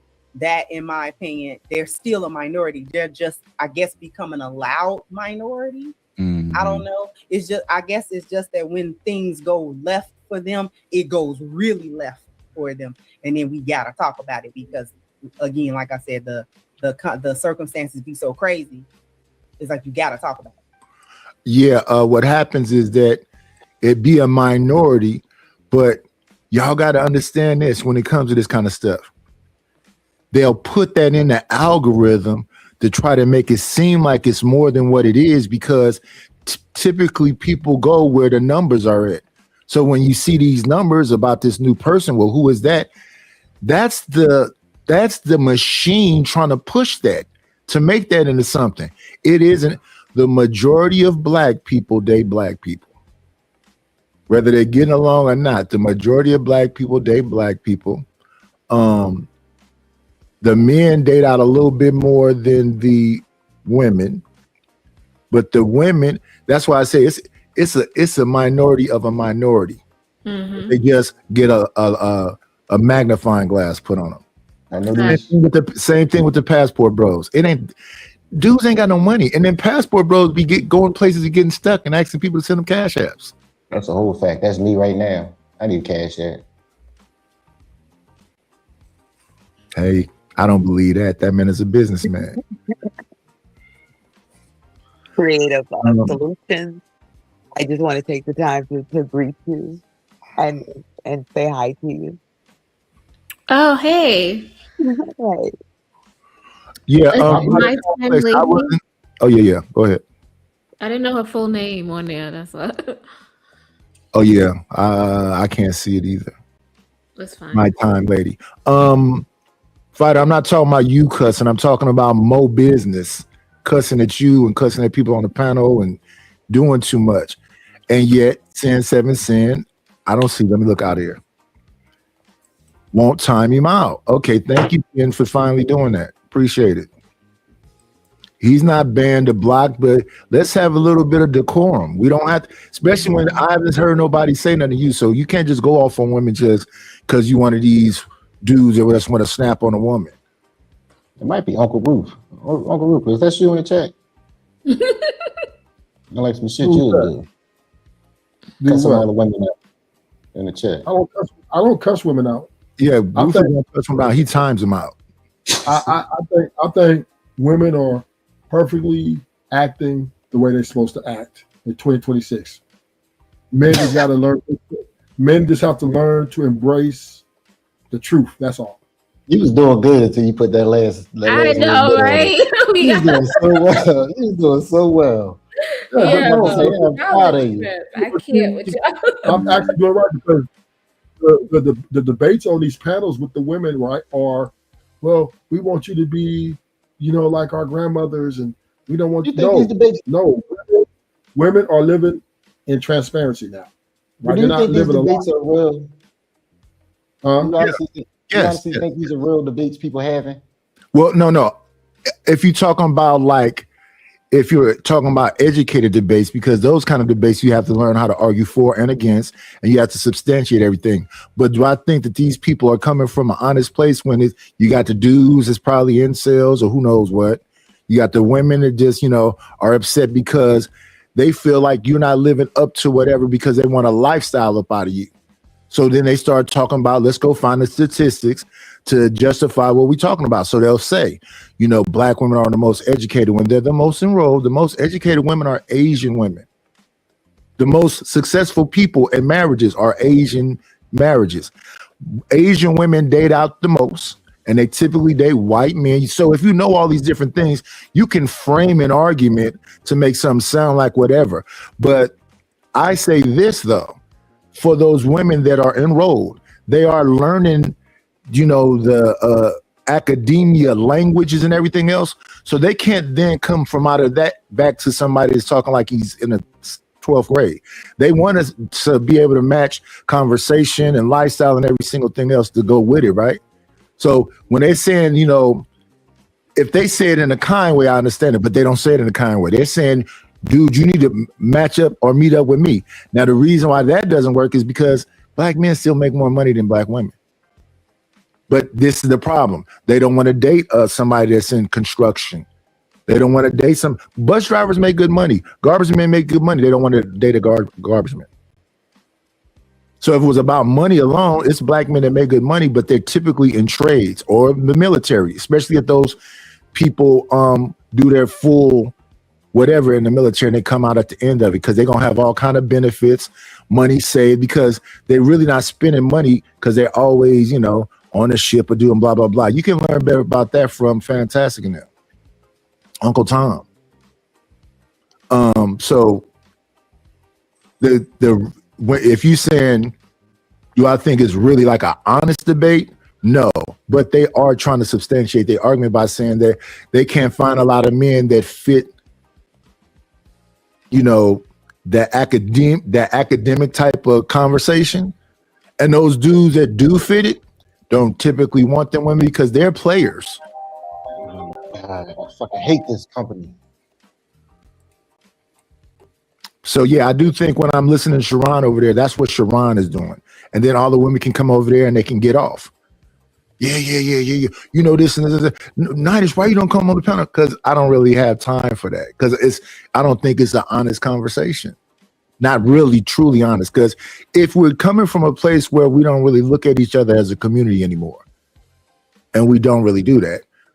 Because when I look at Black people as a whole, and I find it funny with Tariq with his delineation stuff when he started talking about tethers. That's separating us down to I don't believe that. I still believe that Black people are Black people, period. So if you Black and you dating somebody in the Dominican Republic, you dating other Black people across the diaspora, you still dating Black people. It's not like I hate Black people. You're saying you don't like the Western mentality of American women, maybe. But you should be able to say that specifically. Not that you hate Black women, that you don't like. And I even think that's a certain subset of women too. You don't like the women that you're around and the mentality that they have, but what's wrong with somebody saying they want some more from you and trying to, challenge you to get a little bit more educated or get a little bit more money? That part I don't have a problem with, but it's how it's being said. You niggas ain't, y'all not smart. I can't take you nowhere. You don't have no class. You don't have no etiquette. All of them, or the ones that do have all of that, don't want you. So I think there's a lot of people talking from a hurt place. It doesn't sound healthy, especially when it's every day. Every day. So that's why I be saying I'm not upset with women. So it would sound foolish for me to go around acting like, oh yeah, I'm so pissed off that these young women that's educated want you to be educated as well. That's cool with me. Even when they had the conversation about Ebony K. Williams, I wanted to date a bus driver, but it wasn't that part of her conversation that I found interesting. It was I've been through them part to me. And you can have your sexual liberation, but if you're saying I've been through all these men, you're tired. That's the man story. You've been with the buff dude. You've been the white man. You've been with a Mexican man. You said you've been through them. So you're done now. Freeze your eggs and do whatever you do. You have the right to do that. What I don't like, though, is that the anger at the men. What did the men do? So when I listened to Melissa Ford, who was a video vixen, and she was with millionaires, and now she's a little bit older, which they set up the thing and say, well, you're older now, you're used. No, you're not used. It's still somebody want Melissa Ford, but do Melissa Ford want those people? She says she doesn't care about the male gaze anymore. Okay. It's a lot of single aunties. They can come take the nephews out and be a part of the community and work and do. Okay. But they not, it's like they're mad now. What are you mad for? You had the best. That's what I'm talking about. What about the women? Real quick before the other two ladies jump in, if you're currently watching from any of our respective channels, please make sure that you're subscribed to all of our channels, number one. And then number two, guys, if you have any particular comments or questions or remarks that you want me to be able to show on the screen, make sure that you guys hit that super chat button so that I do not miss it. After we get through this batch of questions, I'm going to make sure to show your comments. And again, if you guys want to see the ladies table more often, please make sure to obviously subscribe, but share with other people and definitely hit that super chat button. All right, go ahead, Anita and Maggie.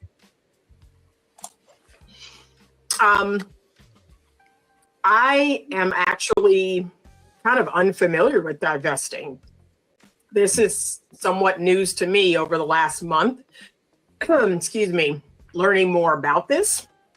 I do know people have been interracially dating forever, so that's not news to me. But this idea of looking down on your own race or feeling other races are superior, that's actually pretty new to me. I'm very familiar with the pink pill and the soft life and women just wanting, a man of any race, to take care of them. But this idea of I want a white man to take care of me, that actually I was like, oh, and it's called divesting. That was actually news to me.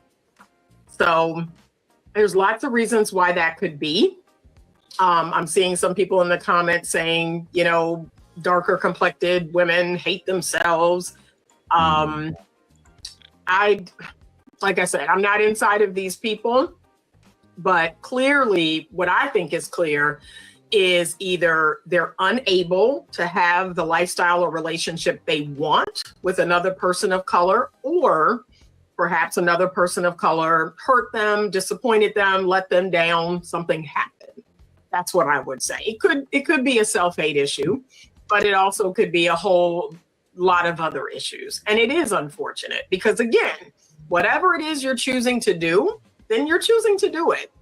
But to try to dissuade other people or to try to take them in a direction, that's the part I think is kind of weird.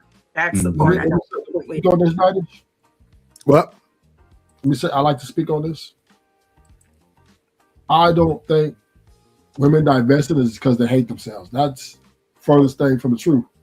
I just think women who divest, because they're searching for gold, they're searching for their way of life that they want, that if they can't see it where they're at, they go abroad and get it. It's just like when, you're just going, women, right?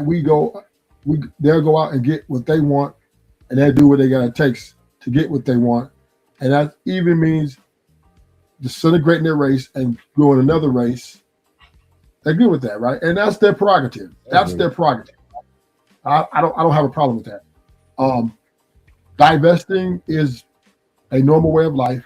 It's always going to be that way because sometimes, and particularly white guys, are a little bit more accepting of their roles as, sole providers or pay for everything. They don't have a problem with it. Black guys struggle with this a little bit still, right?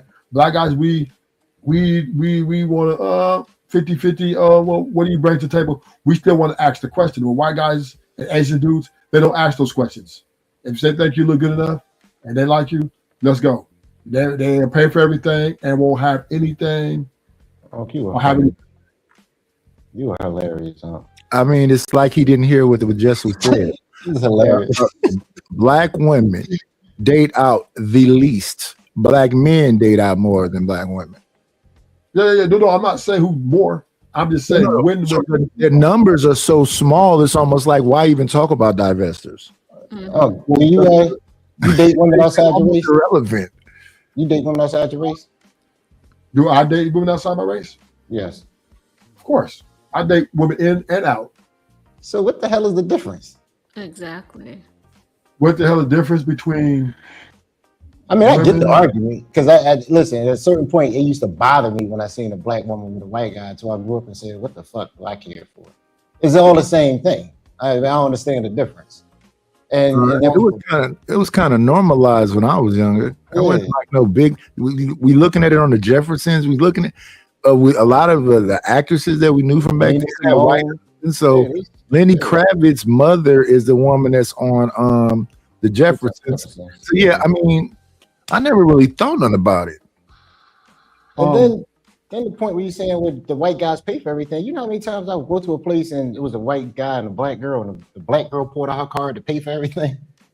That is not always the case. I've seen it a lot. A whole hell of a lot. Well, we're just speaking to divestors, right? We're not speaking to someone who has true love, right?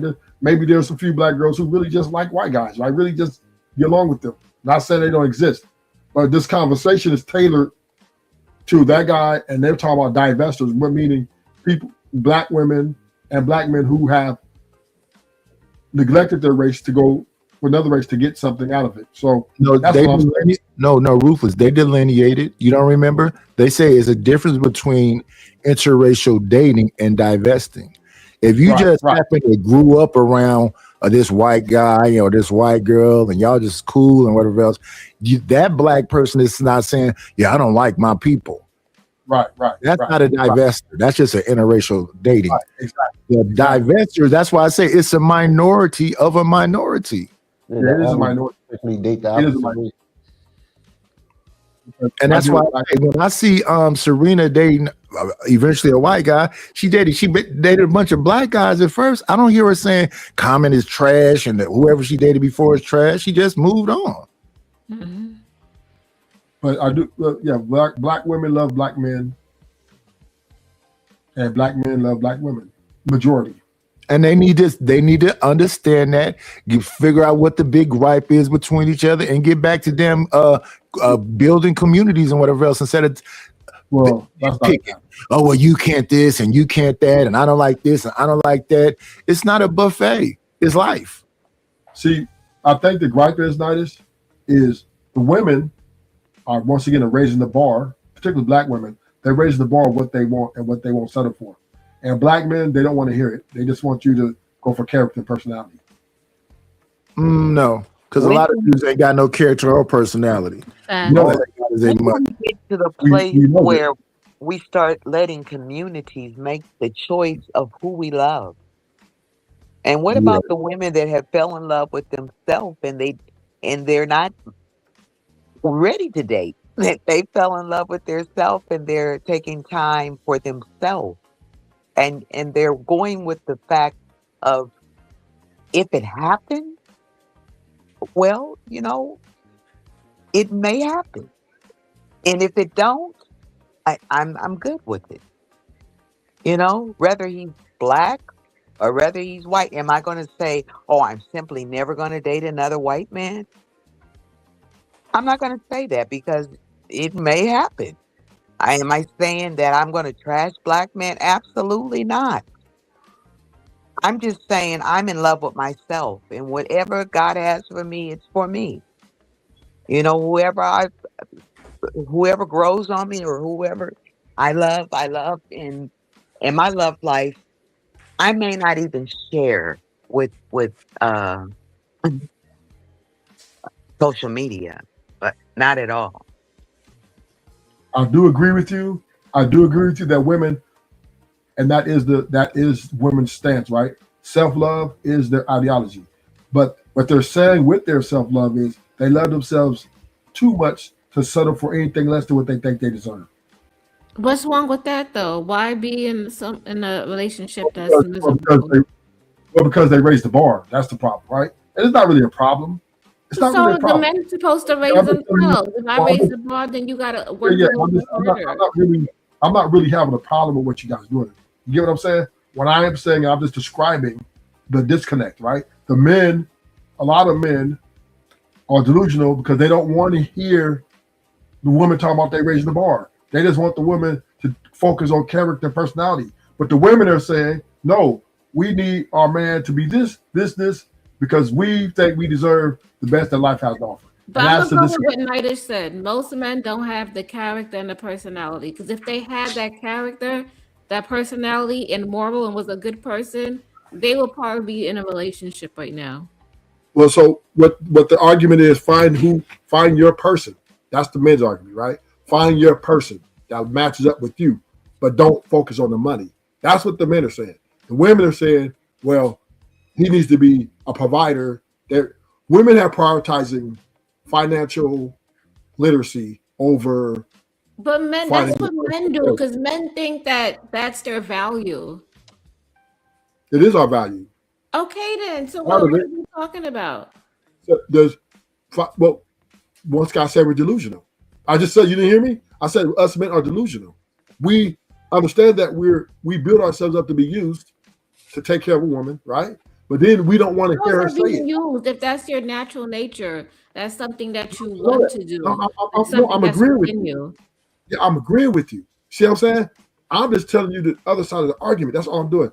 Men are delusional because we don't want to hear the truth that women want us for our money.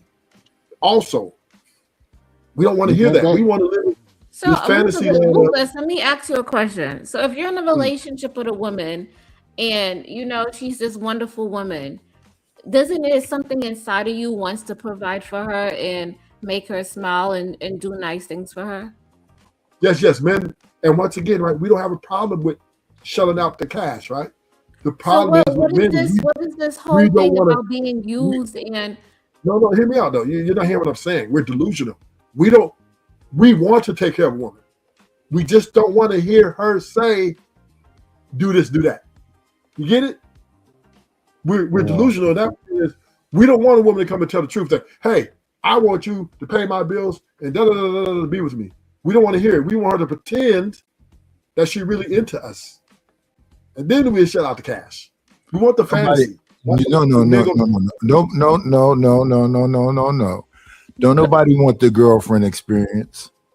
Yes, if you don't like me, keep it pushing. No, that's you. Now I'm just saying. I'm on my Fantasia set. If you don't want me, you don't talk to me. Exactly. Let's speak to people. Now, that's why men go to strip clubs, right? Because they seek out that fantasy. Men want to live in a fantasy.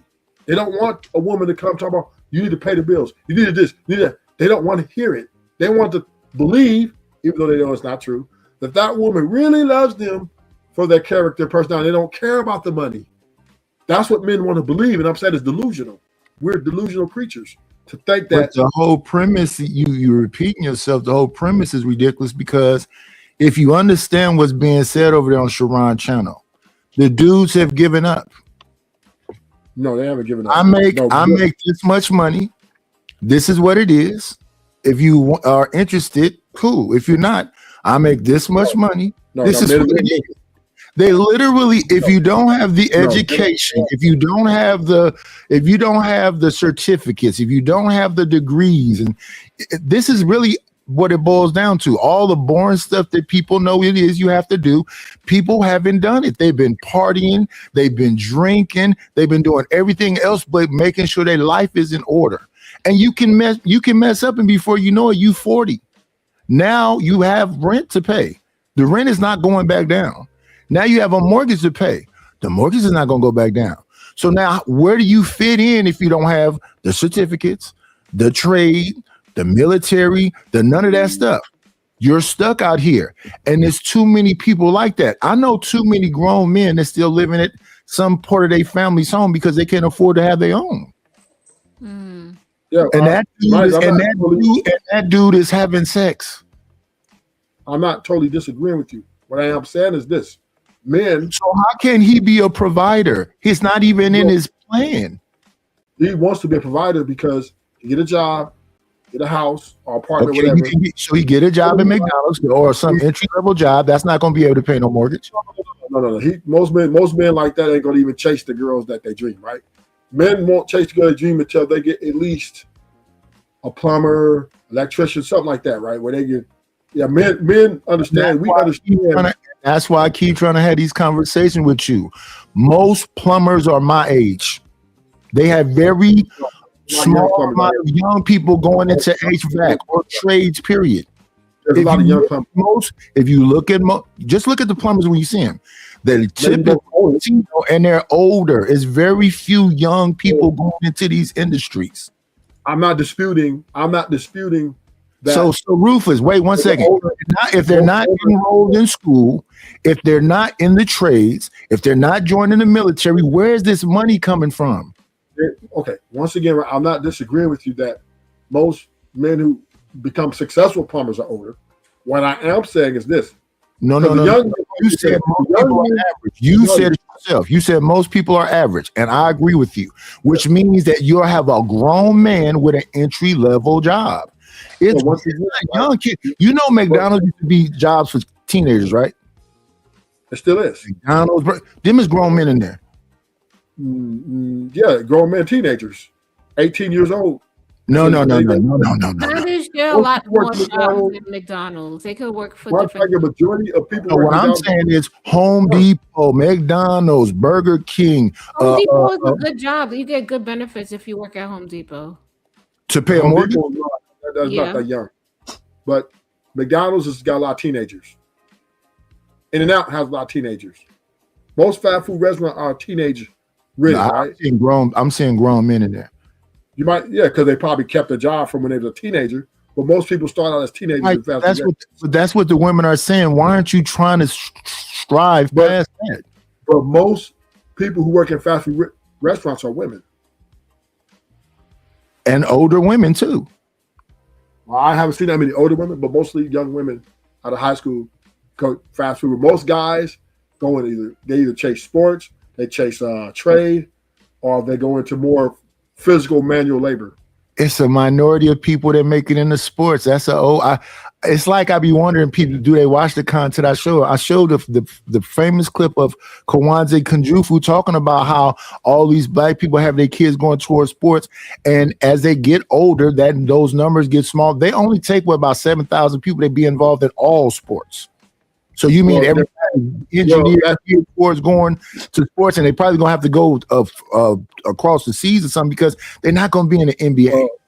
They're not going to be in that. There's so many fields that people could work in. It doesn't have to be like. Are they doing it? Are they doing it? That's a good question. Because they're not. That number's changing drastically in sports because now athletes can get paid in college. Oh yeah, I agree with that. So that number goes up a lot more, right? So now dudes who are going to college are getting paychecks already. They're making a decent amount of money, if they're really, especially they're superstars. So all we're saying is men, they want to take care of So that goes against your argument about most people are average then. Well, I'm not trying to make the 15% of people that supposedly got all this money, that 15% is not changing. Now the age of the 15% might be varying, but that number's still saying the same. It's still 85% of people that are average. And those 85% of people that's average is gonna need their wife money too to have that mortgage. So I'm not here talking about income right now. When I'm speaking, you're talking about men providers and how you gonna provide by yourself. You're gonna have to do 50-50. You have to be 50-50. You have to work it out. Why do people divest, right? So what I am saying is, men typically. No, they don't. No, I know that. Duh, that's what I'm saying. That's what I'm saying. Majority of men stay within their race. They stay with the woman but most men settle for the less dream woman, right? Most men don't get their dream woman. Both people. Right. But I'm just saying men settle at early ages, like between 30 and 35, they settle for. How can they settle if the woman don't settle with them? Yeah, they're not settling. A lot of these men are still out here dating. Men, I'm just saying the men who are married, they That's are married. Another minority of people. And most people married is old. Yeah. Right. But we're speaking of, right, because we're having a minority conversation, right? The divester conversation is a minority conversation. Yeah, it's like 1%. Yeah. Okay, so we're having a minority conversation, so it fits the context. So all I'm saying is men are delusional about women's gripe about how much money they want from their man. That's the problem. If women didn't say nothing and pretend, the men would be happy.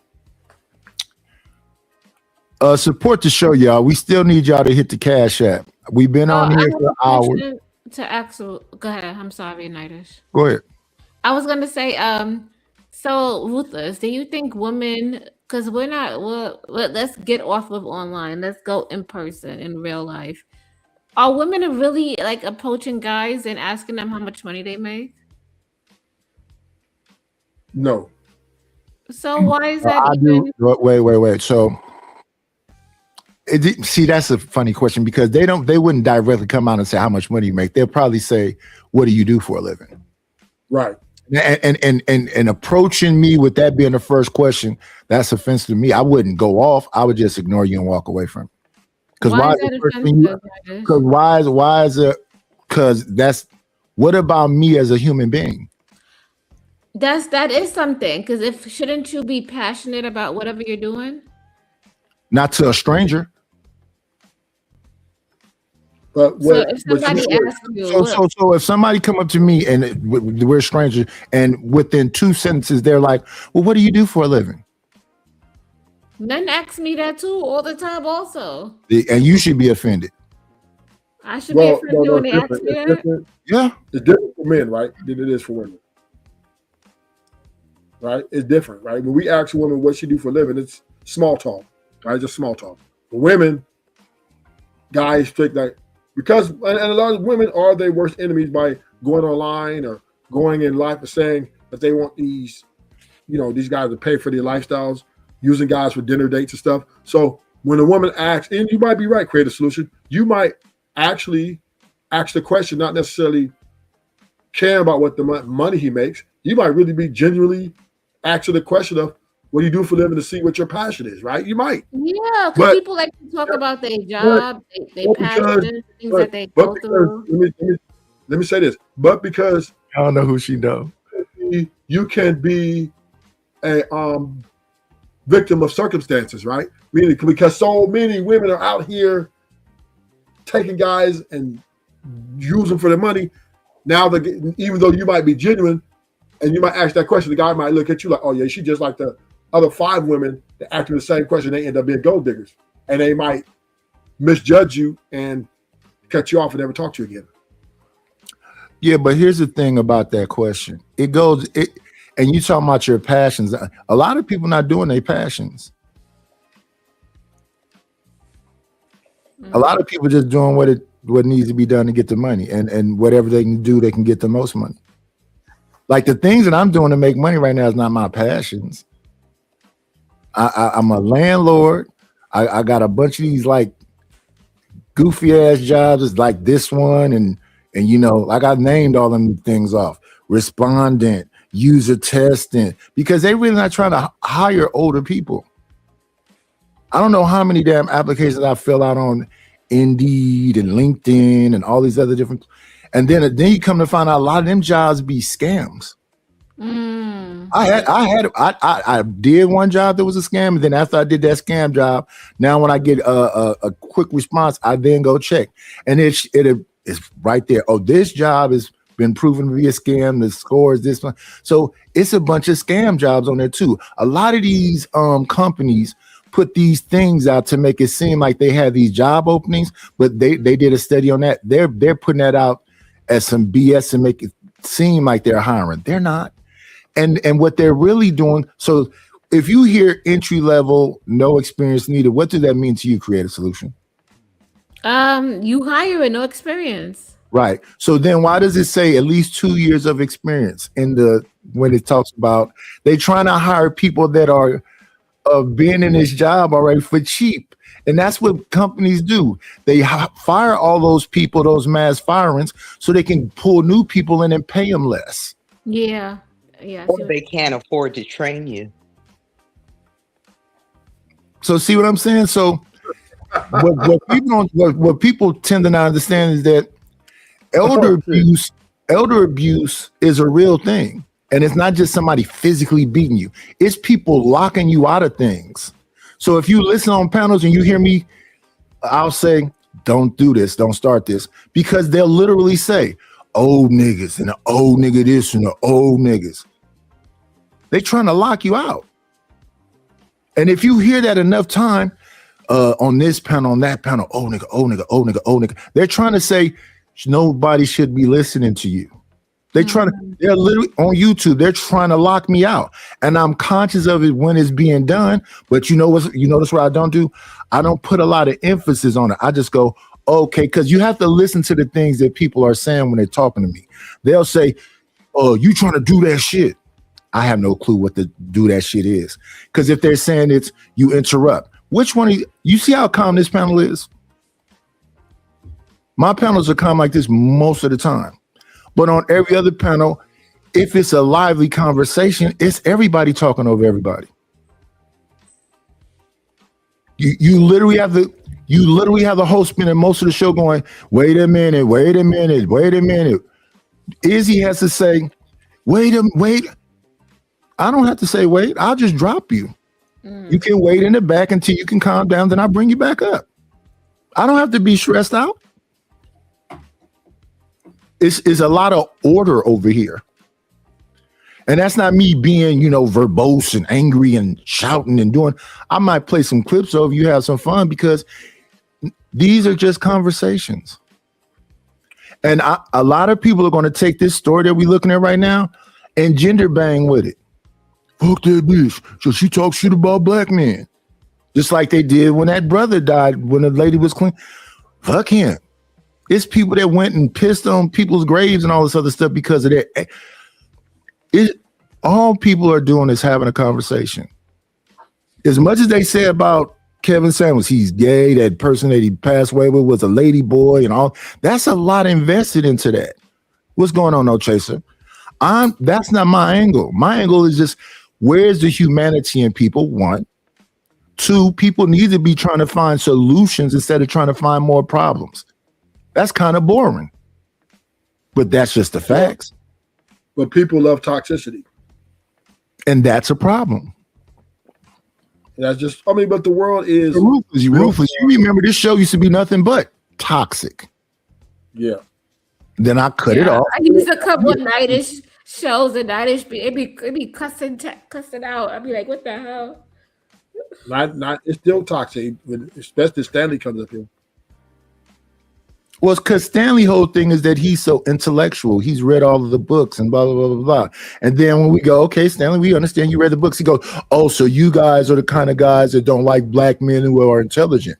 No, that's not what I'm saying. You're saying because you read the book and I looked at the movie, you're better. You don't understand that's what you're saying? You come to the chat until I had to check you. Come to the chat to go, well, you're dumb and you're this and you're that and you're this. If you have information to give, why can't you give the information without calling somebody else dumb? Yeah. Look, earlier in this show, I forget who it was that was telling me that it wasn't 600,000 people that got lost government jobs. It was 300,000. And that of those people, half of them are back in the workforce. But are they back in the workforce making the same money? Because that's not how that works. The reason why they fired you because they felt they was paying you too much. So then when they rehire you, are you making the same money? No. They end up Are hurting. you still making good money? Huh? Companies that do that, they end up hurting in the long run. Yeah, because see, back in the day, it's a movie with Spencer Tracy and Katharine Hepburn where he turns 50 years old. They give him the gold watch, right? Before he left his job, he trained 3 people to do his job. And they thought, okay, we'll have 3 people that will pay his salary to because he got paid really well to do this job now, right? Mm-hmm. Then they worked them to death, and then they fire one. Now it's 2 people working for it. Then they work them to death. Then they get back down to 1. And when that one turns 50, he trains his new 3 replacements. Oh. That's they've been doing that forever. Because businesses think about the bottom line, which is money. If they could pay you nothing, they would love to pay you nothing.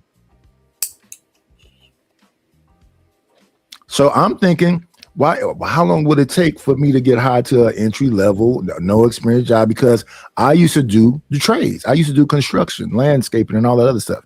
I'm not doing that no more. So I say I'm gonna come to the internet and try to make money here.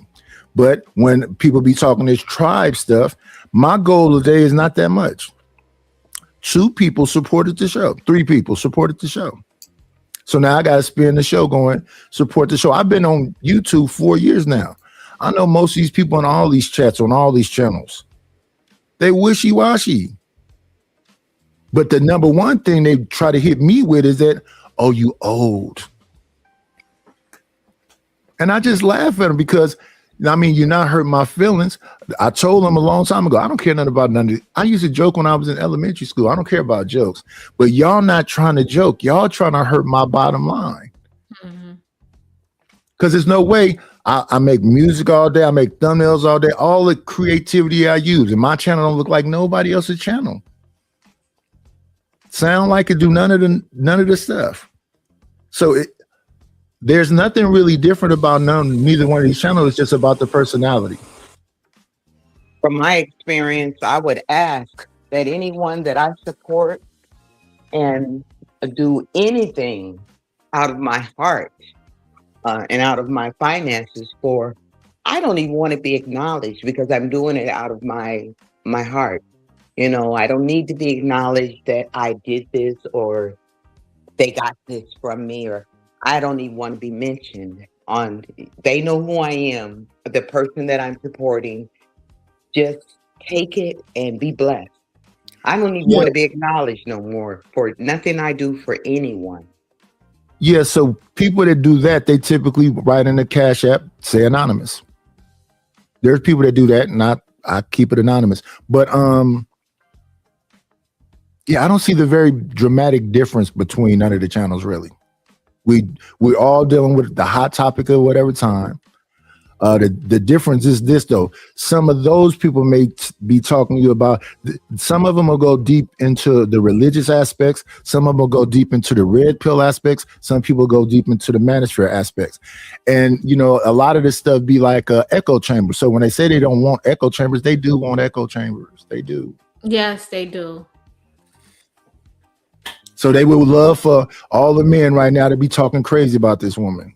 Mm-hmm. And if it was the other way, they would love for all the women to be talking about the man. That's an echo chamber. But it is what it is. And when I say, when I find my tribe, I literally mean that. When you find your tribe, you won't be having to convince them to support the channel. And they do, like toxicity. I agree. I'm going to see my tribe that'll be okay with like in the middle. Because Stanley can't come and just, so Stanley has a wrench. I ask him to moderate. I ask whoever has a wrench to just moderate, which means when you see somebody just being out of control like Mo Business was earlier, how many times does the man have to call somebody out of their name? How many times do you have to insult somebody in the chat before somebody just say, come on, brother, or whatever you are. We don't know. You're an avatar. But that's what the wrenches are for. It's not that complicated. Oh no, I'm not gonna do no construction stuff because if I could still do construction, I would be out of here doing construction. I wouldn't be here right now. My hands are tore up from construction. You know, all that work tears your body up. It just is what it is.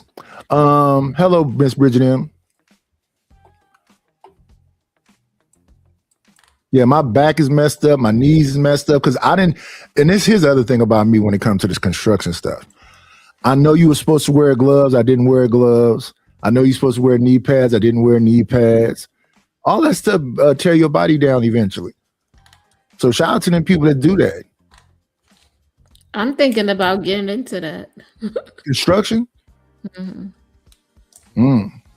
But not as far as like doing it, as far as like home renovations. Okay, yeah, that's a little bit, but that's work. That's work too. Are you talking about supervising it or physically doing it? Physically doing it. Yeah, that can get to you too. Putting up wallpaper and trim, and because I did that also. We did a lot of like garage conversions. You know what that is? Mm-hmm. It's when you take a garage and make it into a bedroom, and you know you add closets in there and do all of whatever. So we took a lot of basements and converted them to living spaces. So the garage, the little wash basin, and all that stuff. So we took that part, made it into the bathroom. Then took the back part, made it into a laundry room, and then the main area, it was just like a studio apartment, but it did have the bathroom and laundry room in the back. That's cool. But yeah, that deals with a lot. It's either you lift up the house, or you dig down, or you just leave it at the height, long as it's at above. It at least has to be at least 7 feet tall. Yeah, but yeah, that's work too, because especially the level of you, because people that do that. Because I know a few ladies on here that do that. They do the whole thing. They put new floors in. That's what I want to do. Yeah. Yeah. And that's good money. I'm not doing it for that. I'm doing it. I want to do it for YouTube. Well, still, it's creativity. If people hire me, one side, then maybe, and I do a private project. But yeah, well, that's creativity, and those kind of niche channels work. Yeah, that's what So it is on the spectrum.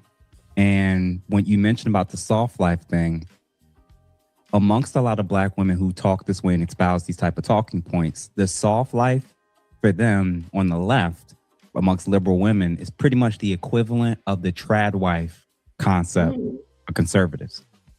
Both obviously want, to a degree, some type of form of a provider. They do want to be quote unquote taken care of. They do want the option to be able to work if they choose to. The difference with the divest approach is going that extra lane. And the extra lane, believe it or not, isn't just I'm done with Black men in general. The influencers, and maybe even some of the ladies off screen, because we found out through this story that it sounds like the mom pushed the daughter in this direction as well. Hypothetically, or supposedly, who knows? But basically, the main allegedly, because the mom has a white husband too, if I'm not mistaken. key part of the divestors, they typically don't just stop with their own personal choice. They start telling the black women within earshot to also give up and be done with black men. That's the distinguishing factor. So like I've said before, you know, I think it's actually extremely anti-black. But I mean, let's stay right there for a minute. So then the mother really has to feel some kind of way if she pushed her daughter that way and this was the outcome. Yeah. But you know what? Is it bad that, like, all right, so I'm in this area and it's only like, well, Nightish knows we're on the West Coast, we're in Cali. It's not a lot of black people here represented. So I had a friend and she started dating this, she was dating and, you know, she was dating everybody, but then she started to date out of her race. And within like 6 months or like 9 months, she got engaged to some Mexican guy. I mean, their relationship looked okay, but I could tell that he likes her, but I don't even think he really likes her like that. But she's with him because he takes care of her. He pays all the bills. He allows her to keep her money for her. And like you said, she's living like the kind of like the soft life. But Shout out to her. yeah, I have a feeling that it probably won't last that long. But anyway, yeah. Hey, man. Whatever works, you know, but we don't know. Only time will tell. Time will tell. Matter of fact, I want to jump forward a little bit. Right about here. Likes. So if you currently watching from any of our channels, respective platforms, please make sure that you like, send to just 2 or 3 people, and we're gonna keep it going. So for starters, man, Anton, thank you, sir, for the $5. Hi, Jeff. I just was on Cynthia G's stream. That woman is awful and cut me off when my arguments didn't suit her agenda. I'm gonna be honest with you, I haven't been on Cynthia G, but going forward with the projects I'm working on personally, and the thing, I'm now starting now from the premise that if she's not 18 or younger, she knows. Period. Crimson said it last week. You said it. 18 and over, they know. So I'm gonna play this, and you're gonna watch the exam. Let me just do this. I'm not listening to man. I'm so sorry. If you was in a long-term relationship with a man, would you want him to take full control over the health and wellness in that relationship? No. No? Why is he telling me what to do? What if he knows a lot more about fitness and health? He doesn't. No?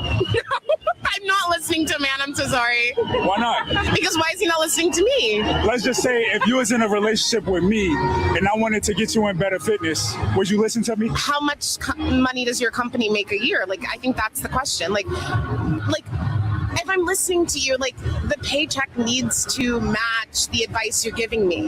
So like a Fortune 500 company, okay, I'll listen because I'm getting paid to listen at that point.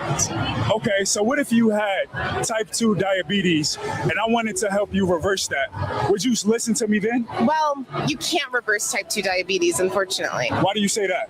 Well, you can ease the symptoms with lifestyle changes, but like you can't really get rid of it 100%. We don't even really know what causes diabetes, medically speaking. Most of type 2 diabetes come from being overweight to obese and having access of if you're trying, okay, yes, you're trying to get your woman in shape, but like where are those standards coming from? Those standards are coming from the man having higher standards in health and wellness than you do. So if he's able, with that man, I'm so sorry. If he's able to communicate that to you, he can improve your health and wellness and for you to live a longer, healthier lifestyle. Why do they use these videos as they use these videos as their example for all? Like they just take these fucking TikTok videos for their fucking narrative. I'm sorry to be cursing, but that should be pissing me off. But the growing sentiment is everybody's trying to figure out why can't people get along? Why are women leaving? No. They know why people can't get along. can't get along. Yeah, they know why people can't get along. They know why.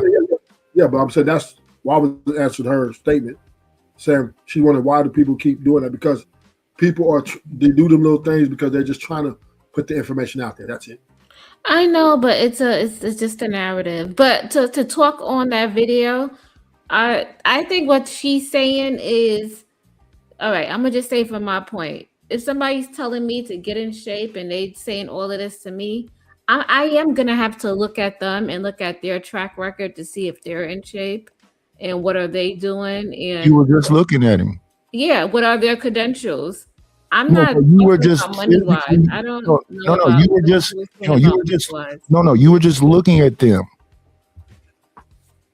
Yeah. The man that was talking Yeah, he seemed like he was in physically shape. Like fit, and he then be the woman that was talking to him is not physically fit. Yeah, so if I So was that's her, just she from the needed s- to take some advice. No, but listen what's being said, because you said why that video, right? Because so what do you think the narrative from that video is? Because I think I know what the narrative is. I think that video right there is just showing you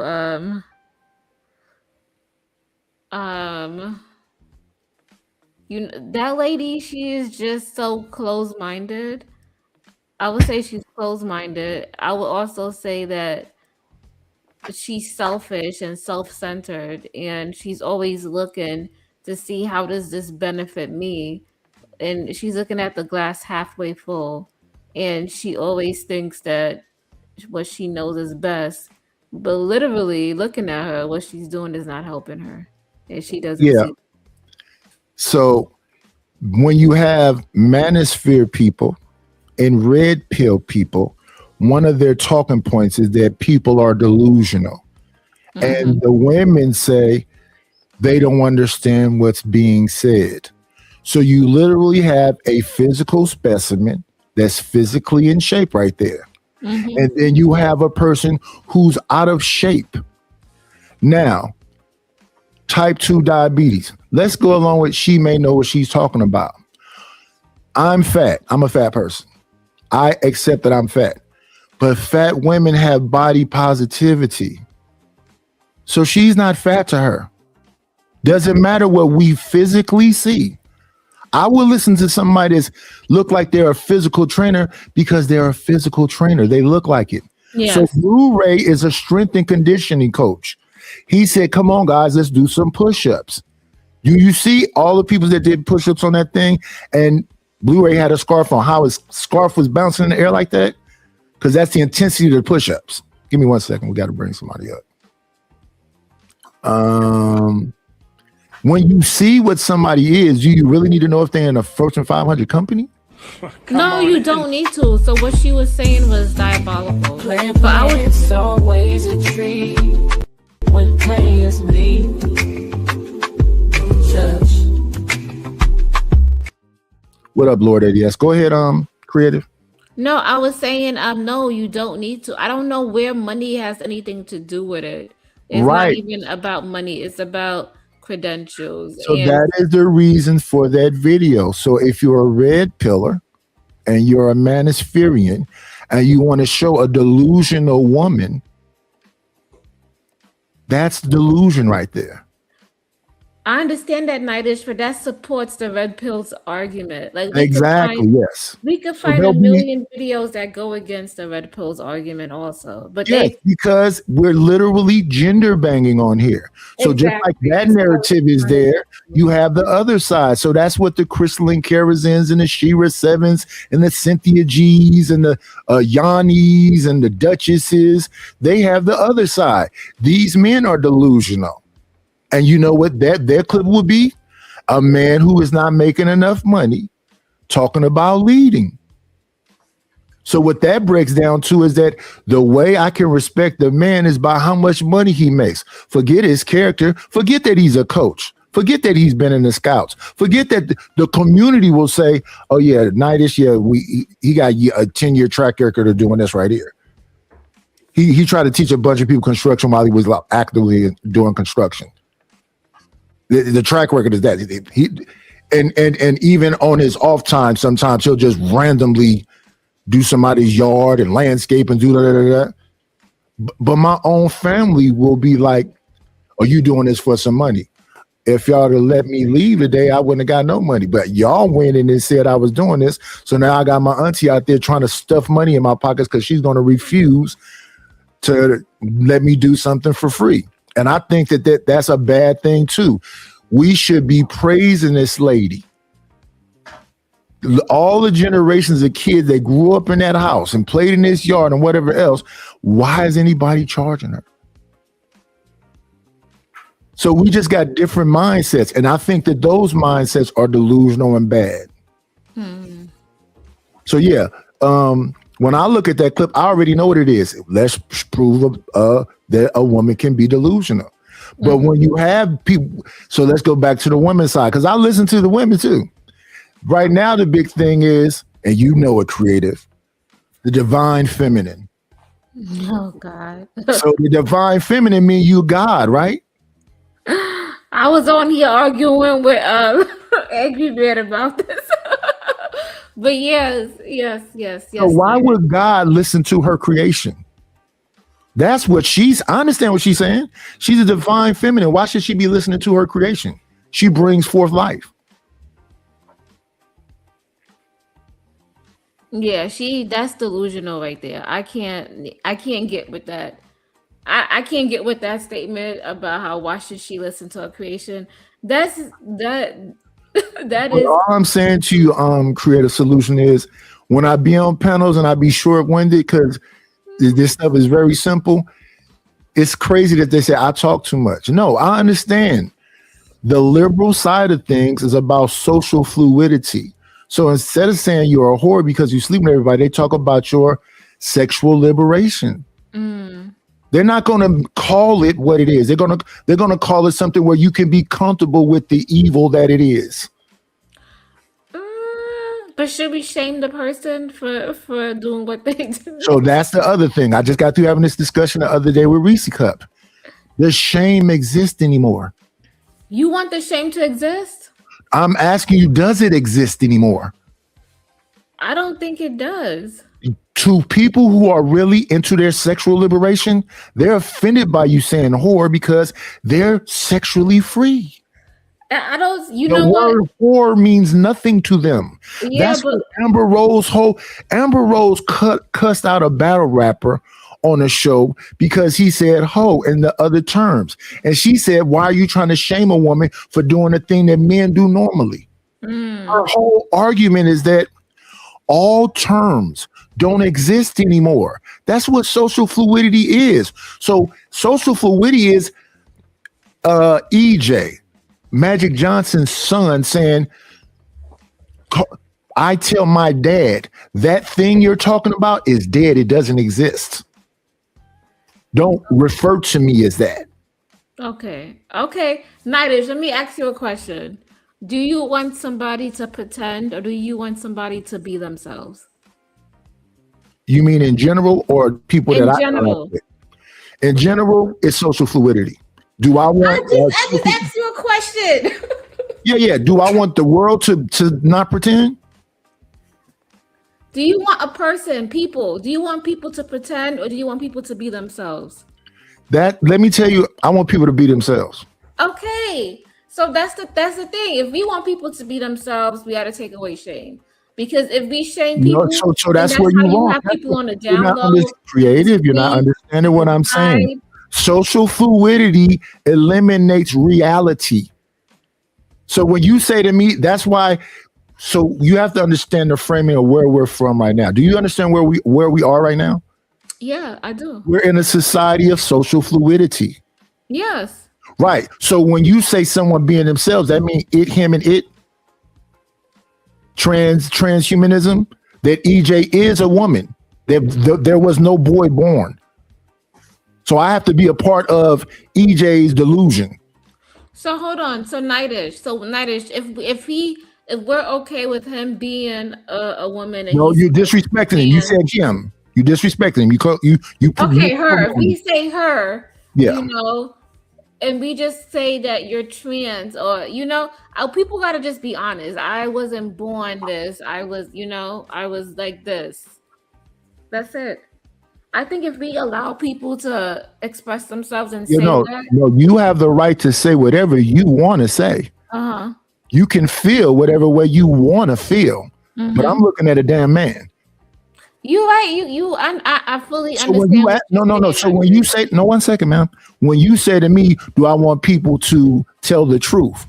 If you're telling me you're a woman, you're not telling me the truth. That's true. So that's why I don't just say yes and no. People like to put people in position where you say yes and no, but it's nuance to everything now because of where we are now. It is a crime to mispronounce people in some place. Do you know that? It's a crime. It's a crime to mispronounce. No, people are calling themselves pronouns, not humans. Oh. So if you mispronoun them, like here's a reason why I would never go back and forth with Entwine. Or here's a reason why I wouldn't necessarily go back and forth with 10th Man, because they have certain protections. Yeah, you know what? You're right. Because I stay away from those people because it's like you're walking on glass or walking on I'm eggshells. gonna tell you what it is. It's like you're dealing with a white woman. Mm-hmm. If Entwine came on a panel one day and just started crying, they don't like me because I'm not fucking with that. Yeah. That's my channel gone. That's the power. When Saucy Santana got into it with academics couldn't go after Saucy Santana like he go after all these other rappers because Saucy Santana got certain protection, and Saucy Santana was talking about taking a DJ Academic's pants down and violating him. Mm. So what if DJ Academic say I don't like being sex played and then just go dog walk Saucy Santana? That's a hate crime. That's crazy right there. But that's where wait. You don't know this Creative Solutions? No, I do. I meant it as far as No, but the question you asked me is, do I want people to be real and honest? These people aren't being real and honest. They're trying to force you to do something. That's manipulation. Those people are manipulated. That's manipulation. They're dominating and controlling. Yeah, and Real quick, controlling. Nigel, are you doing 6 hours today or are you going over? I'm not going over. I'm only at 5 hours. No, I'm saying, are you going to go to 6 hours or are you going more than 6 hours? No, I'm not going to go more than 6 hours. Okay, cool. So I'll see you on your next show. All right. Nice to meet you, Creative Solutions. My time. See you. Lord ADS, shout out. All right, Night. All right. I'm gonna let Sir Lord just talk. Oh well, Lord ADS, I believe. I want him to talk. Lord ADS, are you red pill or manosphere? Neither nor really. I am myself, sir. I don't Oh. subscribe to none of these ideologies like that. Well, they'll say that the way that we speak, we do subscribe to them. I think women conflate what they heard on the internet versus what are just natural male instincts, right? A lot of what you hear, especially from the manosphere people, are just, for me, natural male instincts, things that dudes do. You know what I'm saying? Versus anything new, right? In that situation. The only difference is I think that you want the real big kick about the red pill is I don't think it taught a lot of men, but I think the women got more out of it than the men did. Yeah, they did. Yeah, they really did. They learned a lot about dudes. You know what I'm saying? They probably in some way shouldn't have known. That way guys like me can enjoy our lives with what we do. But this stuff is out there now, so we gotta deal with it. And then the other thing that the red pill does and the manosphere does is they tell men to be better men. Kevin Samuels used to have panels where men was there. He just said, forget it, because he didn't want to fight no more. But he used to tell them, dude, take a bath, wash your ass, cut your hair, go learn some more new shit, read more books. The man used to be a lifestyle coach to make you be a better man. And of course, the woman should love the red pill because at the end of the day, those men are telling other men that they should be sole providers.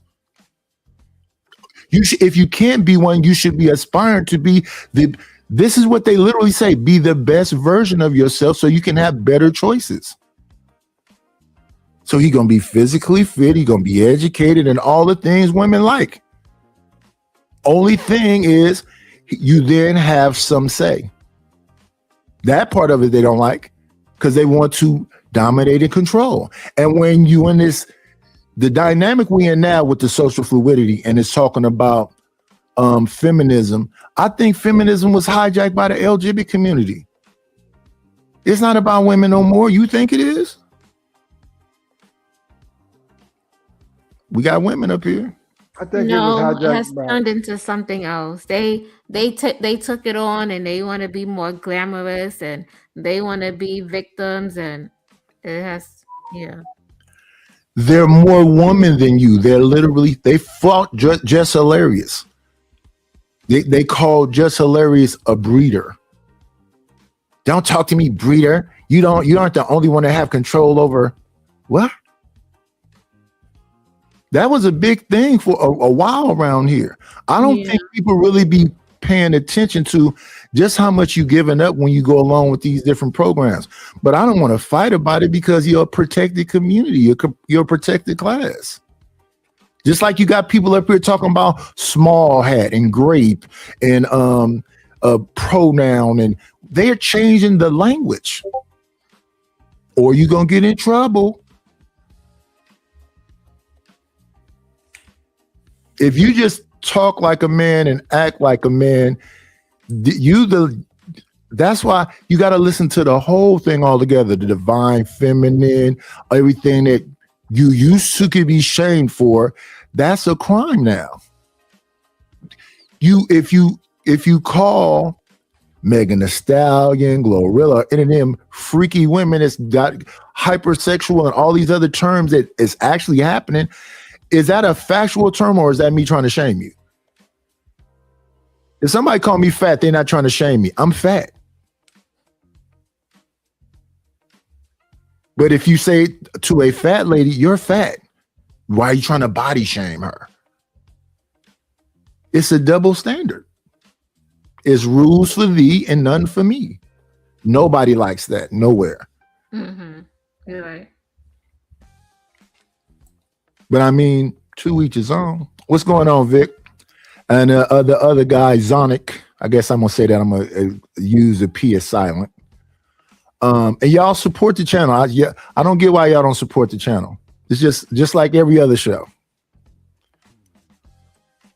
And I can have very calm, try to be reasonable conversations.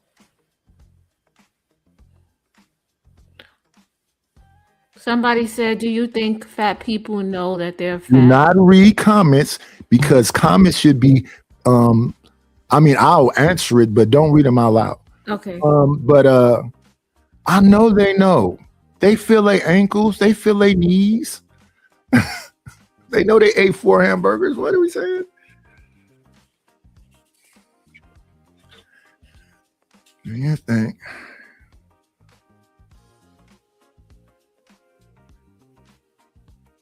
Or maybe I'm misunderstanding the question. Do I think that, Yeah, I know they know.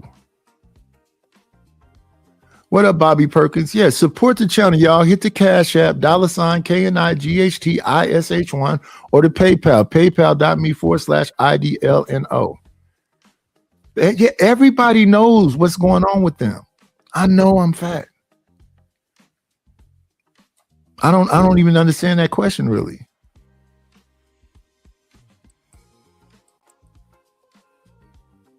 Well, not as disclaimer.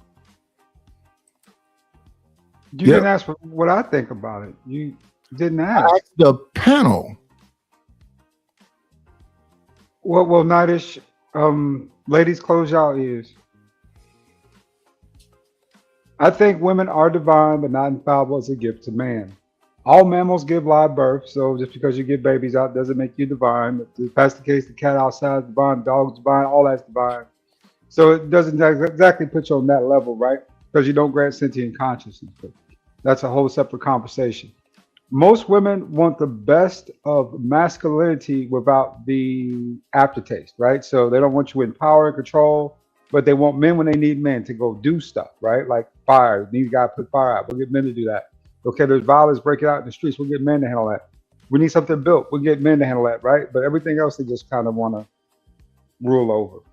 You know? No, some of those women don't want you to be involved at all. So that's why you have, what's that called, Ladytown in Oregon. They got a couple of them. They do their own roads. They do their own building. They don't want a man in there. If you get pregnant with a boy child, you get excommunicated until that child is grown, and then you can come back. That's less than 3,000 women. That's a town for real? Hold on. Yeah. What is it called? Oregon Town. I mean, Ladytown, I think. It's in Oregon.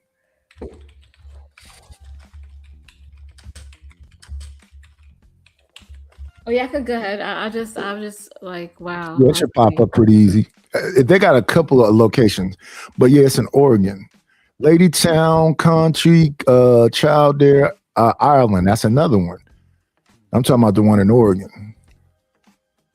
Yeah, I see it. This 147-acre Oregon farm banned men. Even the presidents couldn't enter.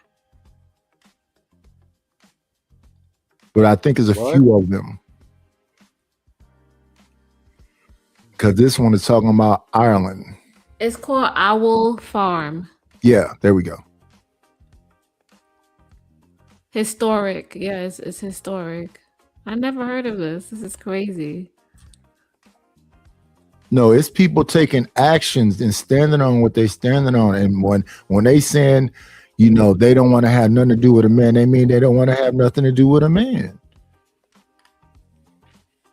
And then the other thing is this. Calling me fat could, like that, somebody said that's rude. It's defamation of character is a lie. Somebody can be in their feelings and be offended or whatever else, but defamation of character is a lie. And even though I got all these, what really happened with where I got all this weight gain, because remember I did construction, so we running around with 50-pound bags of concrete. I'm trying to take, because in California, the houses are so close by each other, you can't drive a skid steer down all of it. You have to walk down these things. You could put it in wheelbarrows and whatever else, but sometimes the situation is the side of the house may be grass. And if it's muddy and whatever, it's a whole thing. So a lot of time you throw them bags on your shoulder and walk down that house to get it to the back.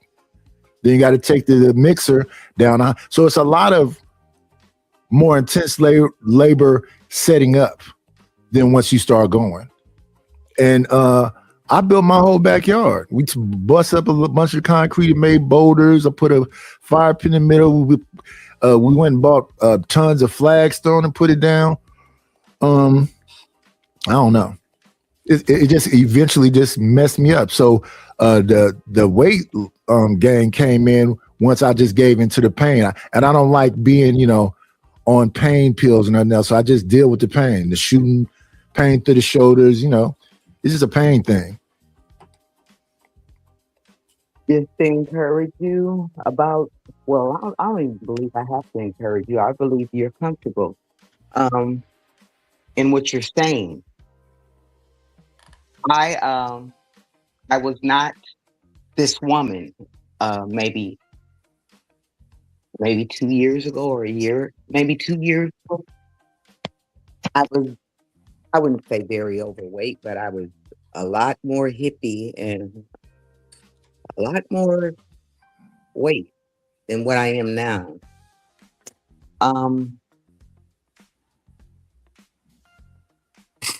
It can come off.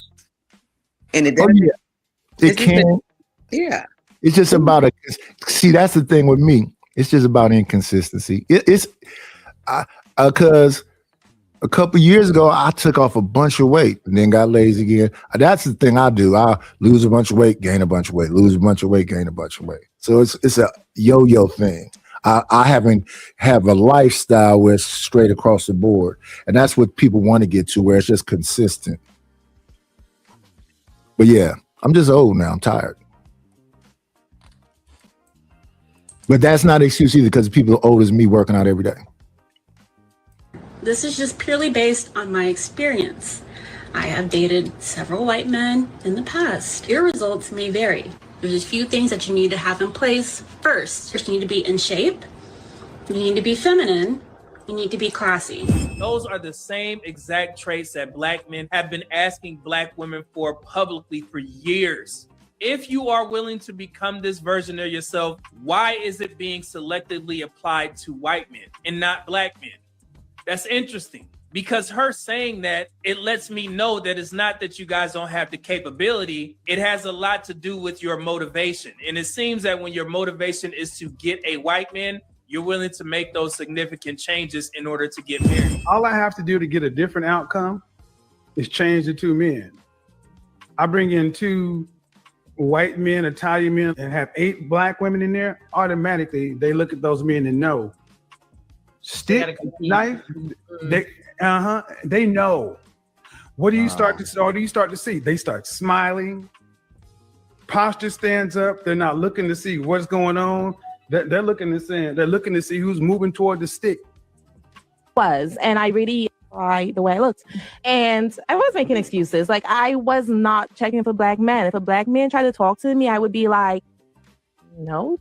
Like, but also it was the ones like on the street. Like, you were judging the book by the cover. I was. And I really, I would say in like 2017, after I had my child, a Mexican man, because my child's father is not Black either.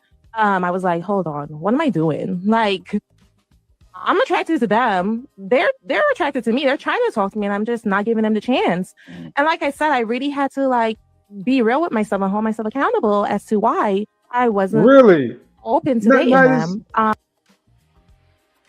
After she had the baby, and then all of a sudden now she became conscious and clear that her type is Black man. Why is she giving? Man, I never heard such bullshit. That's crazy. Men do it too. And see, and that's one right there. Creative solution. Do you understand that a lot of these things, since I've been involved in these spaces for these 4 years, a lot of things y'all say, it's like y'all read it out of a book. Men do it too. No, I'm just laughing because I see it in here too, where I live at. I see the same thing. That Black dudes mess with a bunch of old white women and then realize they like Black women. Yeah. Dudes like every woman. Any I'm woman just they saying can they get. would have kids with the white woman, but then they'll after that, after they have the kids, they'll go back and they'll date the Black woman. Let me say again, men will date any woman they can get. I'm pro-Black, creative, but if I get out here into this field and start looking for another woman and Black women don't mess, because this is Rufus' whole point to me every day. Black women ain't gonna mess with you. Black women ain't gonna mess with you. I'm only around, and in the city I'm in, it's not that many Black people. And so my interacting with Black women.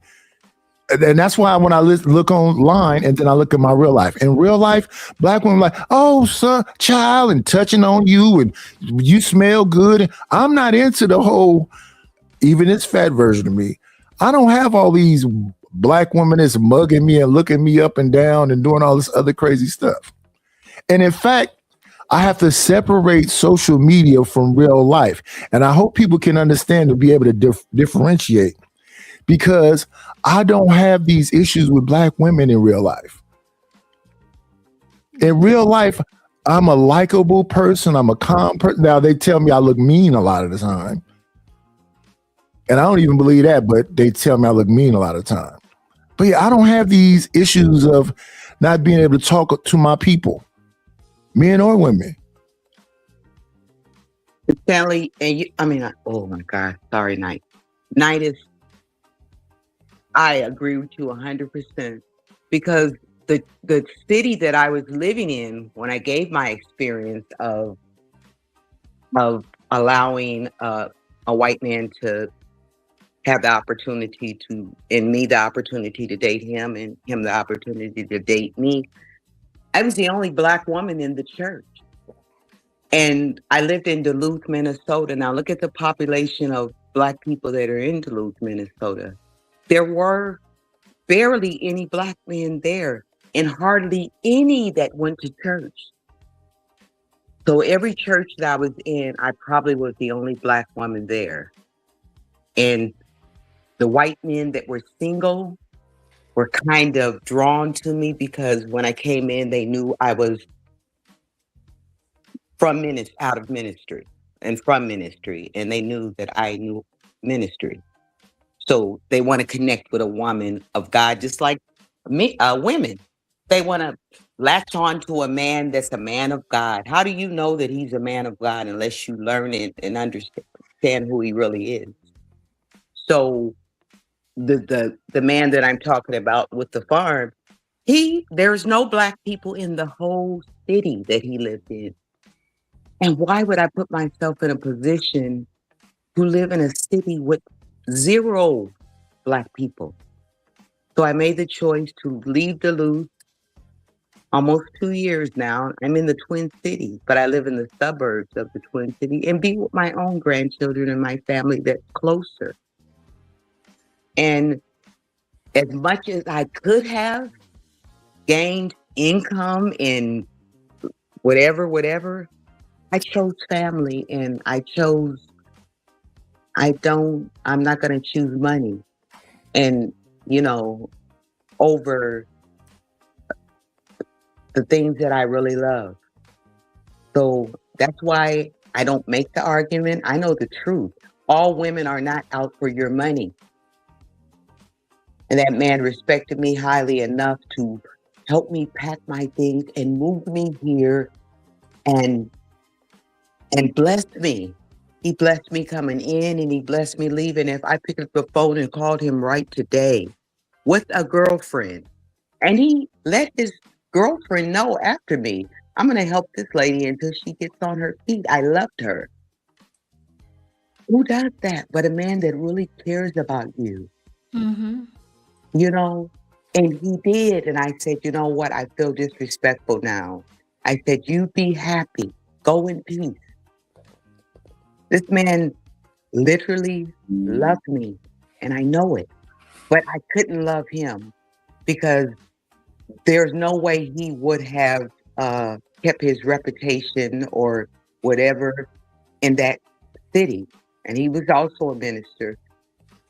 Being with a black woman, I just knew it just wasn't fair. It wasn't right. And even my son coming out to the farm, my son came out to the farm and got a car. He's like, I want to bless him with a car.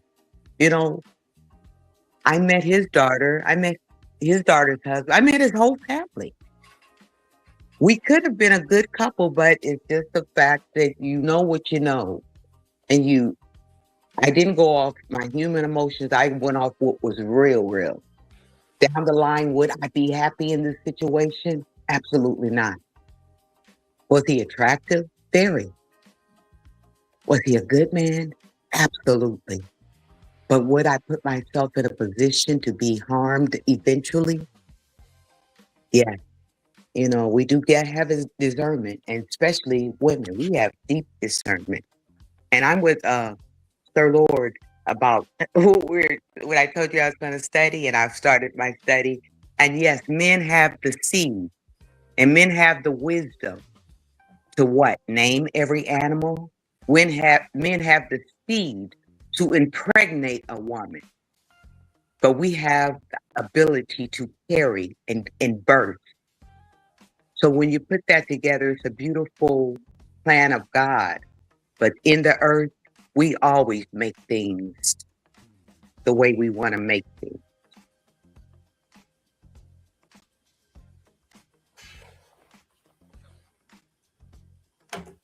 Nice. Did you watch basketball? Nice. My Hawks won last night, Nighties. My Hawks won. Did you bet? No, I did not on that one. I didn't think they was gonna win. I did not think they was gonna win. But they won last night. Gotta have more faith. Yeah. And I've had a lot of black men saying sad. Why do you think that women, on top of what we saw, how some of them were behaving and acting?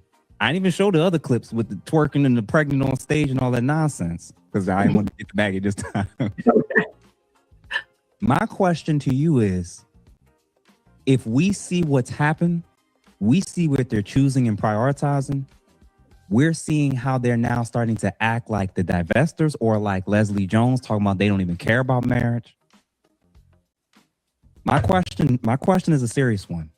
Based on all this stuff that we just saw and the things we're observing, do Black women today still have the moral authority in the community? And I just said we do. And Not you even told close. Nidus, did you Not see even the close. We are basketball not game? our I just explained how we do. Just ask me to pause the video so we're not talking over the video. Now, No, what were you saying? I'm sorry, Nidus. I wasn't. No, go ahead. What were you saying? I said I just explained how we do have morals and ethics. And No. The question then we was, went do you on to have a the basketball moral? game. Now we're going moral- back to No. The question was, do you have the moral authority? I believe that men should have authority in the home and outside of the home. When there are No. The comparison is that the women of old had moral authority because you could rely on them because they had faith. Period. People used to turn to those women. He's saying today, do women have that moral authority to where you can turn to women and look for that moral authority? Not 60-year-olds, but these women today, meaning 25 to 40. Why are we looking at them for no. moral authority if they live in their life? And So that goes back to social fluidity. So that's why I ask people these specific questions, because social fluidity means morals don't matter. morals do matter. They do. Not in social fluidity, it doesn't. But what's the context? biblically, the Bible says older women. They're not Older speaking women about teach the Bible. younger women. The Bible They has call us nothing. The mammy. Bible has nothing to do with social fluidity. Okay, I'll The just say this. conversation is about.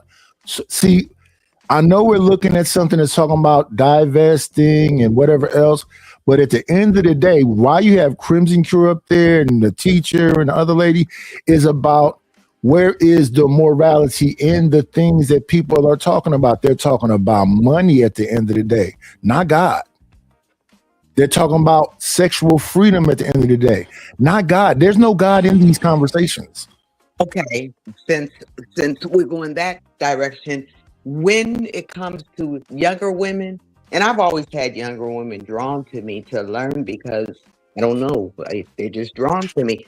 But on social media, they call us old mammies and old this and old that and old can't tell us nothing. I said, you know what? Get to be 63 and you will find out. You have much to learn, and I'm still learning. I'm still learning a whole lot. But can I tell a young woman some things? Absolutely. Yes. So that means that we're not listening to the conversation here. The reason why those women are on the panel is because they are older women who believe in Crimson Cure is a Muslim, if I'm not mistaken. They believe in morality and God and all the other stuff. These conversations that's being had right now are not about those women. It is about younger women. And younger women, the majority of the things they says is feminist things. And the feminism has been corrupted. I don't think there's a lot of men, even though there's a minority, have a problem with first wave feminism. That's about you having an opportunity to be employed, own a house, have a bank account, and all that stuff is relatively new, right? But I don't think most men have a problem with you having your autonomy either. What people are having a problem with is that it's been kidnapped by the alphabet community, and they're not talking about equity. They're talking about domination and control. Because if it was about equity, you already have. What rights do I have over a woman? None. Yeah. So what is it? What are they still going for then? What are they going after? They're going after being able to make you talk like them, act like them. This is about domination and control. Yeah, I'm against that. If you choose a lifestyle, okay, I accept that you choose a lifestyle, but I don't have to accept your lifestyle. I'm not trying to go out here and harm people that's a part of the alphabet community, but I don't want them to impose their will on me. I don't want to explain to my son that that's a man that's dressing like a lady and that's implants and they got to put some inside themselves that they got to pump up to keep the gash open. I don't want to have that discussion.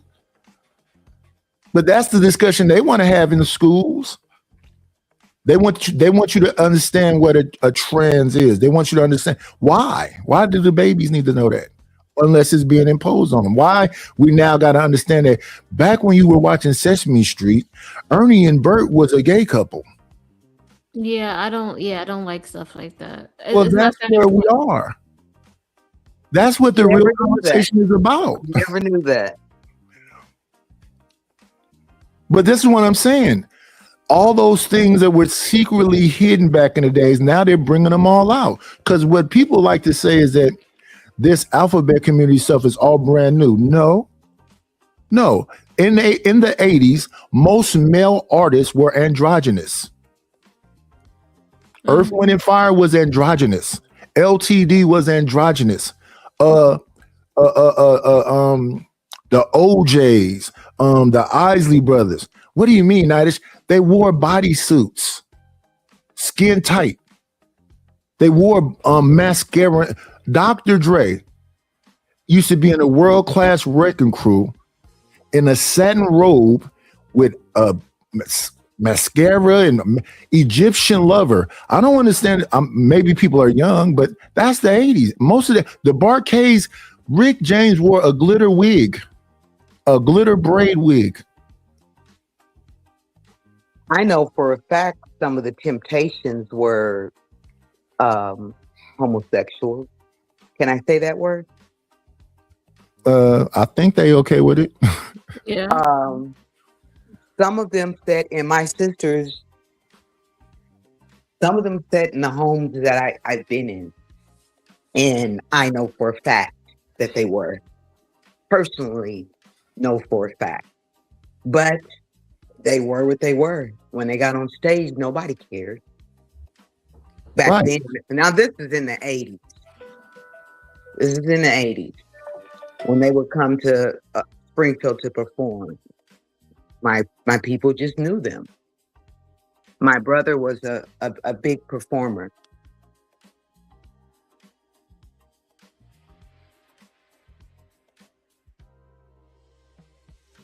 Back then, it wasn't being imposed on you. It just was out there. Okay, I wanted to go back to the morality conversation, and I just wanted to say is if you can't just look for anybody for morality, you have to look at the way they live their life, and is this somebody who I want to go to be the morality police? You know, because people do live crazy lifestyles. You know, people. You know, yeah. There's people that do a lot of crazy shit, and you probably shouldn't go to them, but somebody who has a good track record and is going the right way, maybe that might be somebody who you can go to. And so that's what I'm saying. This conversation that you're listening to is antiquated and considered traditional, and they're attacking tradition. Maybe 10 years ago, you could say it was a blatant attack on masculinity. Now it's a blatant attack on everything. So when we talk about the whole morality question, there are some young people that's on here that talk about morality, but when you see those shows, those are older people, and they're talking about the practicing of it, and that they think that when I look at what they call the church now, it seems to be more about prosperity preaching and lifestyle and suits, and that's what Drewski just got through making fun of. So everything is kind of like being played with right in front of your face. Everything. Mm-hmm. So when I hear people talking about people is more than, I don't think so. And then when I hear people talking about shame, no, people are not ashamed of being fat no more. They're not. They're not. Who's shame? Who's in shame? They have people that's big already. They have channels where they just sit a bunch of food in front of and just Yes, and eat. what shame? Mukbang. So I mean, I be trying to have, and then I love that people say, so if you say something that just is in front of your face, that's red pill or manosphere? No, that's just something that's obvious. And again, people that are red pill call themselves red pill. People that are manosphere call themselves manosphere. Minister Japs calls people Doberman pinchers. Say that y'all a wing of the Ku I don't Klux like that Klan. too. So go ahead.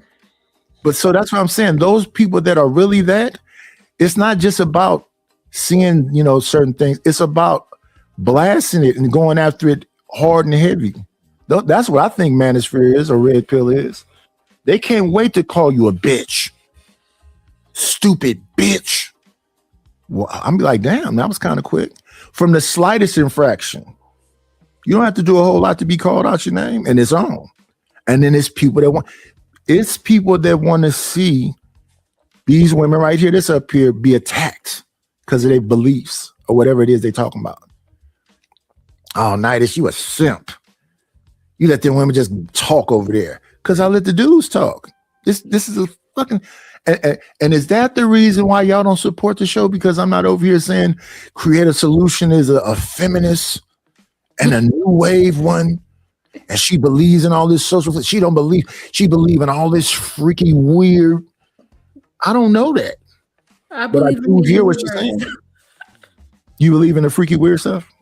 No, I don't do that freaky weird stuff. But I do believe in You don't have to do it, but are you comfortable with it? Is it because you were saying something about should people be real when they're being delusional? Well, I just want people to be able to be themselves so that it's easier for me to navigate through life. So I'm not like, worrying about, is this person authentic? Are they really being, are they sneaking behind and doing other things? If it's no shame behind what you're doing, just do it openly. That's just my philosophy. Then why aren't they all doing it openly? Why is it still down low, people? Exactly. So that was my philosophy in that. Yeah, it's still down low, people. Yeah.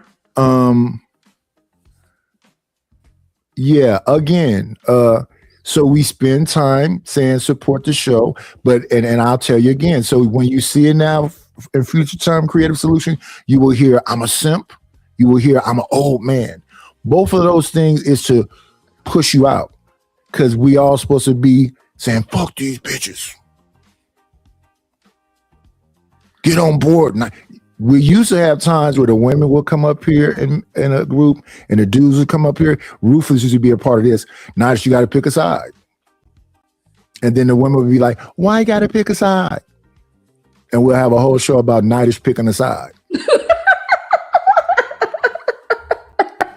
That is true. Like I ain't in this mess. That's why I'm kind of waiting, and the likelihood of me probably doing YouTube is probably going to be 0 because I don't have enough time. I don't have enough time in my day to do oh my God, I'll support and listen and do just what I'm doing. I think I'll live longer and stay healthier doing just that. I'm on YouTube, but doesn't mean I have to just jump up front and just tell everybody my whole life. Mm-hmm. Oh, they'll go back at you. Yeah. Some of the stuff is a turnoff to me. Yeah, they'll throw it right back at you. They'll dissect it. They'll have shows about you. Yeah, I know. And then here comes my sons and all of my 40 to 30 something nieces and nephews coming at all these people. And then it's a big feud because they love them some Aunt My Kind. Oh, yeah, they'll have fun with that. You know, I have enough people in my family and on my Facebook to get me. I can be monetized in a week. I have enough followers to get me monetized within a week. But am I going to do it? Do I have the strength and the no? You know, I don't even want to even put my sons in this and my grandsons and no. I think not. I rather listen. I listen to some people that make a lot of sense to me. And some people that don't, but who am I to judge them? You know, they may not make sense to me right now, but maybe somewhere down the line, it may come together where some things that I didn't understand, I may understand later.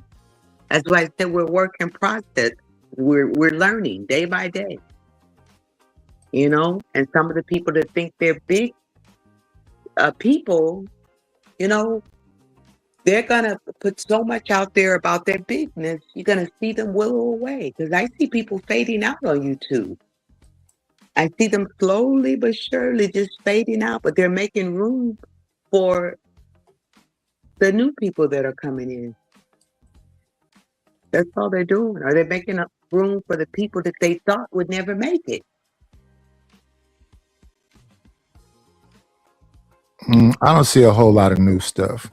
And what'll tend to happen is that those older people will come around the young folks. And if the young, because a lot of this stuff is just being regurgitated. It's not a lot of new conversation. So, of course, if Angry Man come over, oh, Angry Man's here. If Minister Jap comes over, oh, Minister Jap is here. Because they're the new version of them. They're saying the things that they said before. BJ's Igmore is still around. Obsidian is still around. The business is still around. Platinum Elite is still around. They're gonna be around. They're not going nowhere. And some of them are exclusive. They're not going to pop up on anybody else's panel. They're just going to stay on their channel, focus on their niche until they build their numbers up, and people go over there and support. The things that people say to me, I take it with a grain of salt. I'll be back tomorrow. I would hope that people support, but I'll be back tomorrow. Because it's more than just, you know, that you got to get your numbers back because they took the old channel. I got to get back to getting monetized. And then a lot of time, the people really just, it's something about the super chat. They just want to see their name in color. And I may not be back tomorrow because I'm probably in another city doing something with friends. I have other family in Minnesota. And I don't live in the same city. Doesn't mean that I ran off because I'm afraid or because someone said something that they thought they offended me. Maybe I just took some time to myself. Nobody has to be here every day, every hour. You know, this is not my job. This is just something I do because I'm retired and I can do what I want to do. I hear that.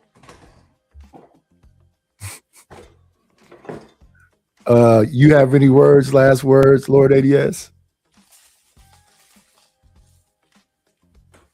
Good show, nice, and thank you for having me up. Appreciate you. Creative, my time.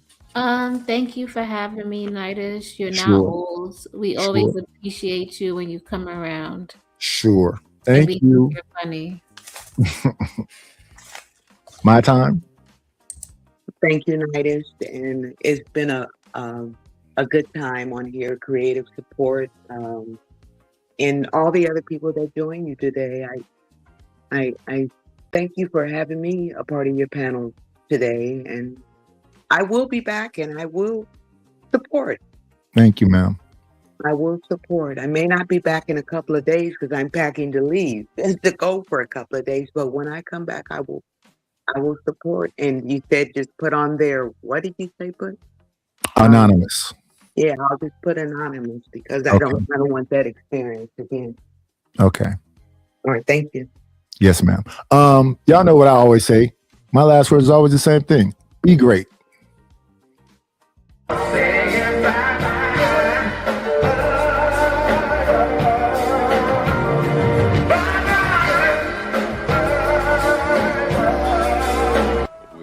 this motherfucker down!